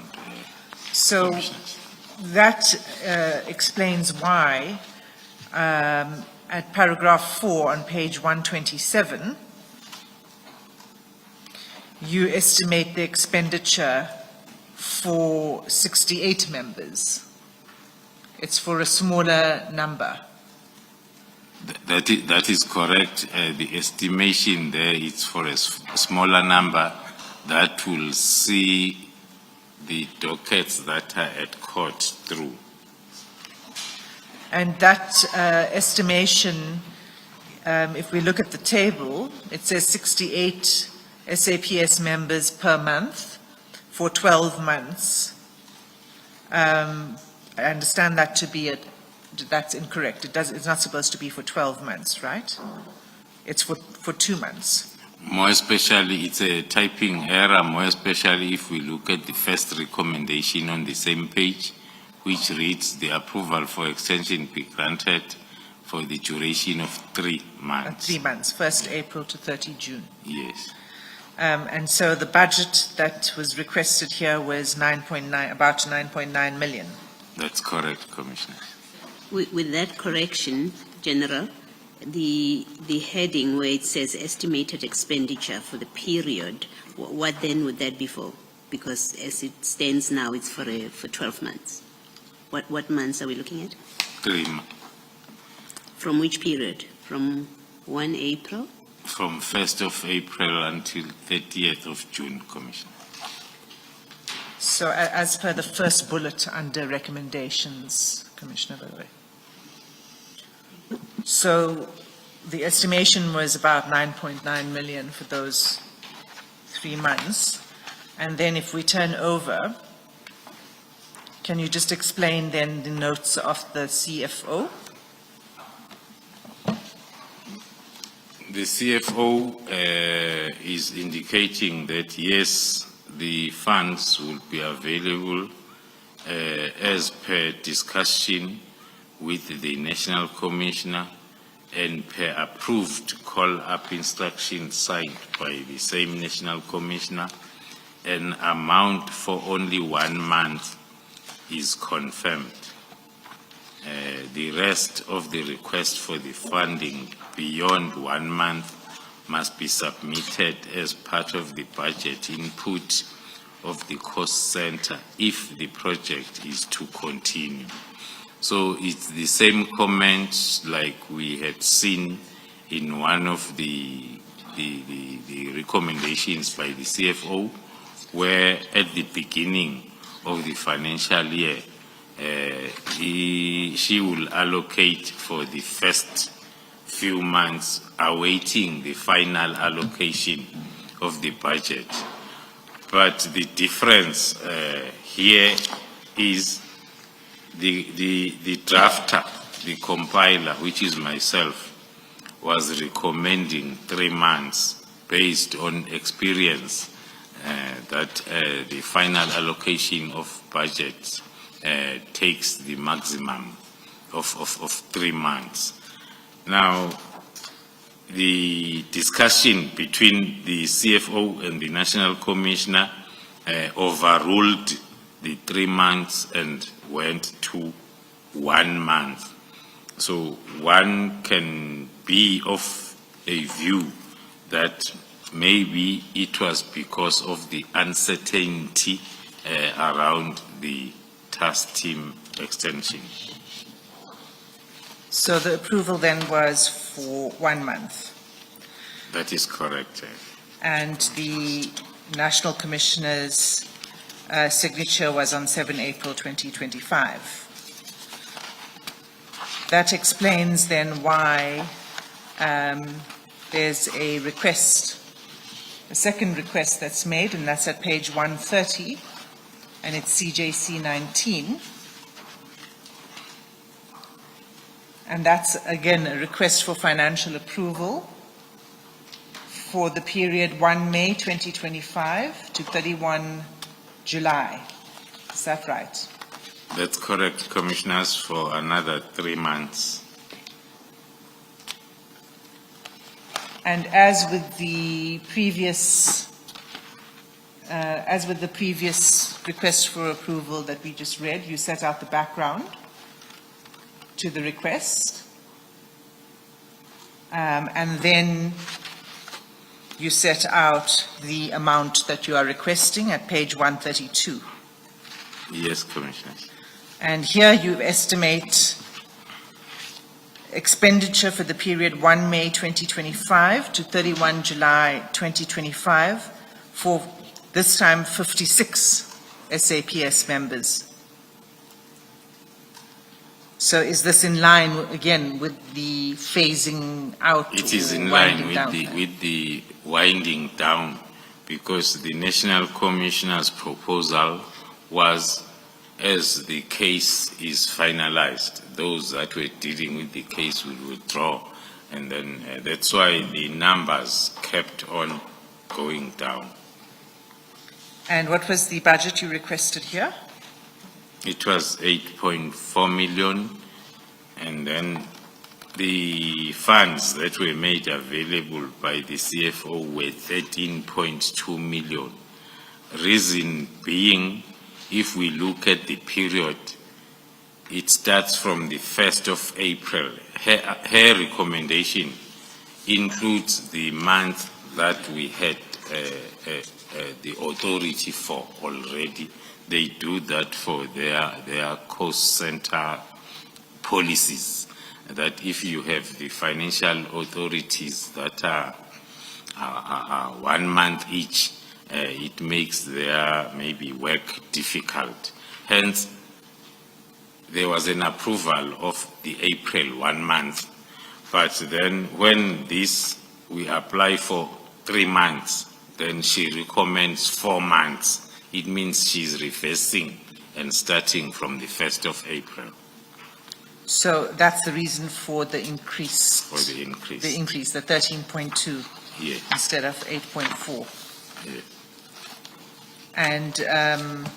And that was approved by the National Commissioner, is that correct? That is correct, Commissioners. And that takes you up until the 31st of July. That's correct, Commissioner. Then we come to CJC 20. And this is a request for financial approval for 1 August 2025 to 31 March 2026.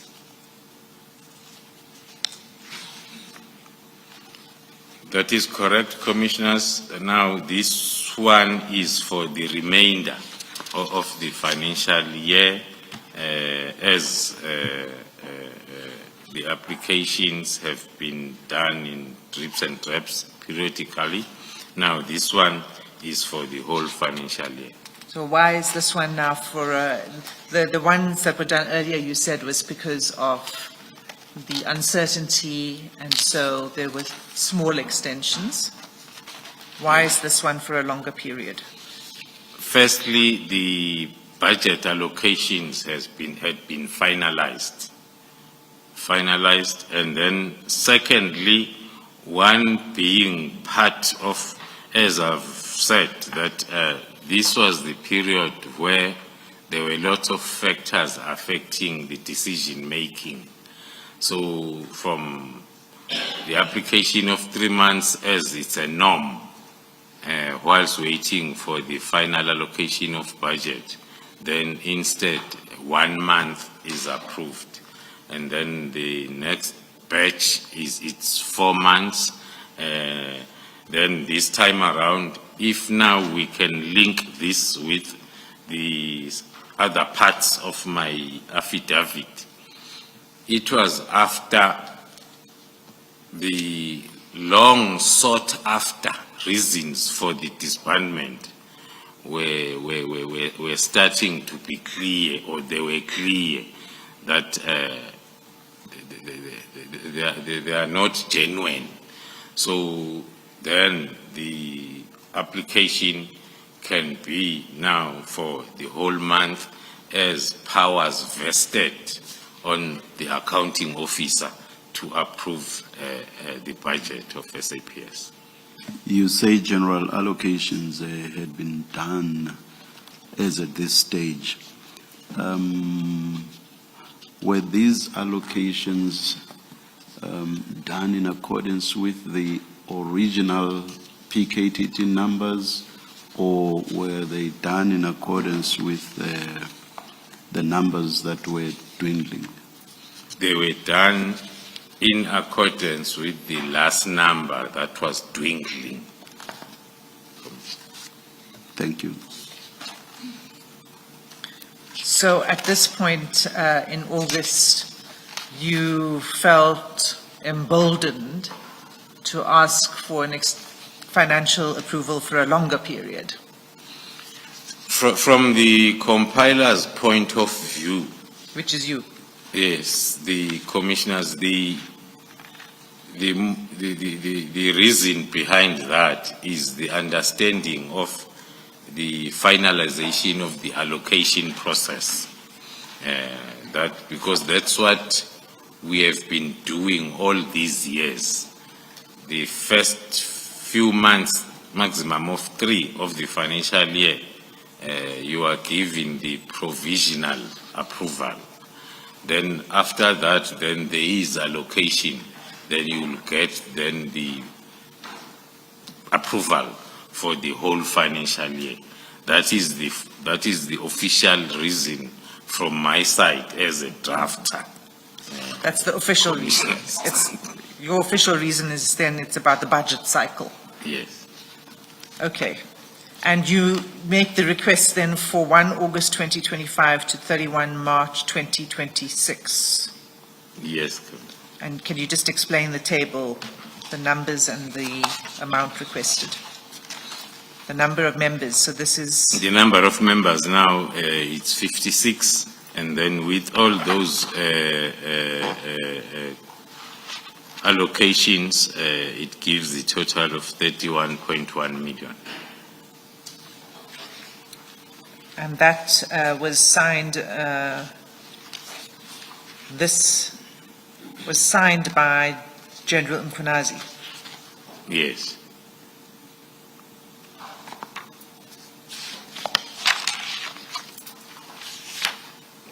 Not by you. The previous ones were signed by you.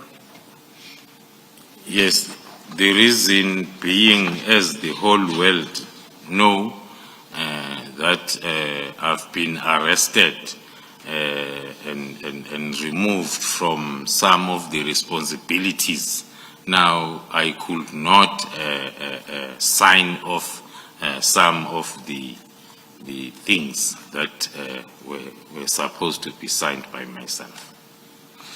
Okay, so that, Hence, maybe to also include, hence then even the cost center as reflected there on page 136, because that will be very specific as to where the budget will be allocated to. Under recommendation number 2, the estimated budget of 31.1 million be approved and funded from the national budget, and such budget be managed at Provincial Commissioner KwaZulu-Natal. Because of my inability since the June or July, somewhere there, the arrest up to date.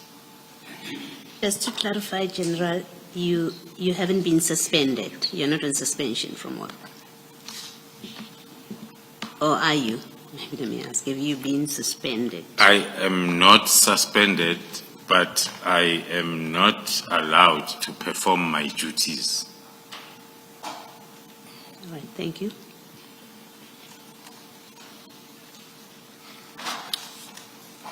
okay, so that explains the signature then by General Mkhunazi. I also see that in the second bullet under recommendations, that there's a reference to Annexure A and B. We don't have that.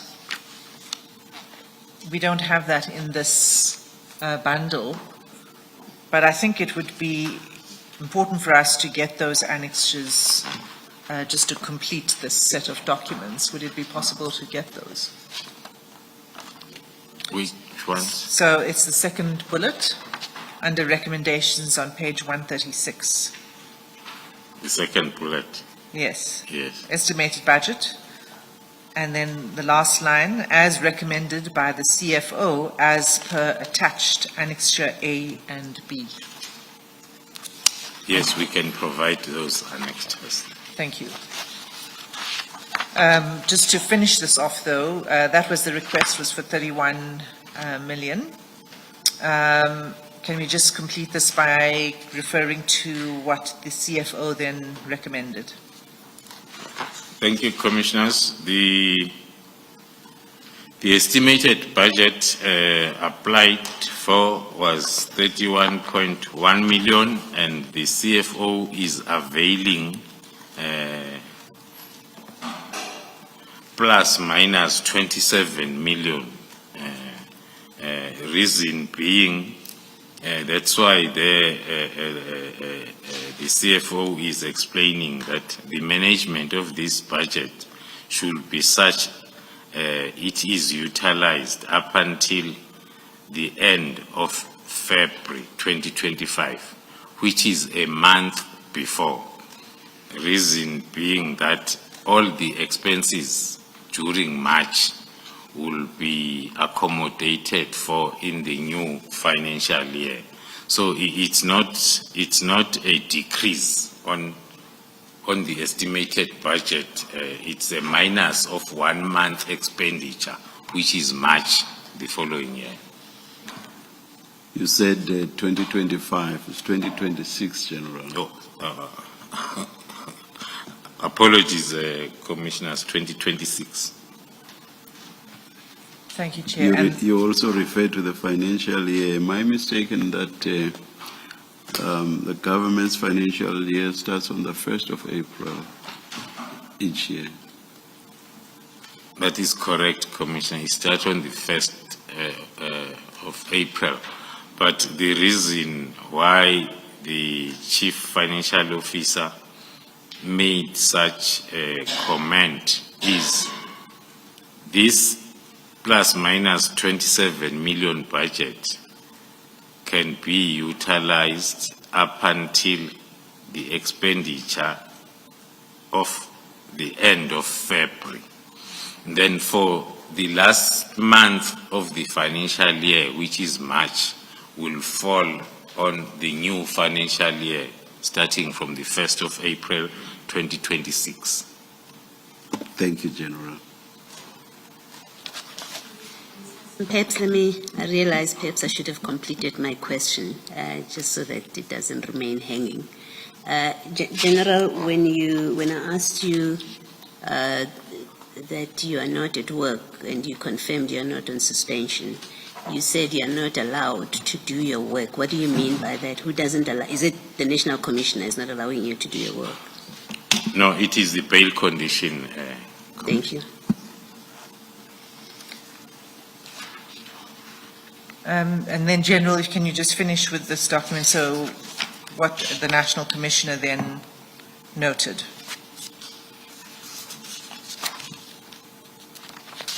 The approval by the National Commissioner with comments as per CFO comments, I think. So he approved it He in line. approved in line with what the CFO have said above. And the PKTT, therefore, is now operating under this financial approval. Under this financial approval up until the end of March 2026. Thank you.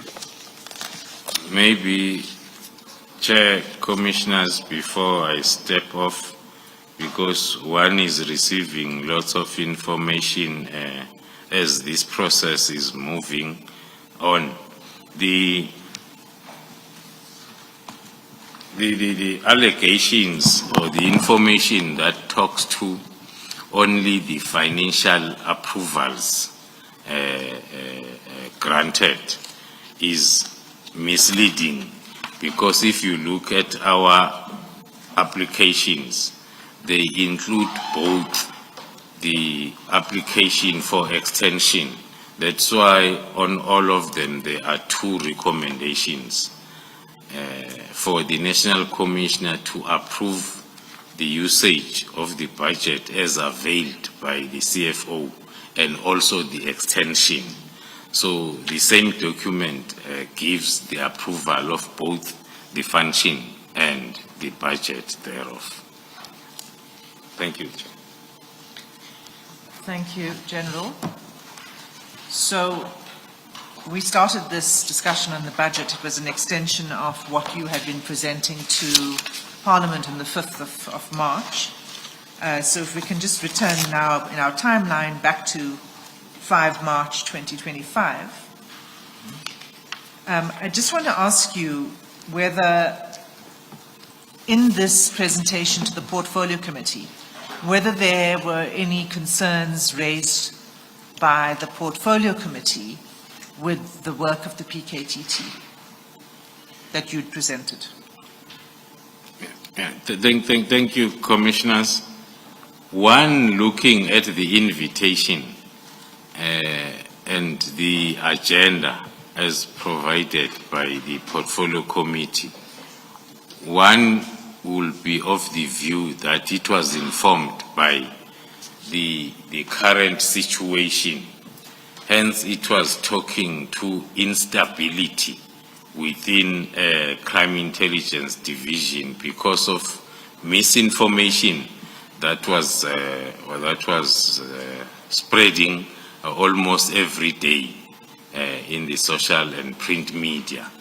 And then on the other hand, the issue of the disbandment of the political killings came in to join during that discussion.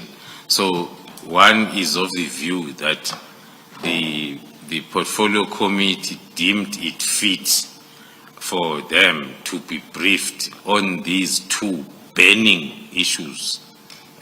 I choose to use burning issues because they were burning issues.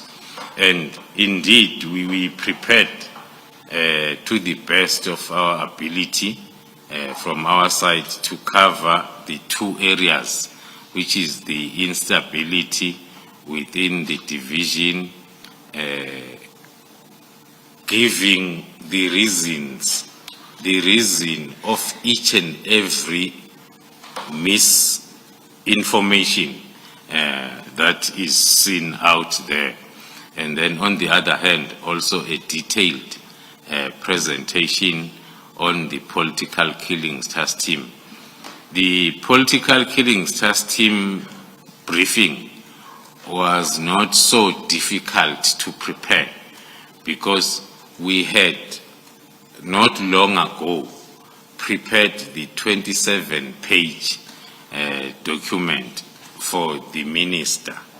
Then it was a matter of updating and converting it into a presentation format that will be used to brief the portfolio committee.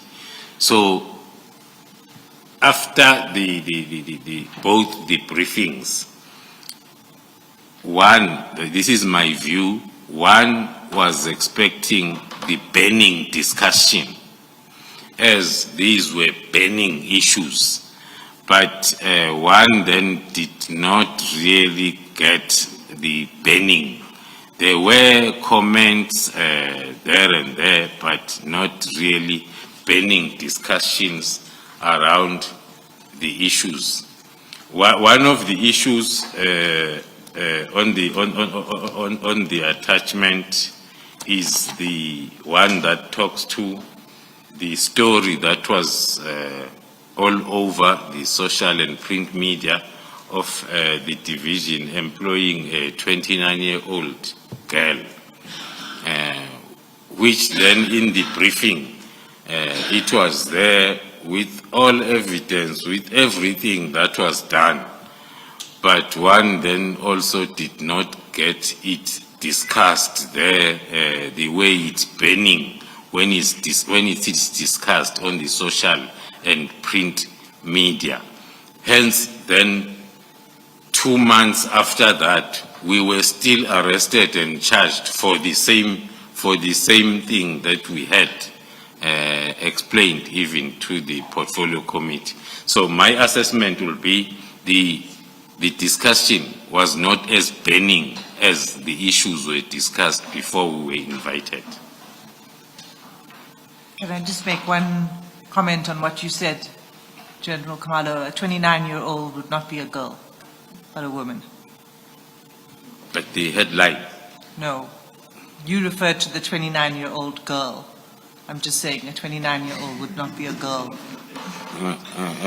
I was quoting the print media headline. I'm glad to hear that.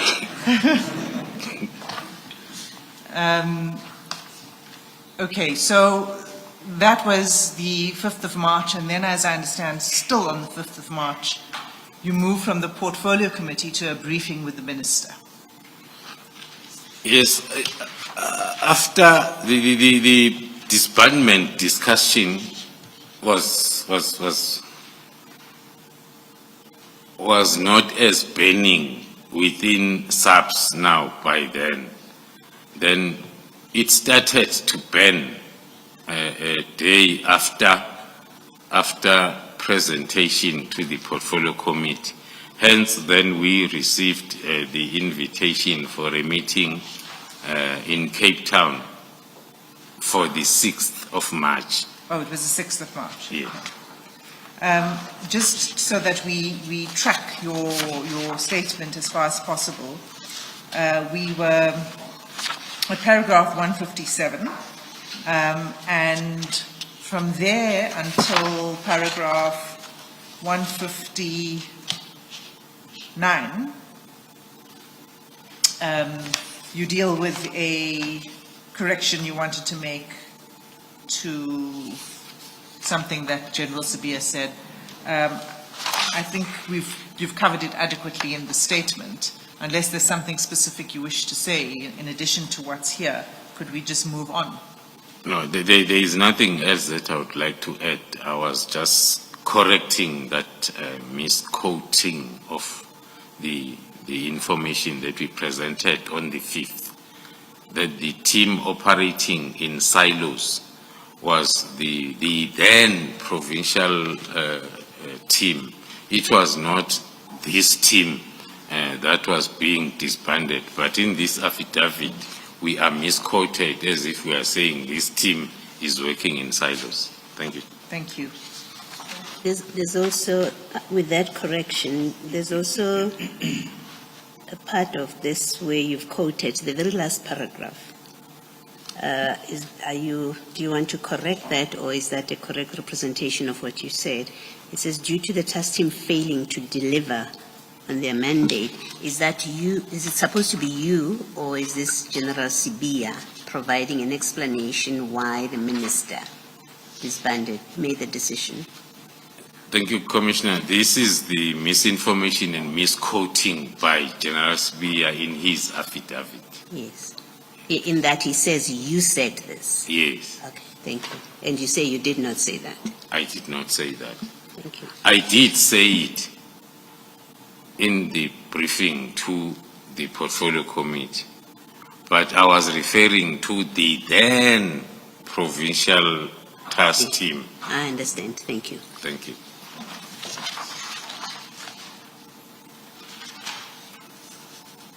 Okay, so let's turn then to the next, to 6 March. That's on paragraph 160 of your statement. You say that in preparation for the meeting, you proposed a plan in line with the recommendations that were set out in the 27-page report, Yes. right? And Yes, that's, Commissioner. okay, and that's attached as SDK 30 in your bundle. And this briefing on the 6th of March, as I understand it, and please correct me if I'm wrong, again says to the Minister much the same thing as what is contained in that 27-page report, including a plan for a gradual winding down. Is that right? That is correct, Commissioners. We were guided by the invitation.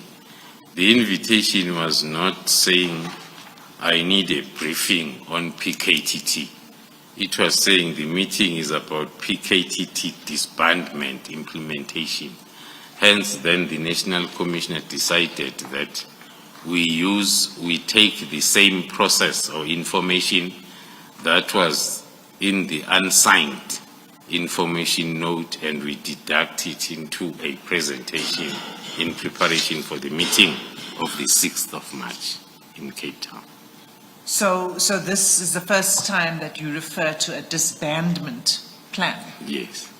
In your Yes. briefing on the 6th of Yes. March. And the plan is, you've reproduced it at page 66 in the table. The overall activities that would have to happen to implement that plan. Yes, Commissioners. And first row says approval of disbandment plan as an activity, and the responsibility is the Minister of Police, and the due date is 6 March 2025. Can you explain that? We had to prepare the disbandment plan correctly so with the activity, the responsible person and the due date for that activity, and then hence then this was included in the plan itself. But the plan, the presentation was in details explaining everything as it was explained in the unsigned information note of 22nd of January. Can I just ask why the dates on page 66, paragraph 162, differ from the dates in the action plan on page 300 of the annexures bundle?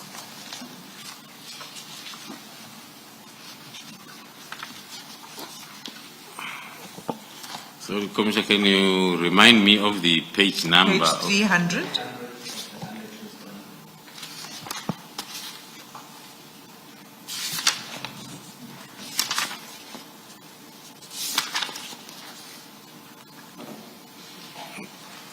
Thank you. And while you're there, General, that all of the dates differ, so you Yes. might want to explain this table.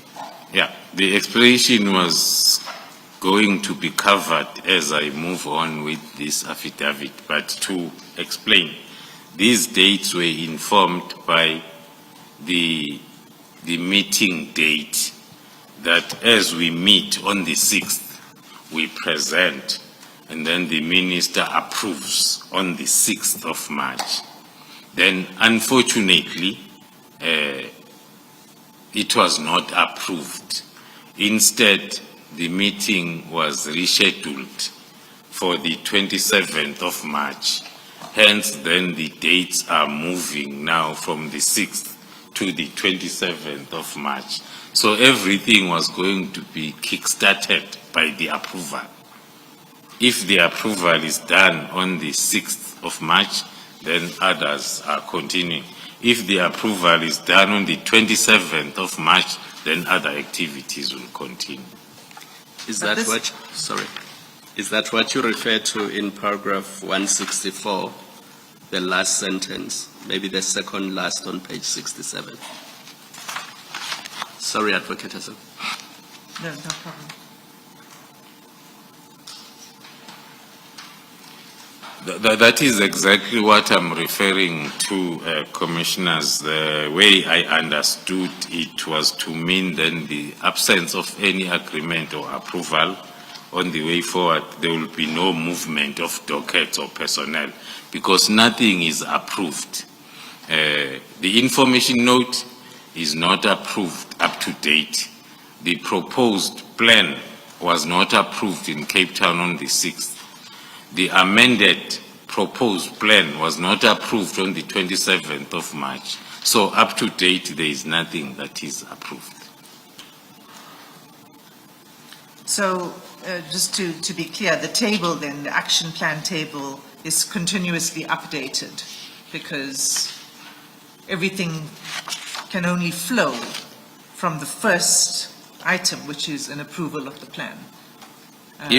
Yes, Commissioners, if I'm invited for the disbandment meeting tomorrow, I will change the date on the action plan and put tomorrow's date for approval. So it will keep on moving up until it's approved. Now, who was present at this meeting? The first meeting. The meeting of you the 6th. Commissioners, Before we, at 6th of March. Presence in the first meeting in Cape Town, it was the Minister, the National Commissioner, the Deputy National Commissioner Policing, Lieutenant General Musigidi, the Deputy National Commissioner Crime Detection, Lieutenant General Sbia, the Chief of Staff in the Office of the Minister of Police, Mr. Nkabinde, the Divisional Commissioner of Detectives and Forensic Services, Lieutenant General Sintumule, and a Lieutenant Colonel then from the team, and myself. And in your statement, you say after you presented this plan, the National Commissioner and the Deputy National Commissioner of Policing were in favor of the plan. And does that mean none of the others present were in favor? That definitely means that because the plan was or is for the National Commissioner, it's his plan, the winding down plan, then he had to support it because it's his plan.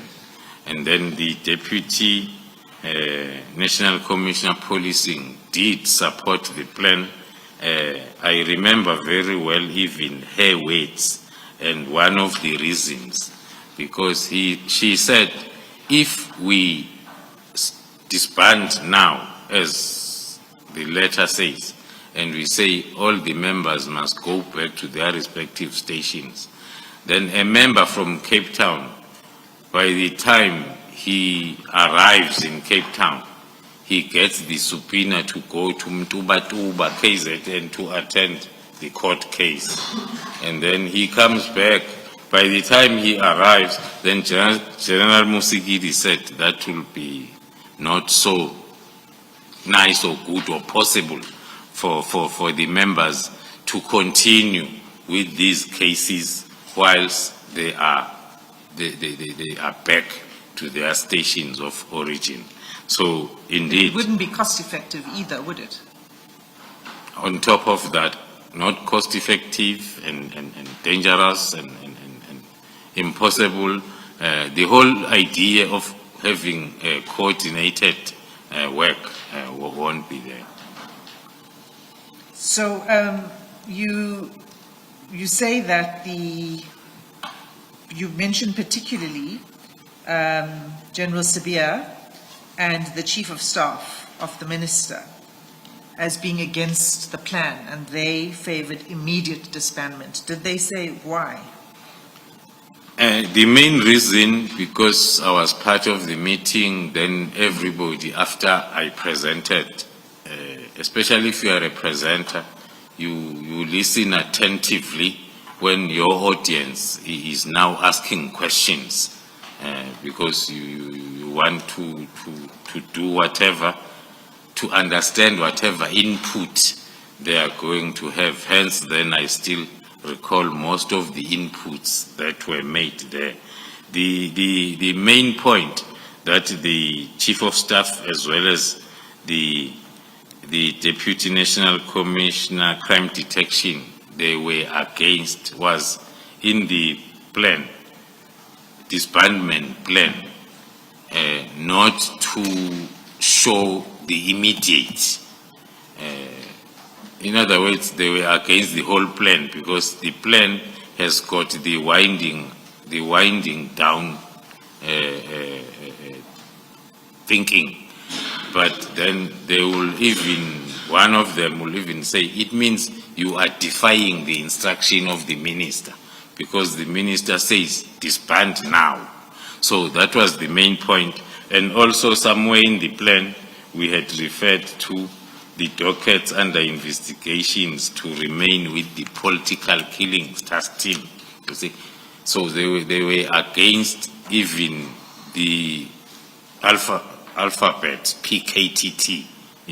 It was supposed to not to be there, and then replace it with something else. And also the other issue was the destination of the dockets. The proposal was talking to the dockets moved to the provincial office, so as the provincial commissioner can decide and design the way he is going to continue with these dockets without much of the damage caused. But then the points against was these dockets must go back to their stations of origin, where they were picked from without being investigated. General, was it proper for the Minister's Chief of Staff to participate in these discussions? In my view, also looking at my experience, Commissioner, I will definitely say it was not proper. I've sat in meetings where the chiefs of staff are sitting according to me, it was not proper because they don't normally take part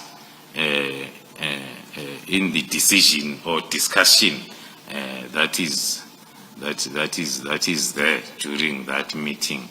In most cases, they act as record keepers of the chairperson, who will be the minister, in terms of decisions and whatever other assistance or support function of the minister, not to be.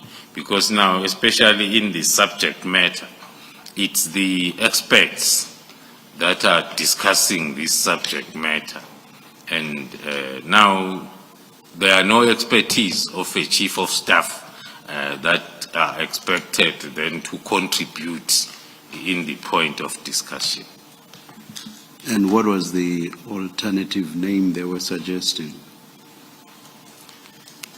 If my memory serves me well, instead of saying PKTT, it was just say investigators, so which will be open to any other investigator. Thank you. General, am I correct to describe, would I be correct rather, to describe the discussion, the plan about winding down as an operational matter and decision? How you're going to wind down and where dockets will go, does that fall in the category of operational decisions? Thank you, Commissioner. It's pure operational. Maybe what makes it looks like administrative is the use of the term winding down. The proper and correct term or word that is used in an operational environment is demobilization. It took us 4 years to mobilize.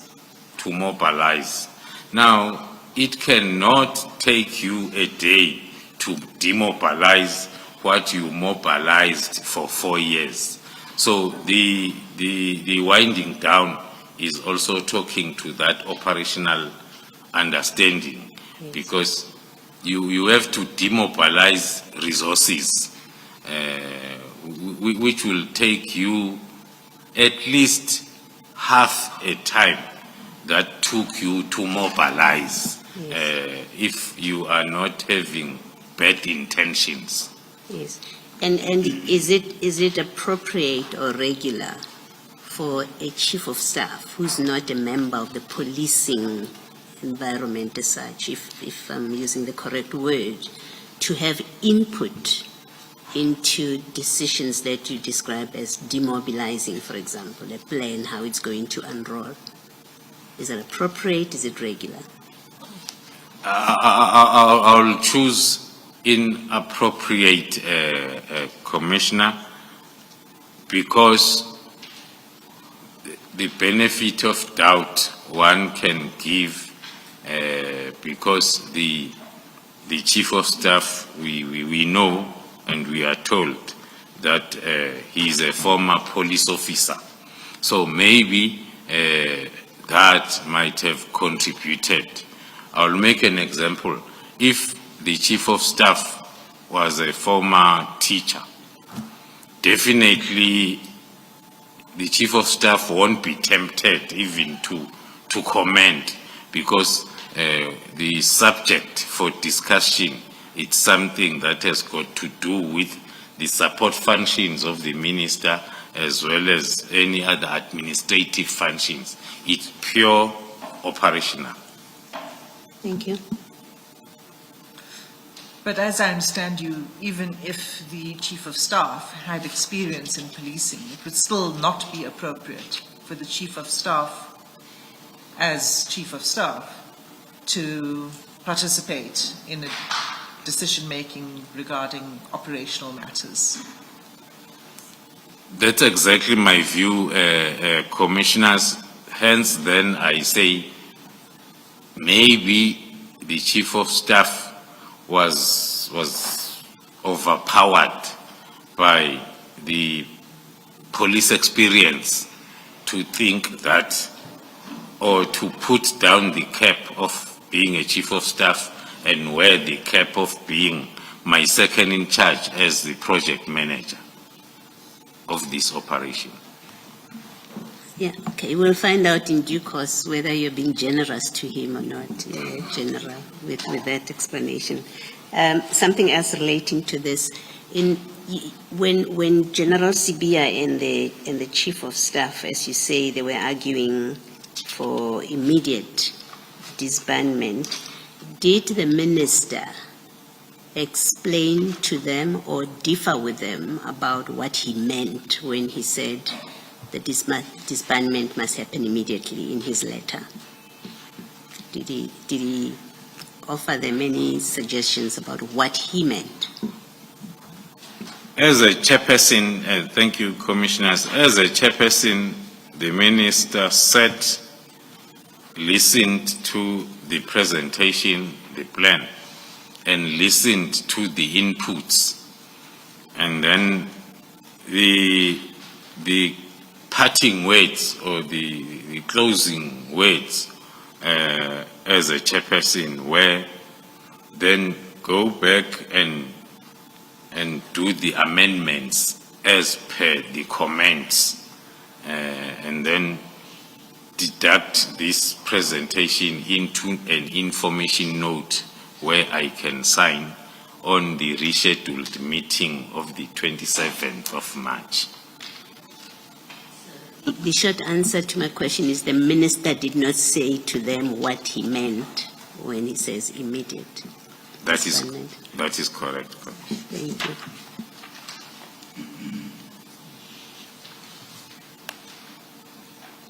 Can you, I mean, there are two things I think that emerged from what you were saying in this paragraph. The one is the pushing back against something that is gradual, wanting the disbandment to happen immediately. But the second is that it was about the PKTT itself, that was the concern, that the longer it took, the longer the PKTT would be in existence. So that was the real nub of the objection, isn't that so? Yeah, one can add that, as it's reflected also in my affidavit, that the winding down was going to prolong the lifespan of the PKTT. There are cases that will be at court for the next 4 or 5 years. So that will mean it will be maybe after the end of the term of the minister who disbanded, and then the disbandment will not have happened. I'm making an example. So the winding down plan had that as an issue, that it's not going to talk to the immediate.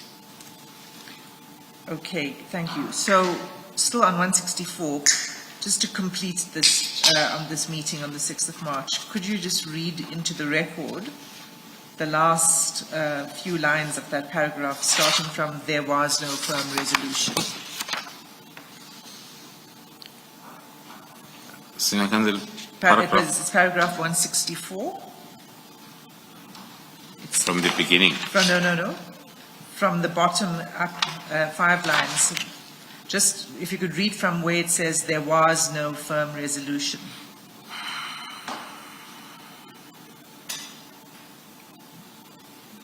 Page 67, General. Page 67.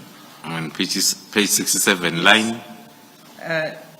Page 67, it's 1, 2, 3, 4, 5, 6, 7 from the top. Thank you, Commissioners. It reads thus: there was no firm resolution, and it was agreed that a further meeting will be convened on the 27th of March 2025. I understood this to mean that the absence of an agreement on the way forward, there will be no movement of the dockets or personnel In other words, the PKTT will continue its work because there is still no approval of the proposed disbandment plan. Okay. So 165 and 166 we've actually covered. It's here in the timeline. It relates to the arrest of Mr. Matlala. We can move past that. Let's go then straight to the 27th of March, when there was a follow-up meeting. Who was present at this meeting? Then the 27th of March, as the Cape Town meeting was rescheduled to, in attendance was the Minister, the 2 Deputy Ministers, the National Commissioner, the Lieutenant General Sintumule of Detectives, the Deputy National Commissioner, General Sibia, myself, and a Lieutenant Colonel from the team. Now, you say the 2 deputy ministers. Who are you talking about here? It's Deputy Minister Bushielo and Deputy Minister Matale. Okay, so they were present. Is this the first time that they became involved in this discussion? Or were they involved in discussions before this regarding the disbandment? In terms of my records, this was the first time that they were part of this discussion. And did you present again on the plan, on a disbandment plan at this meeting? Yeah. Maybe let me start by reminding the commissioners that the resolution of a Cape Town meeting was for us to deduct the presented draft plan with the inputs into an information note. So we had an idea that it's going to be a very short meeting. Even in my preparation, I was just prepared to point to the amendments to say on this slide, here there was PKTT. Now it's replaced by investigators.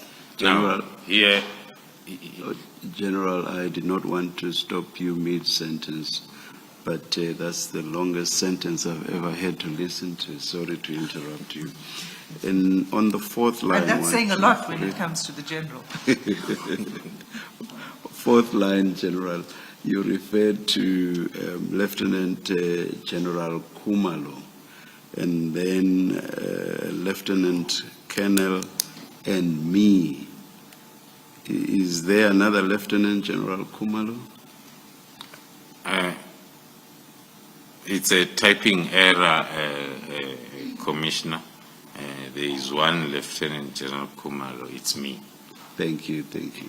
Thanks, General. In this process. Thank you. Thank you, Chair. So, sorry, I was asking the question, you were answering the question of whether you were presenting the revised disbandment plan to this meeting. yes, according to our understanding, attendees, the follow-up meeting was for us to point out on the changes made on the presentation and submit the information note format for approval. So when then we were about to start that presentation, and then the mistake, I call it a mistake for the lack of a better word, that happened is on the number of dockets, there was already a difference from one of the categories of the number of dockets between the 6th of March in Cape Town and the 27th of March, because the team was still operating. So there will be changes, especially on the part where you report the number and categories and status of dockets. Now, it happened then that the first slide was showing that different number, which then made the meeting not to continue as planned, because one had to try to explain why there is now a new number, and then the new number, according to us, was on the positive, because it was talking to a case that was previously under investigation. Now it was at court, but then we got then the comments that were suggesting that we do not want to stop the investigations because now there are different numbers, and then the discussion from there was around us not wanting, especially I'll refer to myself as the project leader, because I was named by the chairperson, the minister, as a person who does not want to disband the task team. And then the meeting did not continue. Can I pause you for a second, just to be clear? So what caused the unhappiness was that your presentation had been updated to reflect the work that had been done on those cases. Yes, most especially between the figures that we presented in Cape Town, yes, and the figures now that we are presenting in yes, Pretoria on the 27th. You're referring to this type of that is report. Correct. So that's page 295. This comes from the 6 March presentation, yes, but you would have updated it for the 27th for of the March. 27th. So it's not an entirely new table, it's just that the numbers have changed because work has been done on the dockets. Yes, and according to my view, it was not supposed to be an issue because the main part was the disbandment plan. The progress on working, because we all knew that nothing has changed. The team is still working until the disbandment plan is approved. But now the non-issue became an issue, that because now there are changes in the numbers, then we could not then continue with the disbandment plan amendments. General, apologies to you, and also apologies to you, Ms. Hassim, for interrupting your flow. General, may I ask you to read paragraph 167 from line 7, and also paragraphs 168, 169, and 170 into the record, please. Before you do that, Chair, with your permission, Ms. Hassim, you flashed a document, a colorful document, to the General to check if that's what he's referring to, I think for the record, and yes, you said page 295. For the record, is that SDK 30? Is that part? Yes, does of it the come 6 from March SDK? presentation. All right, Yes. thank you. From where it says the minister seemed. The minister seemed angry with me, General, from there all the way to paragraph 170. Thank you, Chair. I'll read on record. On last part of paragraph 167, the minister seemed angry with me. At this point, the National Commissioner and I were still proposing that the disbandment should be implemented, but if it was should not be implemented, but if it was going to be implemented, that it be a gradual disbandment as proposed as proposed in the 6th March 2025 meeting. Paragraph 168, the minister simply would not listen to anyone. He criticized me for being in charge of the PKTT and crime intelligence, and questioned why was the National Commissioner and I were so invested in keeping the PKTT, he was now completely against the gradual approach and reverted to the immediate disbandment. Paragraph 169. When the minister was reminded that the PKTT was initiated in part by the president, he said that we should not mention the president and mention that he was tired of hearing about the president. Then he said that the president was in agreement that the PKTT be disbanded. I was shocked by this revelation, since the president was briefed about the work of the PKTT after it was deployed to assist in the Fort Hare University murder investigations. 170. The minister also stated that it took a political decision to establish the PKTT. Therefore, it will take a political decision to disband it. The minister said that there will be no further meetings regarding this matter, and any further engagements will be held with the National Commissioner, and the meeting adjourned. Thank you, General. Thank you, Chair. Before we deal with what you say in 170, did anyone else speak in this meeting? Did anybody else weigh in and express a view on the disbandment? It won't be easy to... I mean, other than you and the National Commissioner who were proposing the plan.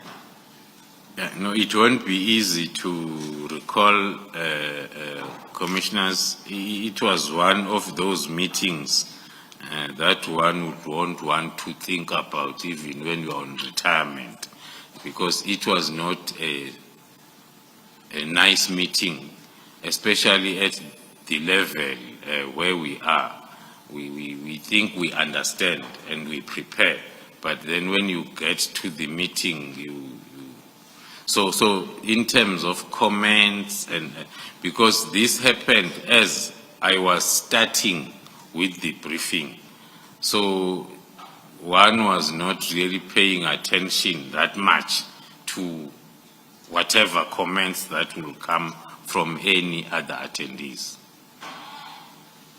So what was your response to the minister criticizing you for being in charge of the PKTT and crime intelligence?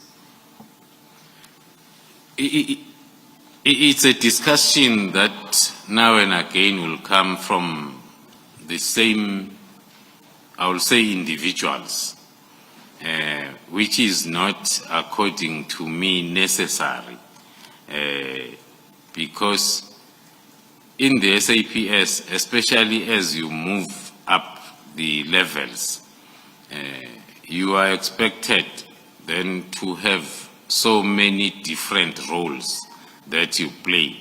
And currently, I am the Divisional Commissioner of Crime Intelligence full-time, but then I'm also overseeing the Political Killings Task Team, not involved full-time like I was.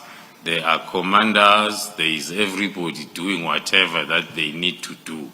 But if, for instance, there is a need that there is a document that needs to be prepared for the principals, then the team will prepare and submit that document to me.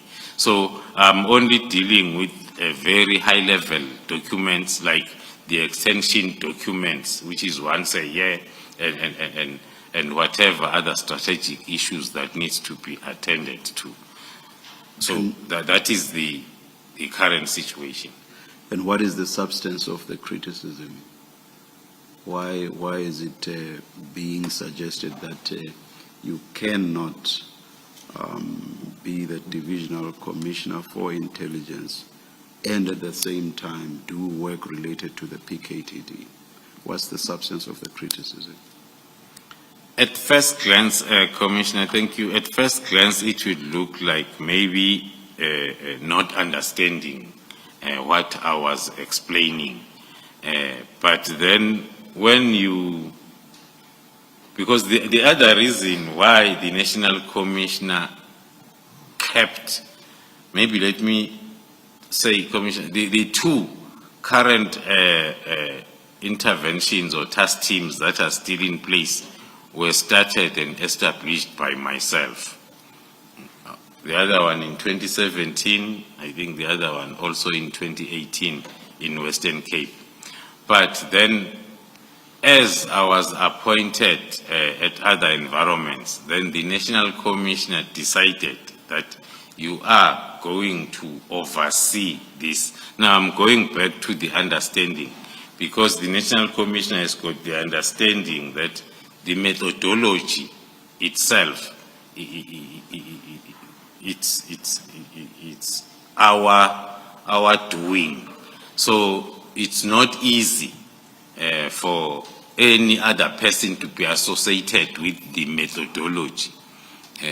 Not that it talks to doing the work, but it talks to overseeing, giving guidance where it's necessary, because the idea is to grow the understanding of the methodology.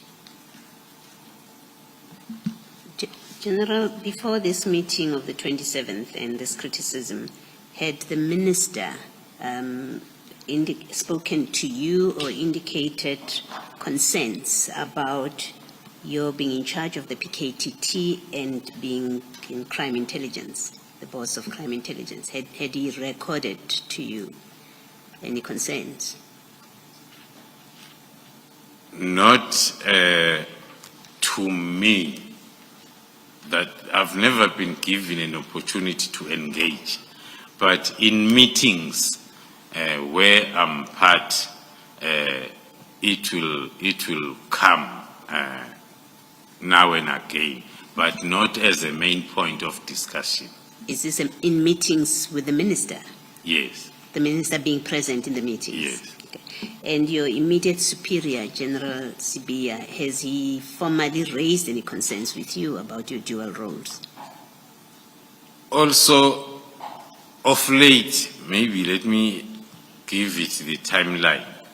This is the comment that started to be popular of late. Not because, if we may recall, my immediate supervisor recommending the extension done by me in March 2024. So I will say everything was rosy up until a particular time towards the end of the year, when then we start experiencing these comments also. General Sibia. Yes. Thank you. Sorry, General, you mentioned two other task teams. Are these task teams also national task teams? They are multidisciplinary task teams of the police, SAPS. And what are these other two that you're referring to? The other one, the names of the task teams. the names, the other one has got a very ugly name, a Zulu name, Umkoti Wemvubu, which is in... Wemvubu. Wemvubu. What name? Can you repeat it? Umkoti Wemvubu. Oh, I wanted to hear the name, Yeah, it is in the border of South Africa and Mozambique, dealing with the cross-border crimes, or more especially cross-border vehicle thefts or hijackings. And then it's another multidisciplinary project or task team with investigating officers, combat, LCRC, some of of the expertise. Also, the other one is formerly Operation Thunder in Cape Town. That was later in 2018 changed to Operation Lockdown. That is still on. Okay, so when was the first operation task team established? Operation Ngodi? Yeah, in 2017, I don't have the specific month. Okay. By you? Yes. And the second task team was also started by you? In Western Cape, yes. That's in the Western Cape? Yes. And when? 2018. 2018. And are they still in existence? They are still in existence, the two task teams. Okay, but these are not overseen by you? Yes, I wanted to explain that, commissioners, that when I was introducing myself, more especially at the level of a brigadier, this was my line function to plan, coordinate, and implement national intervention operations, in short, task teams. So during those years, 2016, 2017, 2018, I was a brigadier doing exactly that. So that is why then I refer to them as established by myself, but they were established by myself as my line function by then. Thanks. Okay, let's just move to, okay, so the meeting ended and it ended badly on the 27th. Yes. And so there was no approval of a plan or anything. Okay, and then 171, that's when you hand over the dockets to General Sentumule. How did that come about? Was it just upon a request from General Sentumule that you handed them over, and where were they? The Where did you get did you ask for the dockets to be sent to you and then it was handed over to General Sentumule? How did it happen? Yeah, thank you, Chair. The instruction from Lieutenant General Sibiya to Johnson Tumule had come long time ago, I think beginning of March or February, if I'm not mistaken, and there were lots of activities and discussions and meetings that were happening. So the persistence from Lieutenant General Tumule was only more during the first month. But then from the 5th of March, these activities started. Then there was, then maybe also from her side, the hope that these meetings and activities will give light to that instruction. But then after the meeting or around the meeting of the 27th, then that is when then it's the persistence started again that I have this instruction to comply with. It's me who's in trouble, not you. You are not instructed. So for you is just to hand over the dockets to me, and then I will be seen to have complied. That's exactly what I did. I am accounting for all the dockets allocated to the task team PKTT as a project manager, and then I had to formally hand over the accounting of those dockets under investigation to Lieutenant General Tumule as instructed by her Deputy National Commissioner, General Sibiya. Okay. on the 28th and the 23rd. And those letters, we don't need to go through them, but they're attached as SDK 31, the handover letters. Yes. And so to complete this, this part of the statement then, you did not inform General Mkhunazi about this. That is correct, Commissioners. And so that's why you received a letter on the 22nd of May, paragraph 174 of your statement. You say you received a request from the Provincial Commissioner, KZN, inquiring about the whereabouts of the dockets. That's correct, Commissioners. As a project manager, I'm accounting for each and every docket.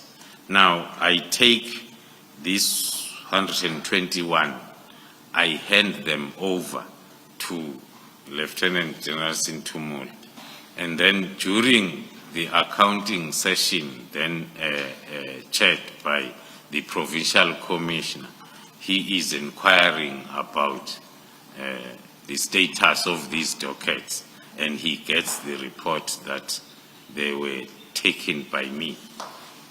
Yeah.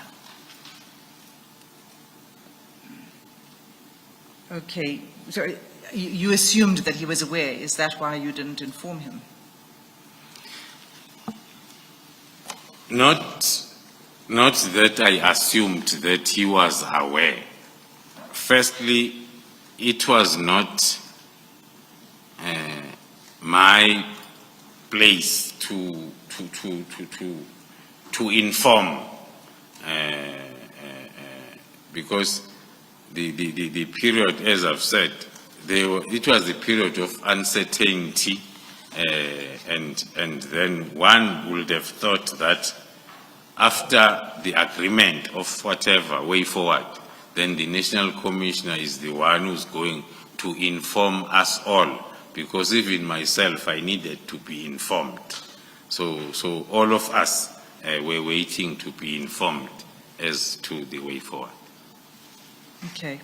So the next section then of the statement is about the return of the Advocate dockets. Asim, do you mind just dealing with paragraph 172? It can just be read because it's something that will come up.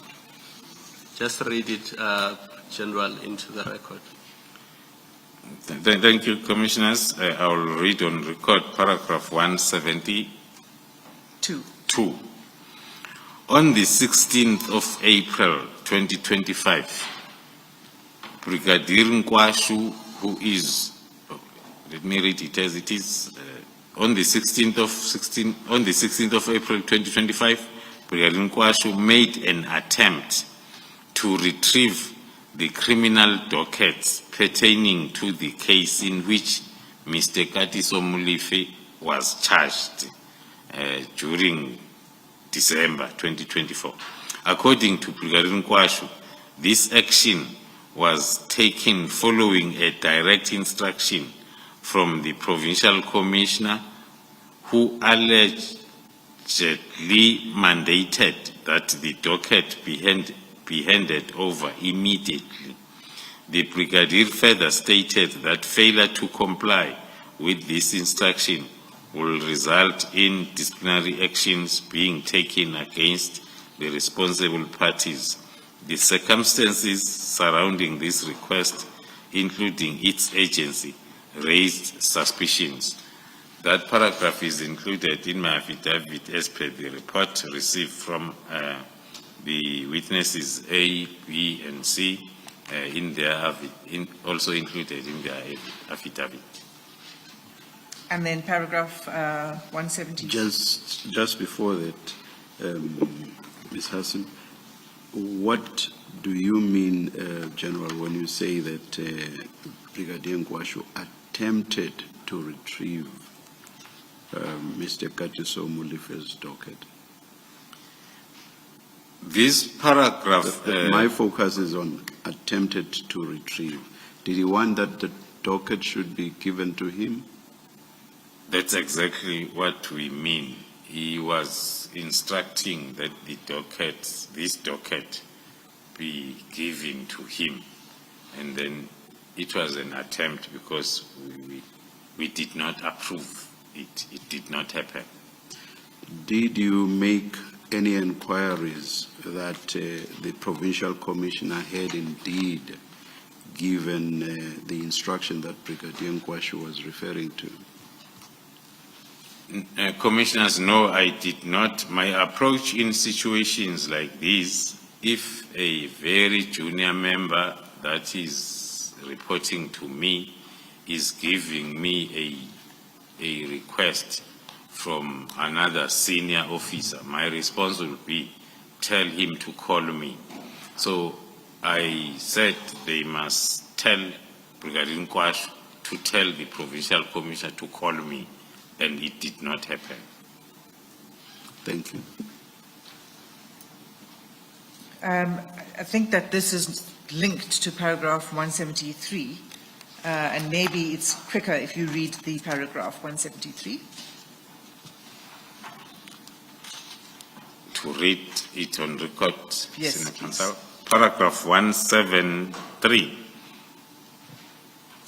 On the 22nd of April, Lieutenant General Sibia sent a communication to Lieutenant General Sintumule stating that in compliance with the instruction of the Minister of Police issued on the 31st of December and subsequent directive on the matter, you are advised that the process should be finalized by Thursday, the 24th of April. This includes the transfer of all dockets closed, currently under investigation and in court, to the Division Detective and Forensic Services. A final feedback report on this on the finalization of this process, including confirmation that all task team members have reported back to their stations of origin, is awaited on or before Friday, the 25th of April 2025. Now, this letter is attached as SDK 32, but I would like you to just explain, I mean, the timing of this letter. It's 22nd April. It follows the request for this particular docket of Mr. Molefe. And the instruction is, you've underlined all dockets. Did that emphasis of all dockets, is that your emphasis, or was that General Sibia's emphasis? Thank you, Commissioners. It is my emphasis. One is depending also on timeline analysis or chain of events. There was a time in my testimony where I referred to a period between February, March and April when the investigation was at an advanced stage for us to continue with the second phase of takedown on GCI ops, and we were in and out of NPA offices discussing, trying to get our way. And then during this period, we see now the revived efforts that are talking to the dockets, more especially now the dockets of GCI ops. We have delivered on the dockets of PKTT, but still now the approach is direct, that it's talking to the GCI ops dockets. Hence our view that the closure or the disbandment of PKTT was a mistaken identity, because the dockets are handed over.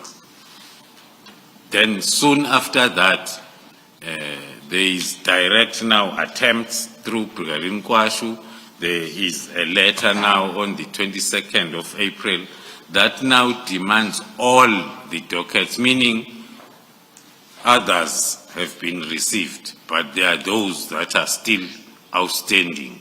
That is what informs then our mistaken identity of the closure of PKTT. General, in that paragraph, you say the letter of the 22nd was addressed to Lieutenant General Sintumule. But when you look at that letter, DSK 32, it seems to be addressed to you as well. Is it a mistake in the paragraph, or am I reading it wrong? So right at the top, it says Divisional Commissioner, Crime Intelligence, and then in the second line, it says Detective and Forensic Services. Yes, Commissioners, then I will apologize for that typing error. The letter was addressed to both of us.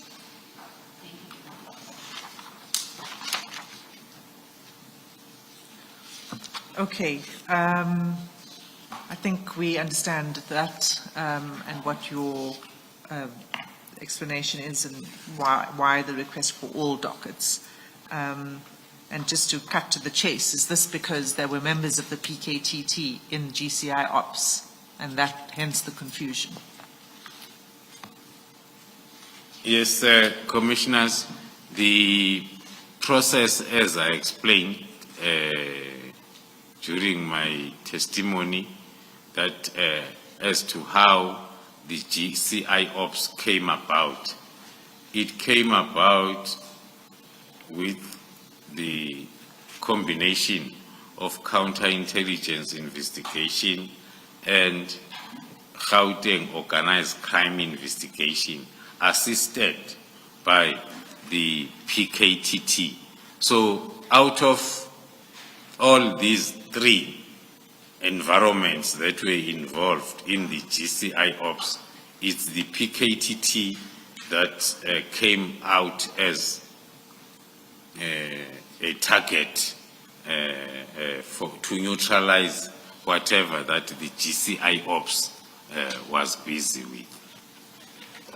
General, how did you and General Sintumule respond to General Sbia's letter of the 24th of April? Thank you, Commissioner. My posture has never changed since the 7th of January. So one will say maybe that's why there will be an activity or a response if the letter is not addressed to me. So I will take it that the writer would have realized that for something to happen on my directive or instruction, I must address it to Lieutenant General Sintumule.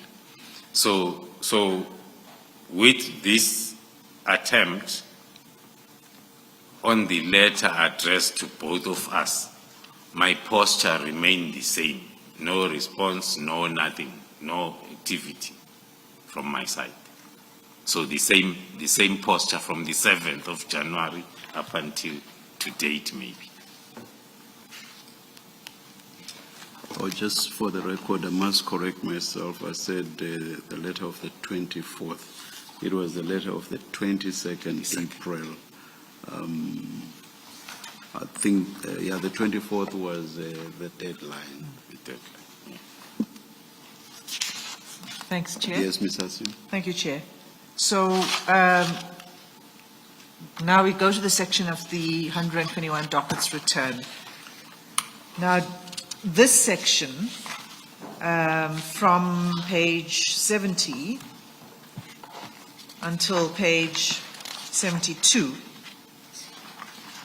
is going to be the subject of evidence of another witness still to appear before the Commission, a detailed presentation of the process of the return of the dockets, meaning meaning the receipt of the dockets back with the PKTT.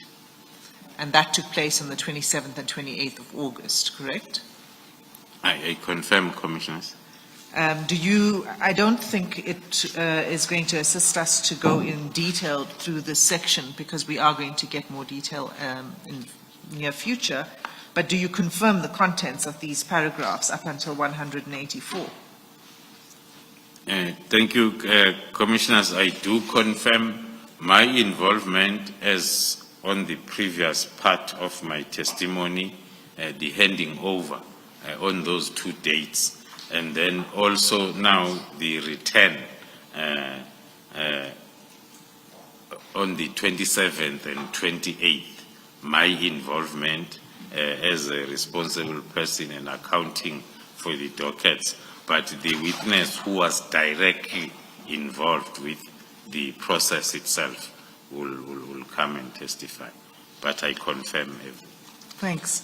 Can I just ask you 2 questions about the dockets only? One, there was the accusation that the dockets were gathering dust at head office while they were there. But we do know that there was inspection of the dockets that took place and maybe other things. I mean, do you believe that it was gathering dust, those dockets? What is your response to that? What is going on with the dockets for the period of time it was at head office between March and August 2025? In my view, thank you, Commissioners. In my view, sometimes the choice of weights will determine the response. Maybe in this case, the choice of gathering dust is the one that can give you the unexpected reaction. But from my point of view, I will say the usage of the weights that since the dockets were handed over by myself to Lieutenant Jasin Tumule, there is no investigation activity that took place. The only thing that happened was the inspection of the docket, as it is the line function of each and every commander who is having the dockets under his or her custody to inspect the docket, which is not part of the investigation, because during the inspection, that's where you give instructions to the investigating officer to go and investigate in the form of doing A, B, and C. But maybe the choice of weights in the form of gathering dust might make one to also use the inspection as investigation, the inspection process as the investigation process. Can I ask a yes or no question? During this 4-month period, did the investigating officers have access to the dockets? They did not have access to the dockets.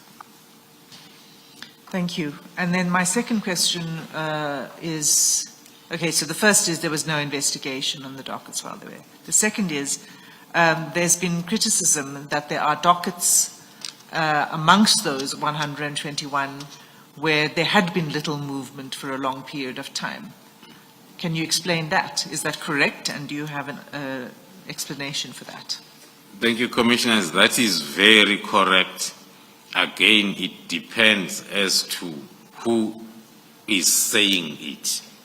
My yes is because I know the reason. The reason is in line with the methodology employed by the task team, PKTT. One will see from the dockets that were inspected at head office during that time, there were lots of directives that were saying, take this for inquest, take this for the decision for undetected take this. So the methodology of being successful at a normal traditional investigation environment is to close as much dockets as possible, which is totally different from the task team.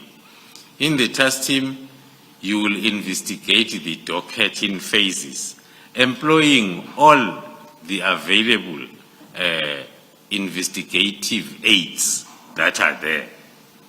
When you have exhausted all of them, you put that docket away. You don't take it for inquest process. You put it away, and then you go back to the threat and risk assessment, because this docket is coming from a particular area. Then, if there is a docket that is reported in that area, you will use the investigation of that docket with the hope that it will give you something that will resuscitate this investigation. Hence, then, we call our filing of those dockets a fridge, not a deep freezer, a fridge. A fridge is something that you open now and again, so as you don't forget. If there is a new case reported, before you analyze it, you go through the case that you have investigated and you have not yet have a breakthrough. So that will be correct for someone to say the last activity on this docket was in 2023 December. Now it's 2025. That might be the reason only. Okay, so just to summarize what you're saying, the approach of the PKTT, if you hit a dead end on a docket, you've not been able to crack the case, so to speak. You don't close the docket. You keep it in the fridge, and you keep looking at it every time you have further information to see if you can make a breakthrough eventually. So you don't close it, you just keep it on ice for a while. Is that right? That is correct, Commissioner. And you say that is different from the traditional method? Yes, Commissioner. Okay. So those are my only questions on the dockets, General. As I said, we will be dealing with that in future in more detail. So the last section then of your statement starts on page 73, and it's what you describe as the retaliation against the PKTT.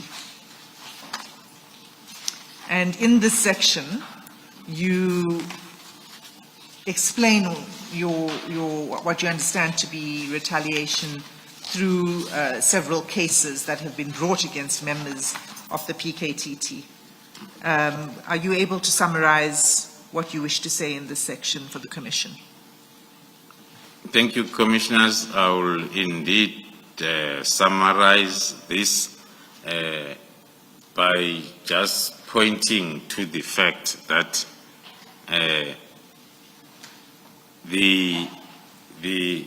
after the realization that PKTT was a mistaken identity in blocking the GCI Ops investigations, then one realized that during December, the first objective of the opposition, I'll say so, was to deal with the project leader. Hence, there were lots of activities that were talking to the arrest of the project leader. Evidence has been led, and I've referred to quite number of examples. Even the team, PKTT, most of the cases, if not all, they were registered in December 2024, the busiest month. So the closure of PKTT that happened on the 31st of March of December 24, according to our analysis, was the second attempt. The first attempt was to arrest and disrupt the activities that are continuing, and then came the disbandment. So there are lots of cases that has been indicated as part of evidence. One of them is the case that the 7 of us from the Division Crime Intelligence are facing. To relate this case with retaliation is, when we deal with projects, there will be a National Executive Committee of Intelligence that is dealing with that project, and no one else is allowed or is supposed to know and do anything about the project. So the accused on this case that were arrested on the 26th of June is the whole National Executive Committee of GCI Ops. Now, fast forward to the condition that one has not seen much, maybe I must add much, not at all, to say you're on bail, but you are not suspended, but don't go to work. One is associating that with the main purpose of, because going to work, it means you are going to continue working on the GCI ops. So you are not allowed to go to work to do your work. You can do something else, but not the work. So I'll point only on that point when I try to summarize these cases, especially the one that I'm not supposed even to talk that much on it, because I have interest, or I'm part of it. Then the other cases we have referred to during my testimony, the ones, the attempts we saw from the WhatsApp chats, the attempts to open cases through IP. We saw another case of false information about the Rolex watch. So there's been lots of cases, and the 3 cases that were opened around Orlando against the team, and another one, the kidnapping, opened and registered as a victim by one of the targets from our side that we have been referring to, a ballistic expert. So with all those, the common denominator of information is there is a coordinated effort of destabilizing the GCI ops by then opening these fake cases against the team management and members as part of retaliation. Thank one you. question I had, sorry, is paragraph 190.4. What does that case in the Eastern Cape have to do with the PKTT or activities of the GCI Ops or Molefe and Matlala cases? So how is it linked to any attempt to disrupt what you are doing in relation to those cases? Thank you, Commissioner. When we were requested or instructed to intervene in the University of Fort Hare, we sent the best of PKTT. So when we had to get the support from PKTT in the GCI Ops, we took the same best. So we re-diverted the same burst from Eastern Cape to Gauteng. Now, the activities that happened in the Eastern Cape will always then have something that can assist someone who wants to come up with false charges against the members of the PKTT stroke GCI Ops. Sorry, let me understand this. You're saying the secondment in November 2024 to Gauteng, you also took people from the Eastern Cape? Yes, Commissioner. General, let me take you to paragraph 186. And that's the paragraph concerning the appointment of Brigadier Mukwele, who used to work for BMW before her appointment. Am I correct that she was appointed directly from BMW That is correct. to be a brigadier in subs? That is correct, Commissioner. What were the advertised requirements for the position? We were looking for the head of our technical support services.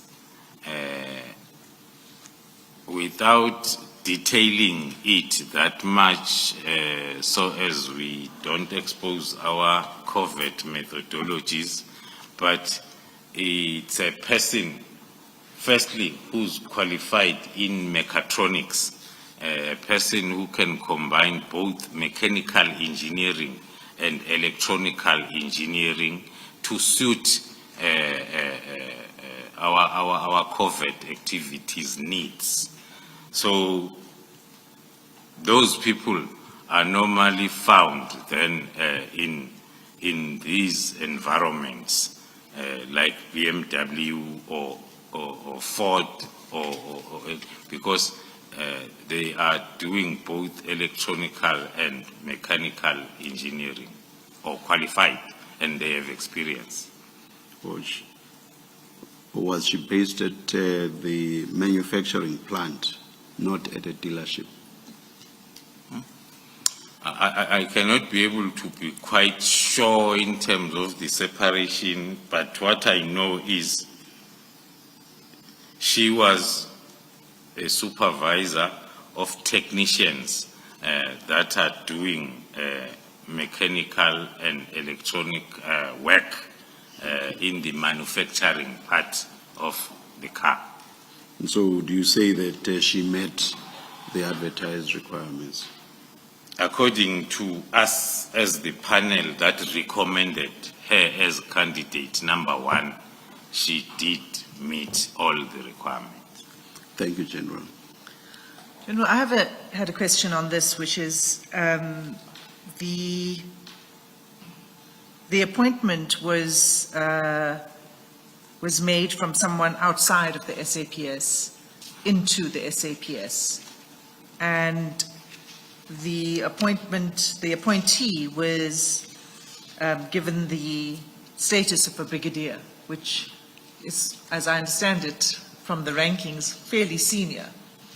And would it be, can you explain how somebody from outside of the police service with no experience in policing would be brought into the service and given a fairly senior rank from the outset? Yes. No, thank you, Commissioners. I won't be long on that. I'll first refer to my response when the Commissioner asked as to what were we looking for. We were looking for a qualified mechatronics person, not a police officer like me. My experience and qualifications were irrelevant to the post. So we first advertised the post internally, and then the process moved on until the panel by then could not find a suitable candidate, which is a policy within SAPS. And then that panel recommended for the post to be advertised externally, so as then we can get people that are qualified for the work that for the person that you are looking for. That's how then, once the post is externally advertised, it's not only limited to brigadiers and generals. There are posts that are advertised on newspapers of a qualified Reverend Muruti.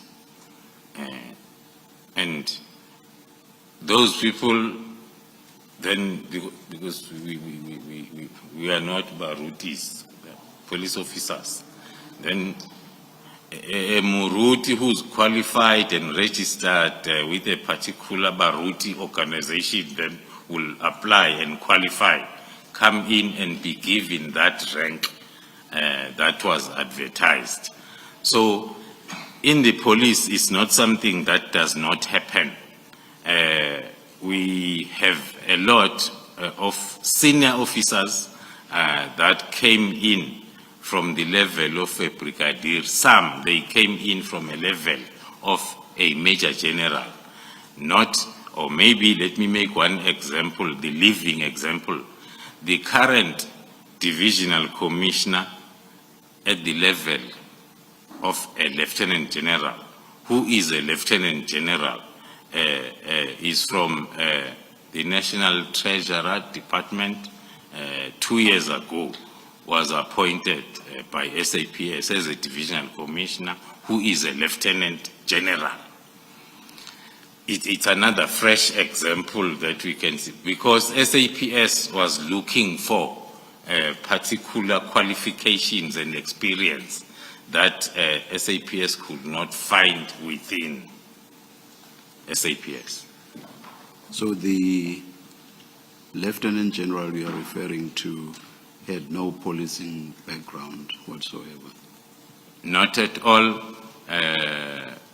He was, I think, after 2 years of being employed, he was then sent to a basic police training, which is normally not for like a full period, because you are called a lateral entry level and you are a senior officer. So you will just go there and get the basics, so as you are able to know how to salute.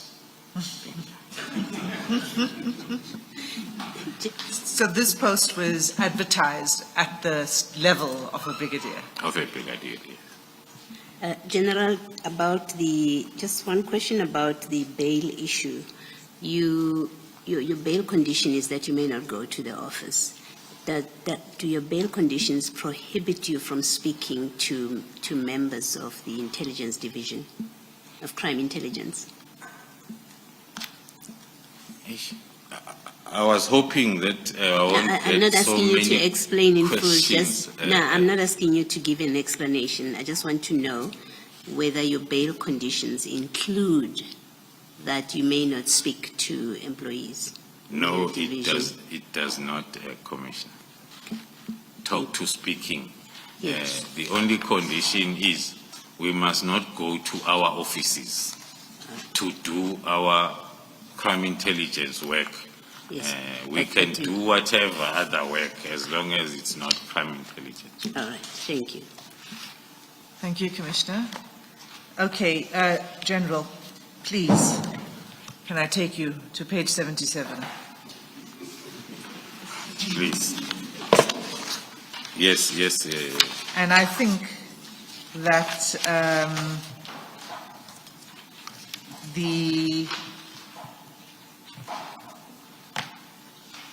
let me do this now.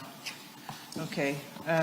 Sorry, Commissioners. You will recall yesterday there was a request for CJC 32.1, which is proof of ownership of a particular vehicle. May I please hand it up for the record?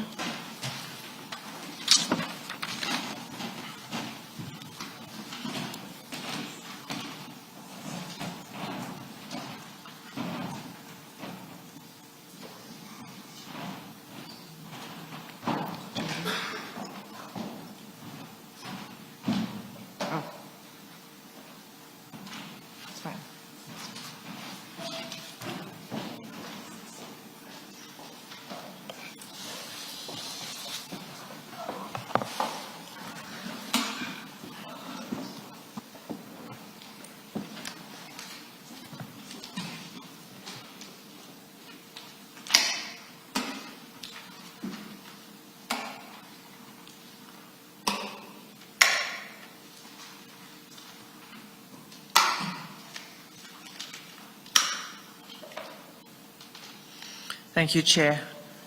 All right, so page 77, this is what I propose should happen now. I think you should read, this is your conclusion. Can I ask you to read into the record paragraphs 192 to 194, which is your conclusion?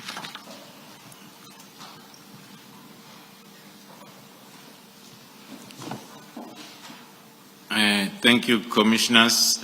In conclusion, from one paragraph 192, reading it on record, it is clear that up until the operations conducted on the 6th of December, neither the Minister of Police, the Minister Mchunu, nor Lieutenant General Sbiya expressed any concern on issues with the functioning and existence of PKTT. There was no indication of dissatisfaction or objection regarding the team's activities or mandate. However, following these events of the 6th of December, there has been a marked and coordinated effort to dismantle PKTT, seemingly without any consideration of the ongoing investigations, active court proceedings, or adherence to established legal requirements. This abrupt change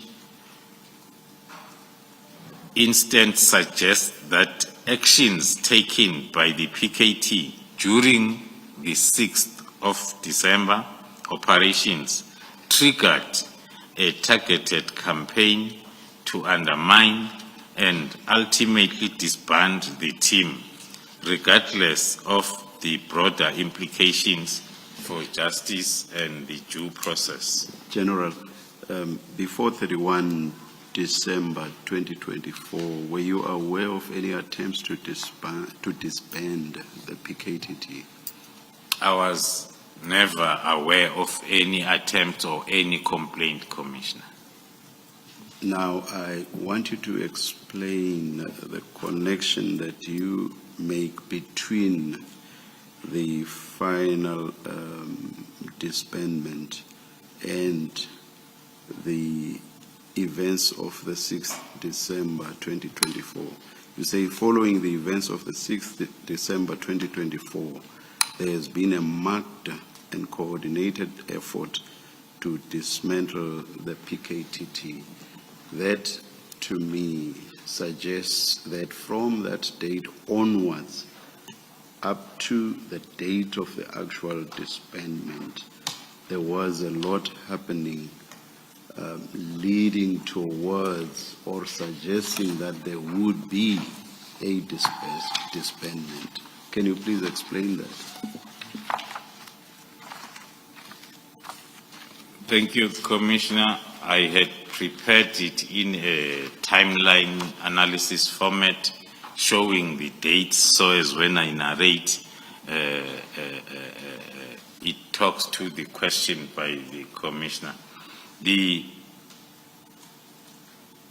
6th of December came up with 3 issues that are still making headlines. It was the execution of warrant of arrest against Katiso Muliv, of which we have done it more than 1 time now within this short period. And secondly, the search and questioning of Madlanga. And the other point that we did not discuss that much during my testimony is the issue of the 360,000 tender, which was there all along, but it only came out of wherever it was because of the operation of the 6th. One will take it because it was a tender, not a criminal activity. It was known somewhere, but it was not talked about. Then the operation on the 6th gave that opportunity for the tender issue also to come in the open to the public. It came through the court submissions by Matala on the 17th of December.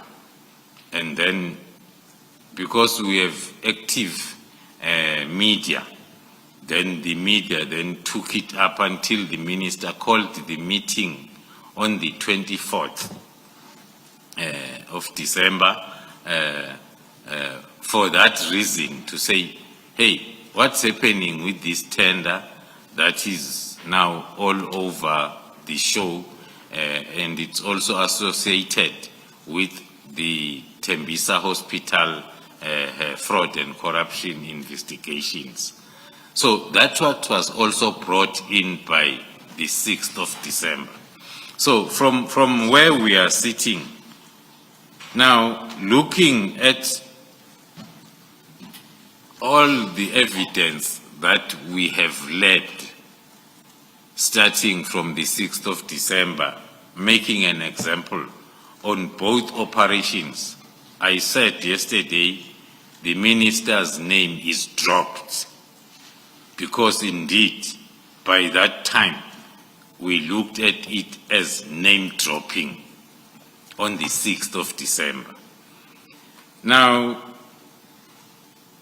the activities of from the 6th of December, going in and out of court, cases open, sometimes against us, sometimes there is an attempt using IPID and they refuse. And then in the Eastern Cape, there are dockets opened there with the... So we looked at December as the month of attack of anything that has got to do with PKTT. Maybe one can say this, the CGI ops was unknown, and the Gauteng organized crime investigation was just a normal thing that they will deal with. So the appearance of the political killings task team in the picture from the 6th makes us to be of this strong view that if the PKTT did not feature in the happenings or the events rolling them from the 6th of December, we were not going to see a lot of activities targeting PKTT, either in the form of cases or attempted false cases against anyone who has got to do with the PKTT. That is what makes us draw that inference. Thank you, Chair. Thank you, General. Okay, so it's 193. Can you take it from 193? Alongside the attack on the PKTT, its members have also been targeted with criminal cases, something that I've explained right now. Although these cases may eventually be dismissed, but in the present moment, they serve to distract the team members, and they affect their reputation in the eyes of the public. I've made an example even of us as the NEC of the GCI Ops.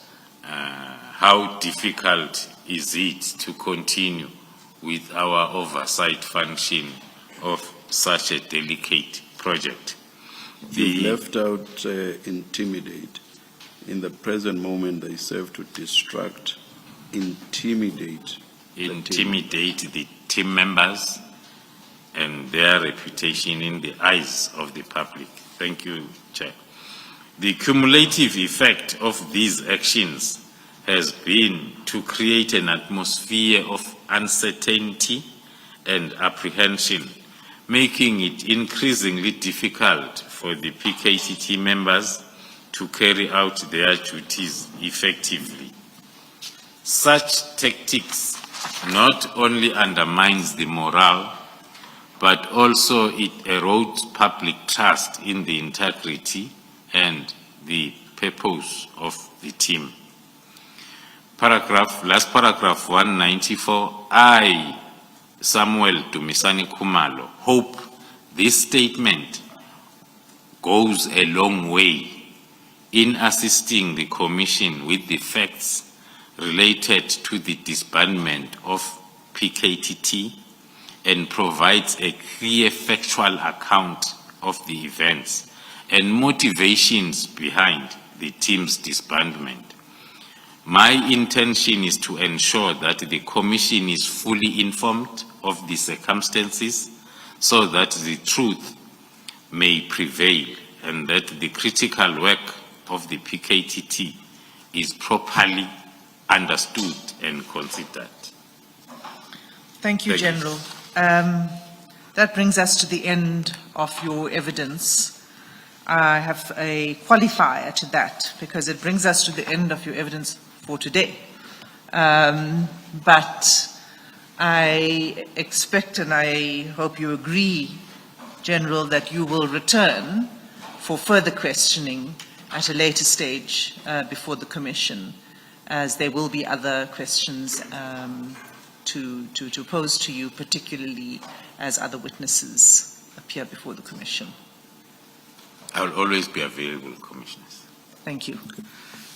General, thank you very much for enduring sitting there and testifying longer than all the other witnesses before you. Thank you very much. Ms. Hassim, tomorrow 9:30? Tomorrow 9:30, yes. Thank you. Thank you. Let's adjourn and resume at 9:30 tomorrow.